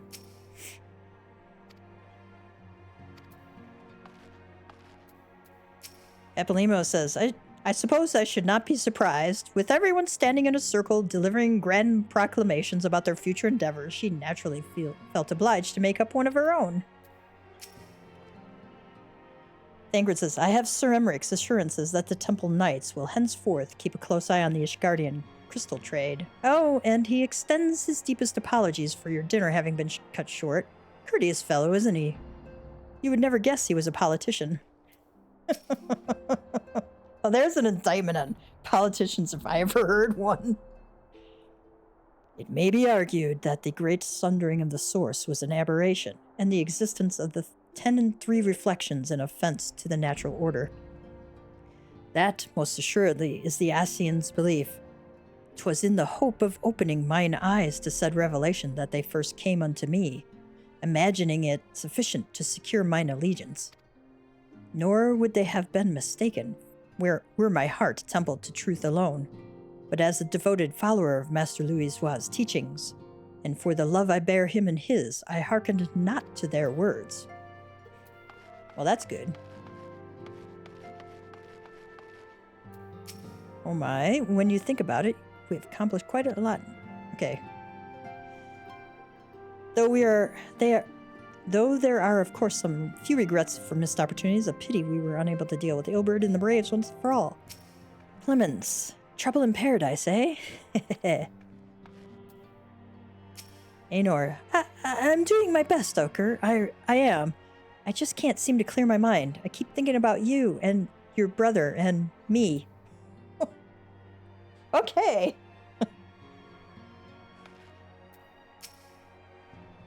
All these little mistakes are beginning to add up, Aenor. You must try harder to remain focused. She can't. She's too horny.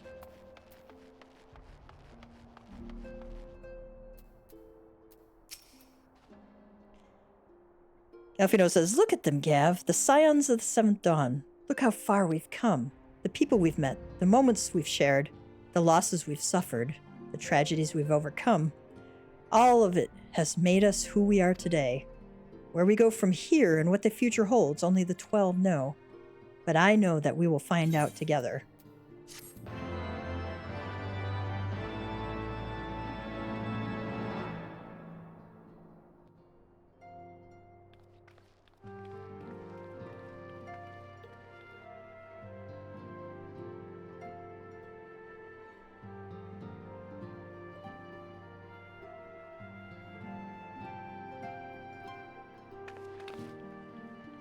One world's heroes are another world's villains.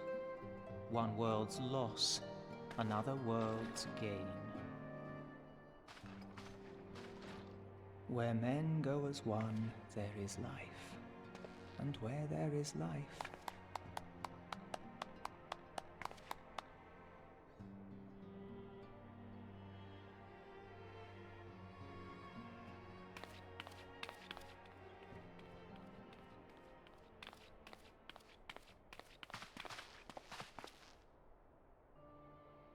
my friends, if I may, I would ask that you entrust Tupsimati to me.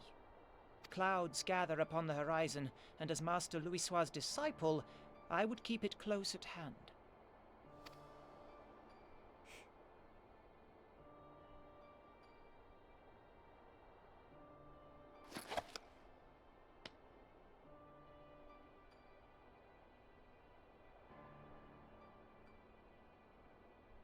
Thank you. I shall guard it well.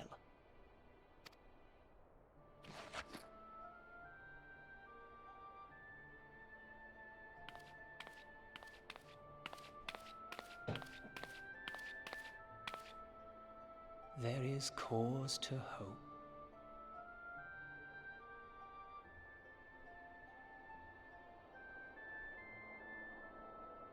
For every ending, every parting, marks a new beginning.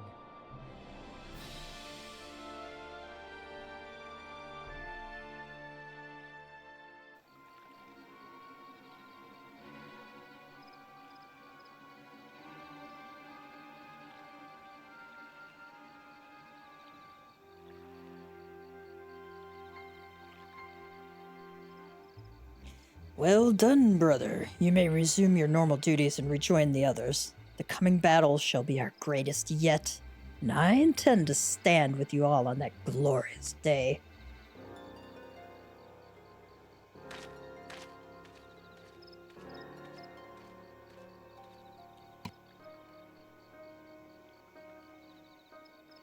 Lidibus says, true believers are so readily led.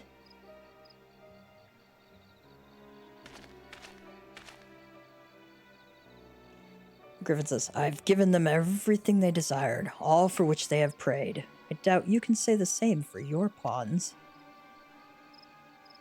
Get what you wanted, then. Was it all worth it in the end? Elizabeth says, there were some unexpected developments, but they were ultimately to our advantage. Be it host to a surfeit of light or dark, a world bereft of equilibrium is but a void in waiting. And a void is of no use to my master. I shall follow her emissary with great interest. As for the pawns whom you so pity, they have delivered unto me a gift, which I do now present to you.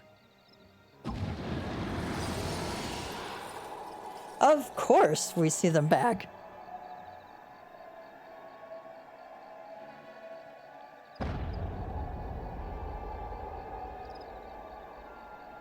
The eyes of Nidhogg.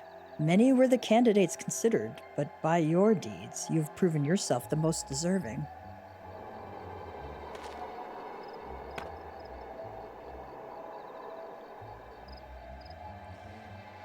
A man of boundless rage and bottomless despair, in whose breast beats a heart which thirsts for vengeance. Only you are fit to wield these eyes, for weal or for woe.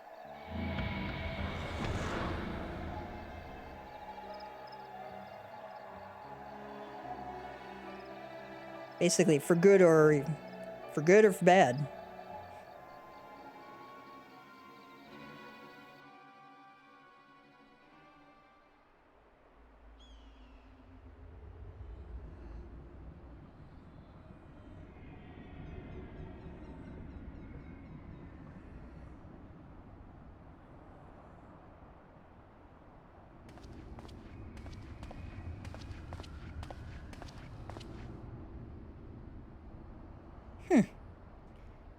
So it was here all along.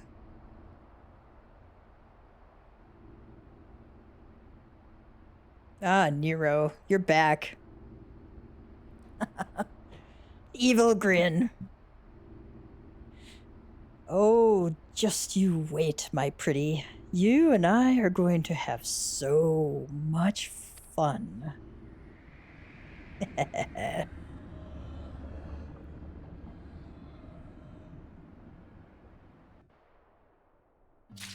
I always get a little nervous when I see Nero laughing. No retreat, no surrender. Ingrid, I told her everything that happened. She needed to know, and I thought it would be best if it came from me. It's strange to think back on the circumstances of our first meeting. We were all so very young, so foolish, so powerless. Oh my gosh, he's got a nutkin behind him right here. I don't think I noticed that the first time I did this. That is hilarious.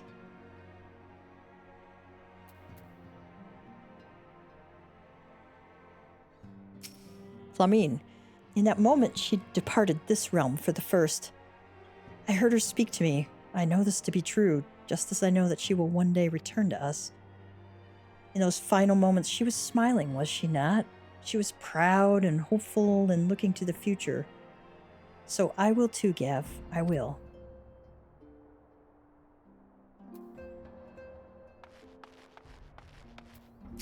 Alphino says, I have been thinking, Gav, when time allows, we should go and pay a visit to Gabu with Alize. Though their time together was short, I know she felt a kinship with the young child. Ida. Oh, I guess I was just so caught up in thinking about, well, everything that I dozed off for a moment.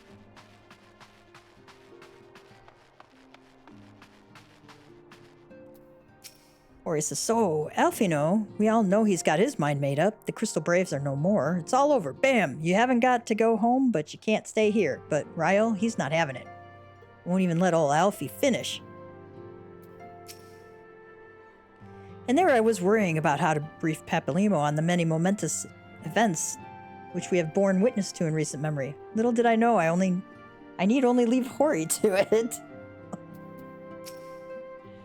My word, Gav, I must confess to some considerable amazement at the great trials and tribulations you and the others have recently overcame. I must again apologize for our prolonged absence and for the fact that we have yet to answer your many questions. As for Ida, well, all things in time, I suppose.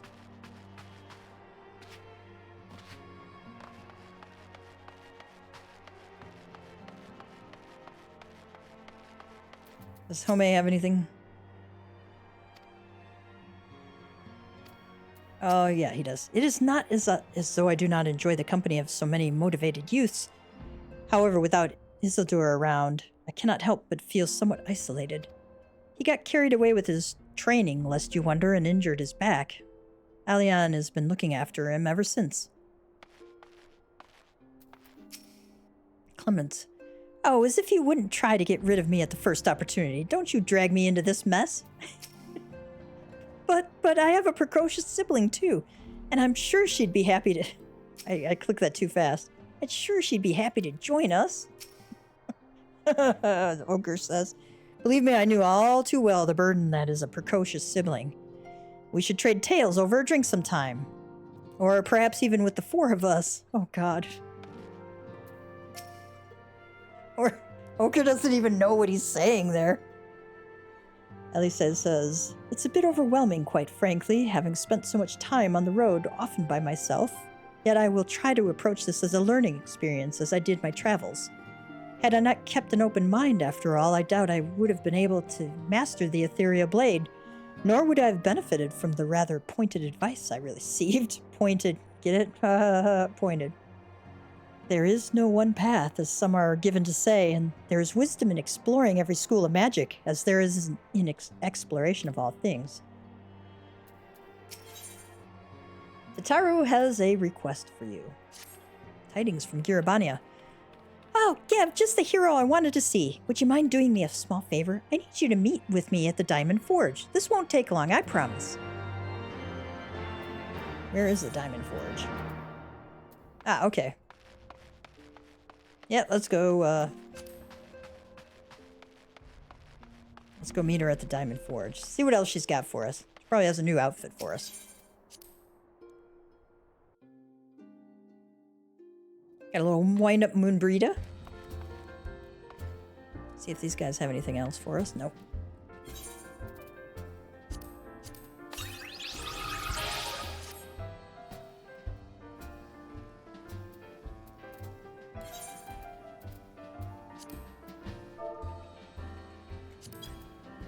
This finely detailed tribute to Moonbreeda was crafted in secret by none other than Urianger following the untimely passing of his beloved companion. Though known for her warm and jovial nature, the resolve within this doll's eyes perhaps speaks to the strength he admired in her. Let's have her run around with us for a little while. Ah, she's cute. See what her animations are.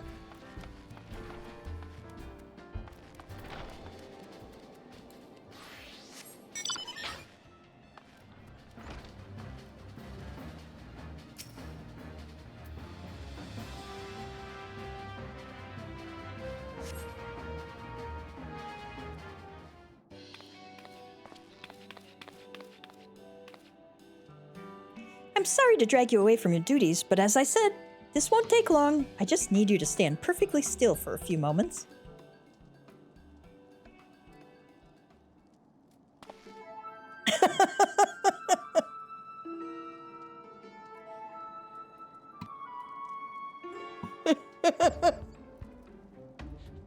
The looks on all their faces is priceless. Right, everyone, ready to go to work. No squirming now. Oh, and you might want to close your eyes.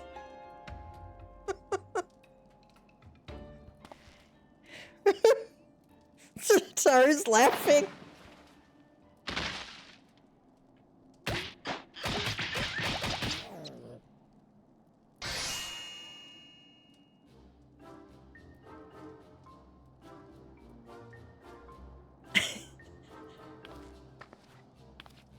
Fighting monsters doesn't exhaust him, but getting fitted for new clothes does. They're all finished. Of the Warrior of Light's every measurement from heroic head to intrepid toe.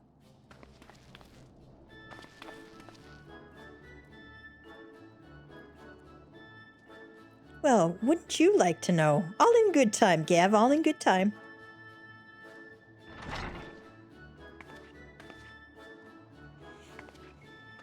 Aha, found you. Elfino wants everyone in the Solar for a meeting. I don't know what it's about, but he seemed to think it was very important. Tataru says, go on, we have everything we need. No sense in keeping everyone waiting.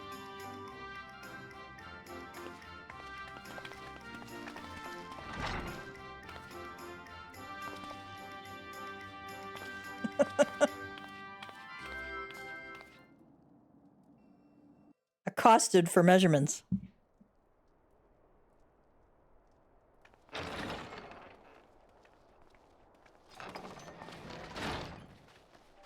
We're here.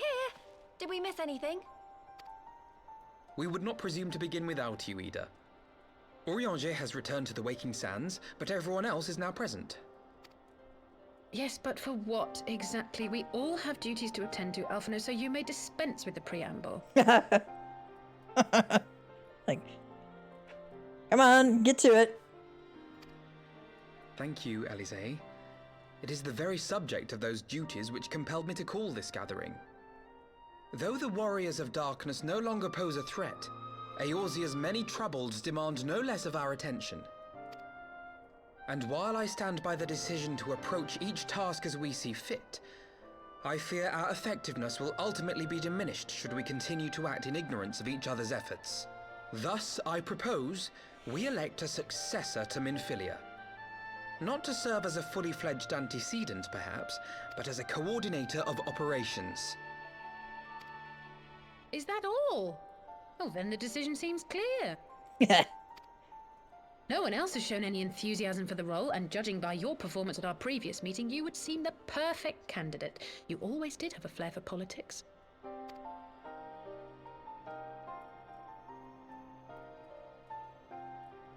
Everybody else is grinning. I did not mean to... That was not my intention. As my tenure as commander of the Crystal Braves comprehensively demonstrated, I lack the qualities required for such an office. I would much prefer to remain as I am now, a soldier in the field, so to speak. Should none of our numbers step forward, must we then constrain some unwilling candidate to take up the position? Well, based on merit alone, a certain adventurer would be my choice. Though I concede he might struggle to balance his new responsibilities with, let me see, slaying primals, thwarting legatuses, and feeding the orphan poor. Literally. Thancred makes a good point. Any who would wear such a mantle would be bound by its obligations.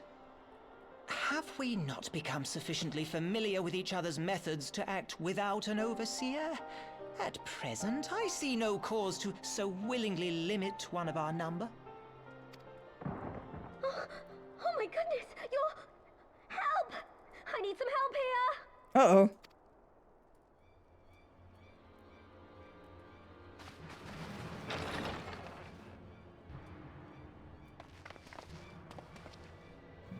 Tataru, are you all right? Me? I'm fine. It's this poor girl who just staggered in and collapsed on the floor that I'm worried about. Narco! God, how did... Y'shtola! Please, you have to help her! Kral, a hand if you would. Let us see about closing these wounds.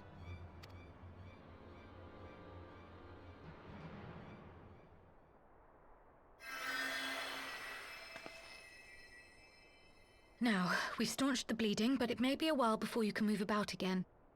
Though having seen your wounds, I'm surprised you are still moving at all. Thank you. My message. It was too important to delay.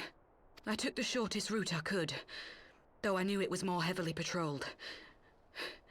As you can see, my efforts at evasion were not entirely successful. Honestly, you're too brave for your own good.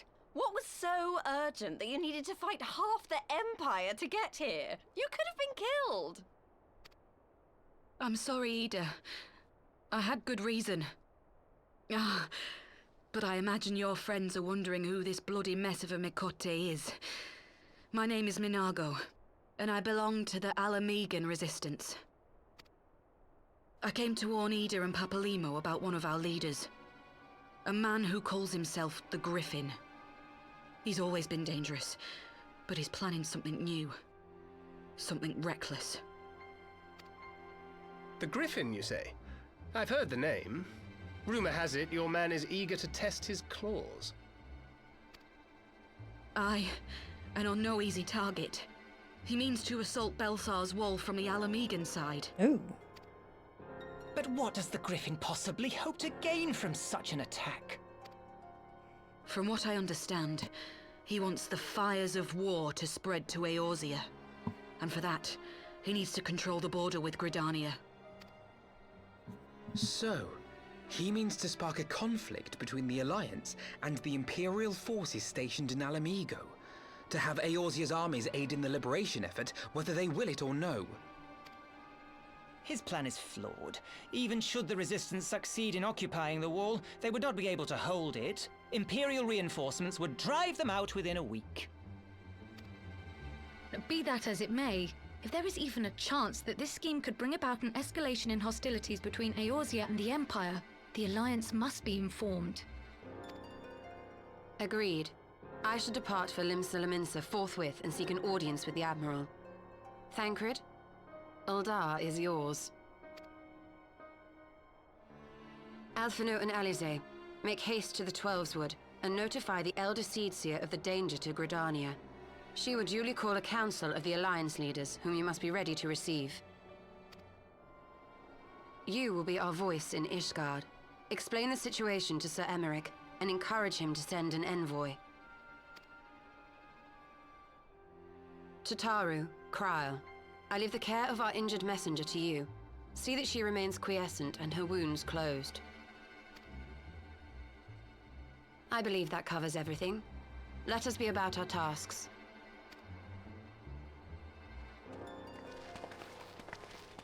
I suspect the ill tidings from Girabania will be held as a turning point. The beginning to a bloody end. The business of war was ever conducted with the coin of self-sacrifice.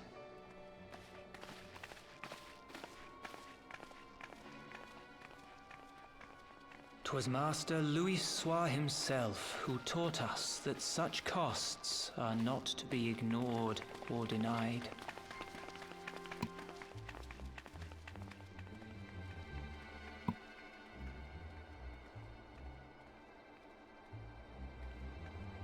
And so, I shall embrace them. When the time comes, I will make my choice, as you will yours.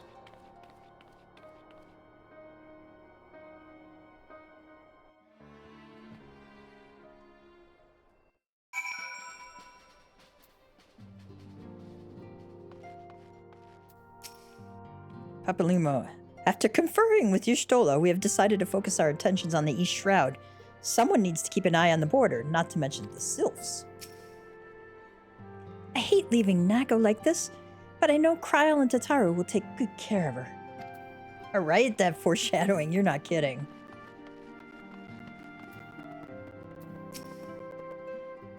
Flamine says, Tataru and Kryl took that resistance fighter to more private chambers that she might recuperate in peace. The poor girl was in quite a state, wasn't she?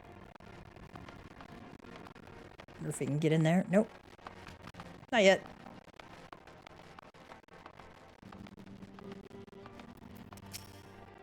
Even when casting the same incantation, the mastery of each practitioner greatly affects the efficacy of the spell, a principle that was aptly demonstrated to our two young mages here.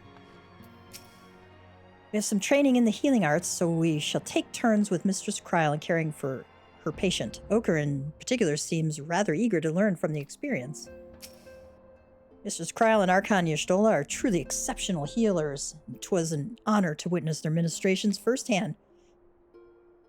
If only I could tend to my brother's battle hurts with such proficiency. I have much study yet ahead of me.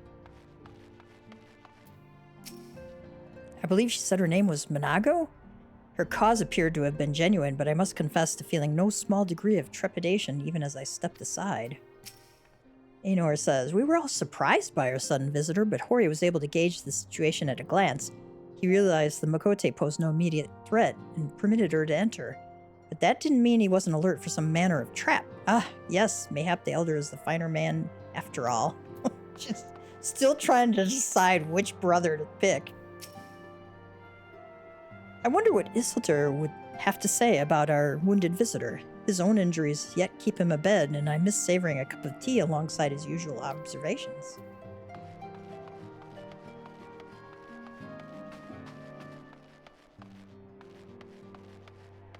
Alright. Speak with Lucia at the Congregation of the Knights Most Holy. Lucia, greetings, Warrior of Light. What business brings you to Ishgard? I see. Wait here. I will summon Sir Emmerich.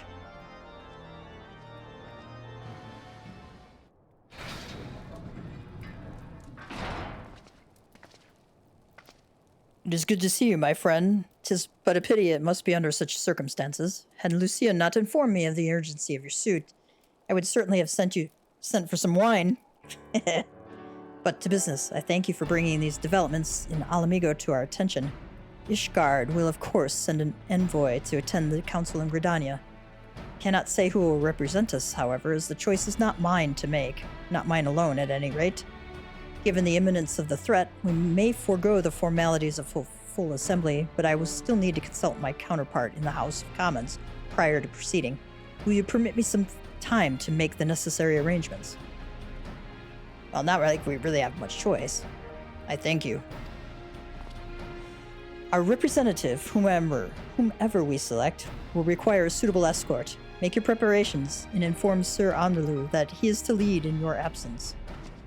Yes, Lord Commander. Gav, pray accompany Lucia to the Gates of Judgment and make ready to depart for Gridania. I will have our envoy join you as soon as I can. Fury speed you on your way.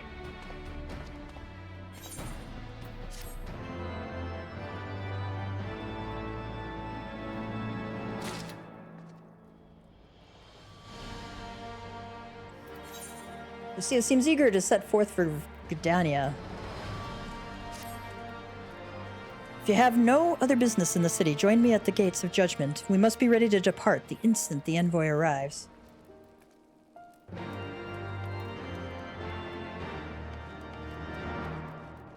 Wait at the Gate of Judgment. You are perhaps wondering who will represent Ishgard at the council? As this is a military matter, I should not be surprised if Sir Emmerich nominated himself. He is yet Lord Commander of the Temple Knights, after all.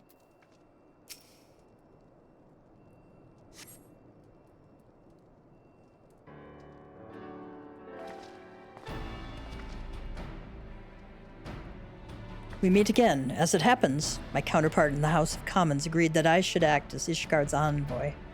Not, I concede, that there was ever any real doubt. As Lord Commander of the Temple Knights, it is my duty to sanction any military cooperation. Be that as it may, I could not in good conscience make the decision alone, not with the ink scarce dry in the Republic's Book of Statutes. I trust you understand, my friend. Alas, I must test your patience still further by making a brief stop at Camp Dragonhead. Given the trouble brewing in the Black Shroud, I would see that the garrison is ready to defend the border.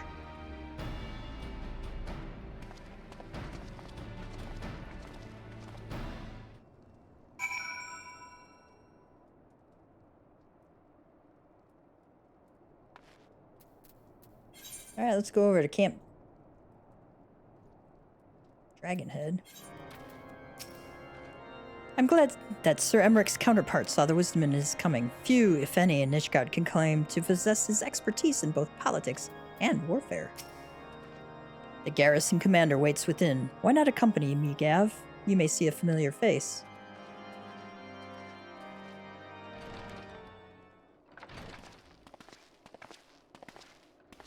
Haha! Really?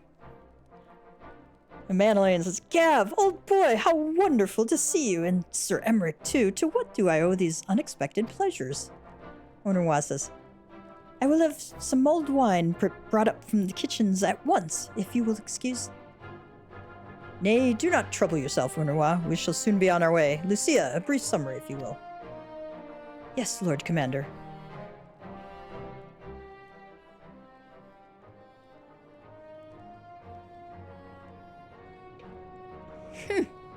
Those villains hardly need an excuse to wage war. Bloodletting comes as naturally as breathing to a to an Imperial. Onoas says, and thus we shall strengthen our patrols as you suggest. We shall also be sure to communicate these developments to Lord Francel in the Observatorium. Emmerich says, I see you have everything in hand. Carry on, Commander. Well, well. Manoline's growing up. Surprised to see yours truly at the helm. Yeah, actually we are.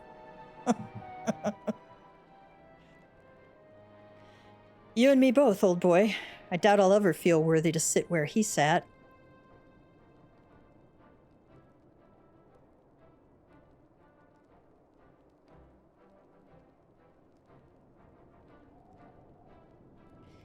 Yet we can but play the hand we're dealt, and with a little help from the veterans, and Honorwa's ceaseless chiding, I'm sure I'll muddle through. So worry not, old boy. Off to Gridania with you.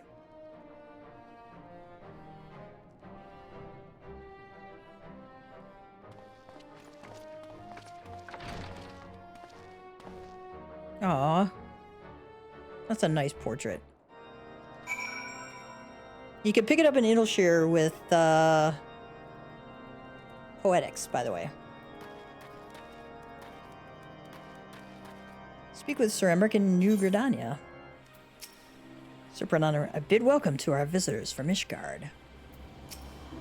Lucia, it seems so peaceful, one would scarce believe that Belsar's wall and wretched Alamigo lie just a few short miles away. Diplomatic duties have brought me here on several occasions, but I find that I am as enraptured by the Black Shroud's beauty now as when first I laid eyes upon it. I fear that this time, however, events shall not afford us the luxury of enjoying the splendor of the forest. Does she have anything new? Nope, nothing new. Sir Emmerich is ready to attend the council. It seems we are to have an escort to the Lotus Stand. A pleasant place to discuss some pleasant matters, is it not? Yes, of course.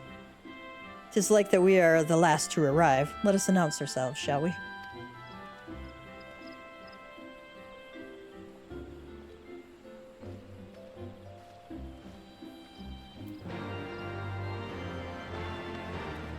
I like speak with the silent conjurer. A little irony there. How do you speak with somebody who's silent?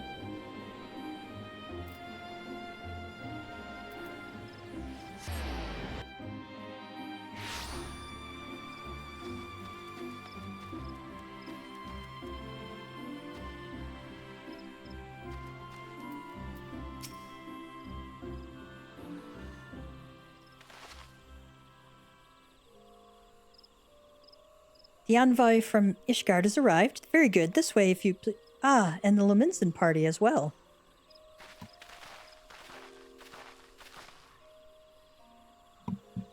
Merlvimp says, I had hoped to slip in unnoticed, but I see I was not the only one delayed in my arrival. Greetings, Sir Emmerich. Admiral, always a pleasure.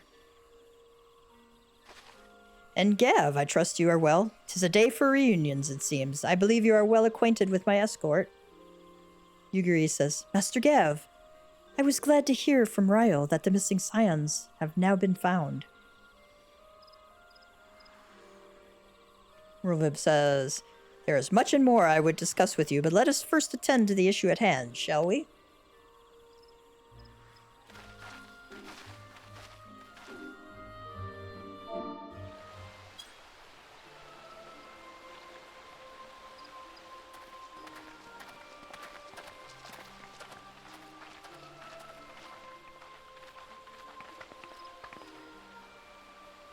I bid you welcome, my friends. As you will by now be aware, the Scions of the Seventh Dawn have come into possession of certain intelligence concerning recent developments in the region of Gyr Abania. It springs, I am assured, from an unimpeachable source. Is that not so, Master Alphino? Indeed, Elder Seedseer. Our information comes directly from a member of the Resistance's inner circle, and we have no cause to doubt its veracity. This griffin of theirs is a fool if he thinks he can hold Belsar's wall against the Empire. When the Imperials move to take it back, they will come in force. And the resulting fighting is all but certain to spill over into the Black Shroud. At the Battle of Cartano, the combined might of 3 grand companies labored to contend with the remnants of but a single Imperial legion. Alone, Gridania would be hard-pressed indeed to hold back the tide, should the Garleans turn their minds from reclamation to invasion.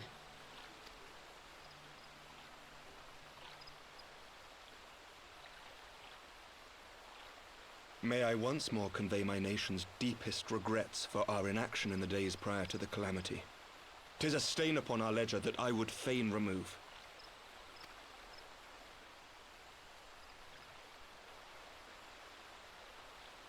Elder Seedseer, I do hereby request leave to deploy a defensive force within the borders of Gridania. Ishgard's return to the Alliance shall be honored by more than mere ink upon parchment. The Doman people too would join any effort that weakens our common foe. We are few, but our most seasoned shinobi are at your disposal. On behalf of my people, I offer you my humble thanks. Gridania welcomes your assistance. It is time we set our contingency plans in motion. Is the Alliance agreed?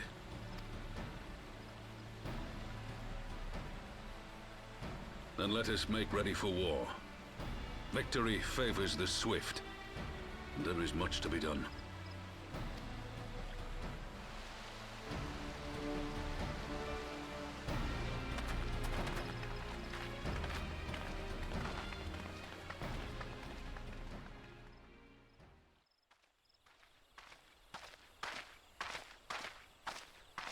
The Council knows that Alamigo will not soon be wrested from the Empire, and its decision to bolster the border's defenses seems eminently practical. Why then, brother, do you scowl so? I agree that they have chosen the wisest course available. Indeed, the only reasonable one. Yet something feels awry. In making ready for war, is the Alliance not granting the Griffin the very thing he desired? Any attempt to hold the wall is doomed to failure, aye. But I wonder if we have misjudged the prize for which he plays.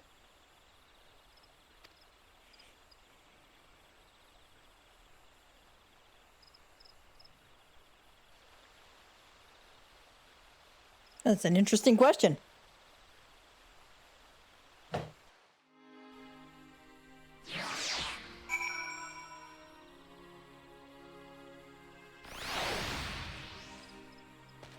Speak with Alfino.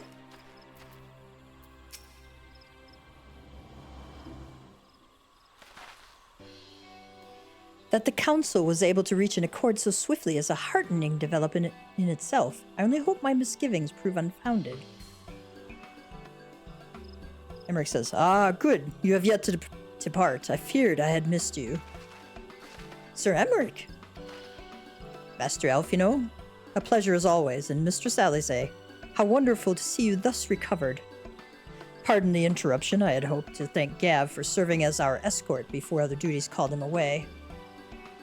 I also wish to thank our Doman ally. Hiding out there. Forgive me, my lord. I was but awaiting an opportune moment to join the conversation, and force of habit made me keep to the shadows.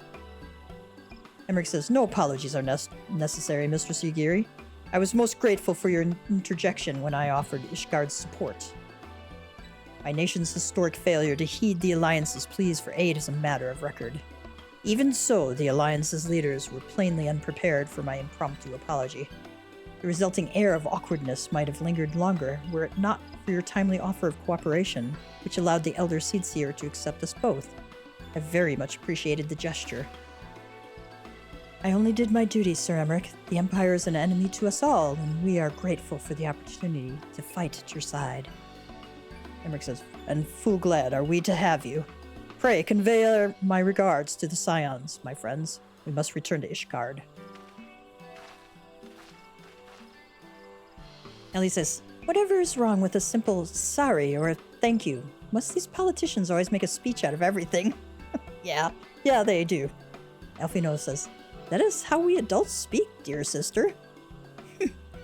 Mayhap the ones who like the sound of their own voice. In any event, our business here is concluded. We should be on our way as well. Will you accompany us to Revenant's Toll, Yugiri? Alfino says, actually, I think I shall first pay a brief visit to the East Shroud. I'm curious to see how Papalymo and Ida fared in their talks with the Sylphs. Not to mention that there's what has been going on at Belsar's Wall. I will join you at the Rising Stones anon.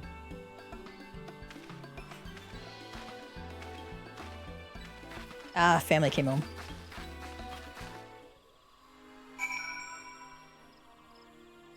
I think we're going to leave it here for today. On the cliffhanger of, on the cliffhanger. What's going to happen to them next? Let's do our cat joke for today. All right. What's a cat's favorite dessert? A mice cream cone. Mice cream cone. All right, cats and kittens. Like, subscribe, ring the notification bell. Y'all know what to do, when to do it. And on that really bad cat joke, I'm going to leave you all for the rest of the day. You all have a good one. I heard the weather's going to be a little rough down south in the next day or so stay safe, my friends. I'm a Cat Gamer signing out. Have a great one, cats and kittens.